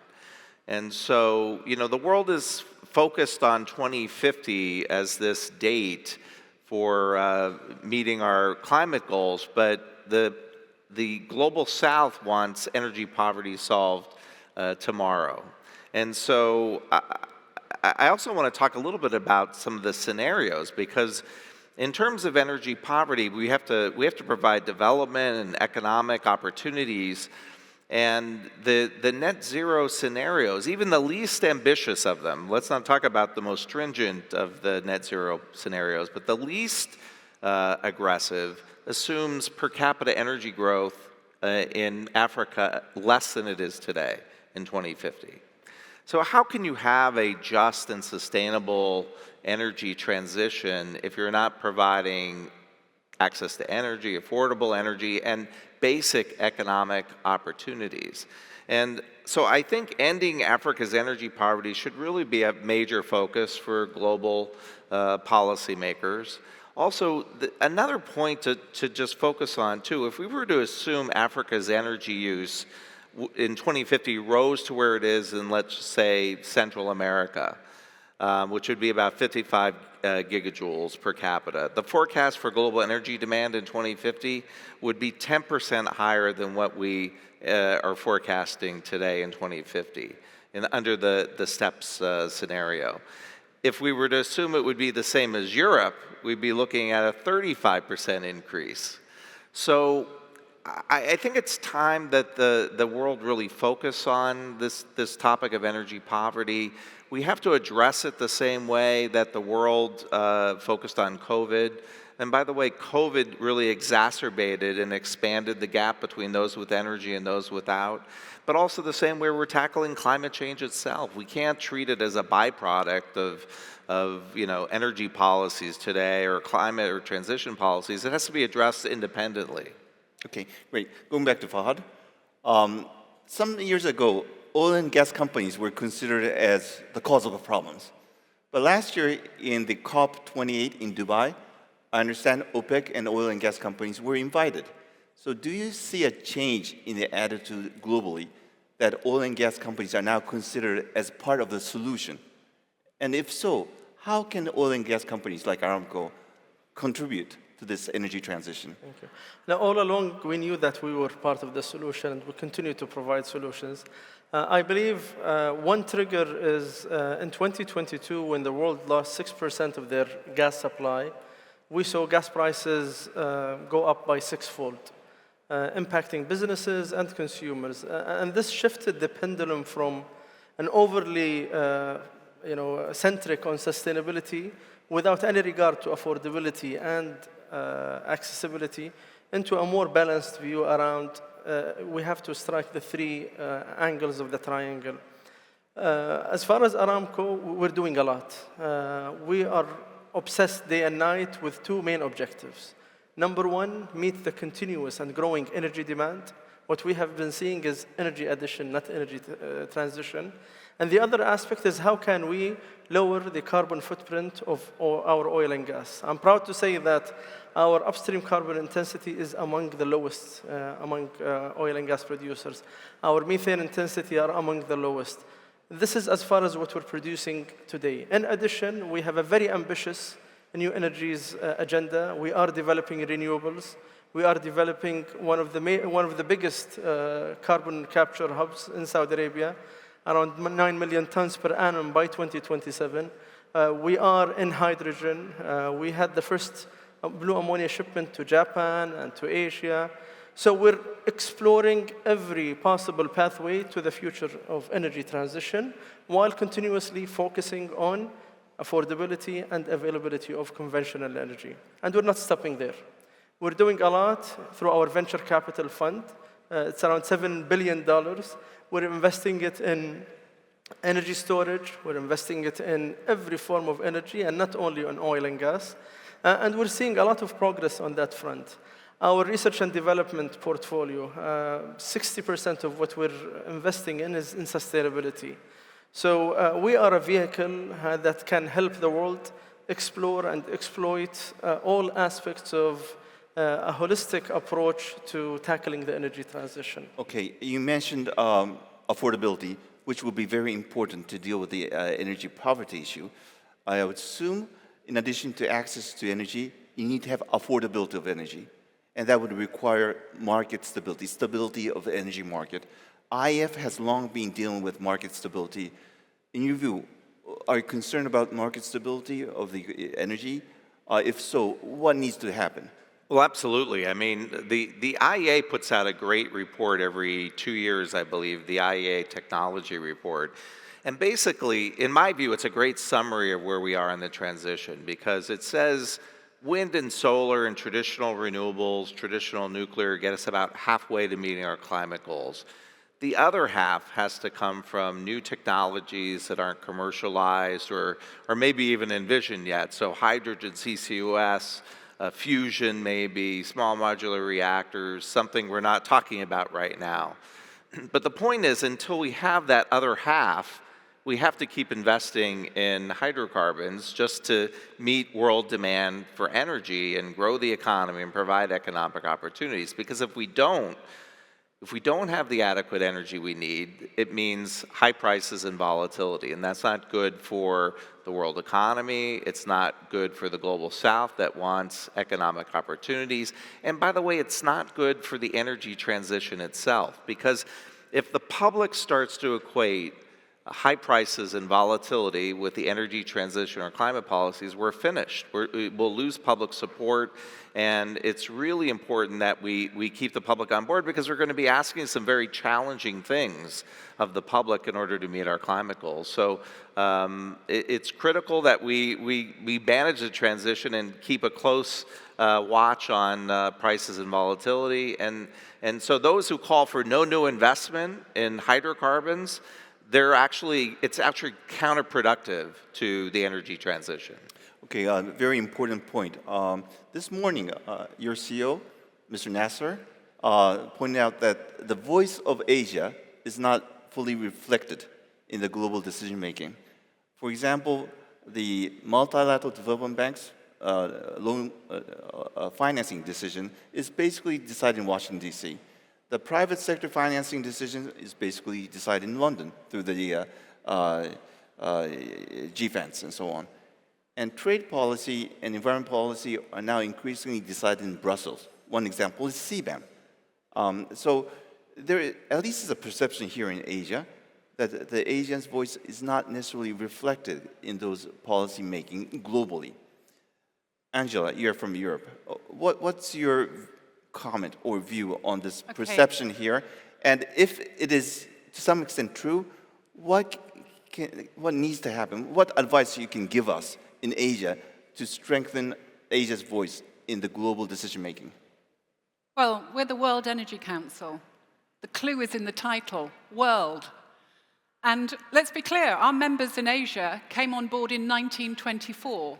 100 years ago, not 50, not 70. That's too small. 100. 100. Oh. So when we talk about inclusion, we mean all technologies, we mean all energy levers, we mean all geographies, and we mean different segments of society. This is what dialogue is about, joining the dots between these different needs and interests. So that's what we need. And I would say there's always three of us in this relationship. It's not just OECD, non-OECD, and whoever else is outside of that. It's not just security, affordability, and sustainability, right? It's not just business, government, the public. There's always three of us. That's why 20 years ago we invented something called the World Energy Trilemma. So if we really want to change the conversation, let's start talking about the three of us that are already always in this relationship. There's always more. It's not dualism anymore. It can't be there's the other bit, half that's missing. It's got to be there's always three things to balance and manage to do a successful transition. And we would say security, affordability, and sustainability with justice and resilience. And that's the new agenda for dialogue that the World Energy Council opens. And Asia's voice is part of that because we can learn from China, we can learn from Singapore, we can learn from the US, we can learn from Saudi Arabia. That's what we do. We lead with and learn from each other. You don't need to invent anything. Just come on board and have a chat. Well, with all due respect to World Energy Congress, we should be there in Riyadh.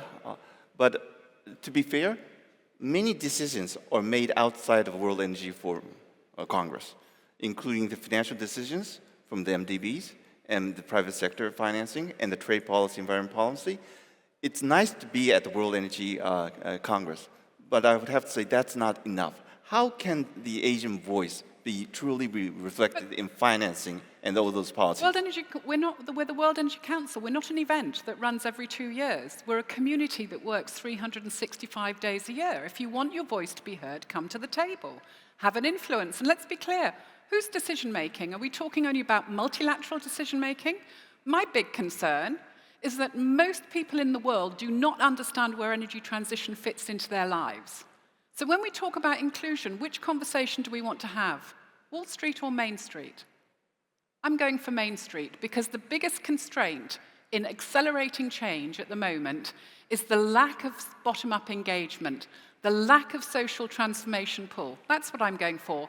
And it's a 365-day-a-year conversation, not something that happens at an occasional event. Well, it's important. It's a 365 days conversation. And also, I'm from Japan. Asia needs to speak out, not just depending upon World Energy Congress.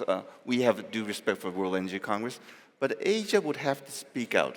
And that is my concern, that each country of Asia is not strong enough to influence the global decision making. I think through the SIEW, we can have a much more collective view to speak out the world. Just for reference, there's an initiative called AZEC, Asia Zero Emission Community, which consists of ASEAN countries, Japan, and Australia. It will be one of those platforms to speak out. We cannot just complain that the decisions making is done by someone else. We have to speak out, and I think SIEW will be a great opportunity to collect other views and share with people from outside of this region. Time has run out. Inclusiveness was too broad, but I hope we touch upon some of the important aspects of inclusiveness, and I hope your wait for this final session deserve it. Thank you very much, and please give a great round of applause to the great panelists. Thank you very much. And thank you, Terazawa-sama, for moderating the session in good time as well. Thank you. We'd like to invite you to step forward for a photograph with all of your panelists as well. Now, ladies and gentlemen, as the photograph is being taken for our final panel session, we'd also like to say thank you to all of you for joining us for the SIEW Summit 2024. We've come to an end, and of course, we certainly hope you found all of the exchanges and thought leaders, exchanges from the thought leaders, nice and insightful for you as well. Now, we look forward to seeing you at the SIEW Summit networking reception, and that, of course, is just at Clifford Pier. And from 6 p.m. onwards, we've got EV buses, right? Electric buses from Sembcorp. They will take you there right across. Now, do take note, ladies and gentlemen, that seats are on a first-come, first-served basis, so you may want to make your way down for the buses at 6 p.m. sharp. On behalf of Energy Market Authority, this is Ravi saying thank you for your time this year. We'll see you, of course, at SIEW 2025. For those of you seeing us at the networking reception, we will see you later. Have a great evening and welcome to Singapore. Thank you.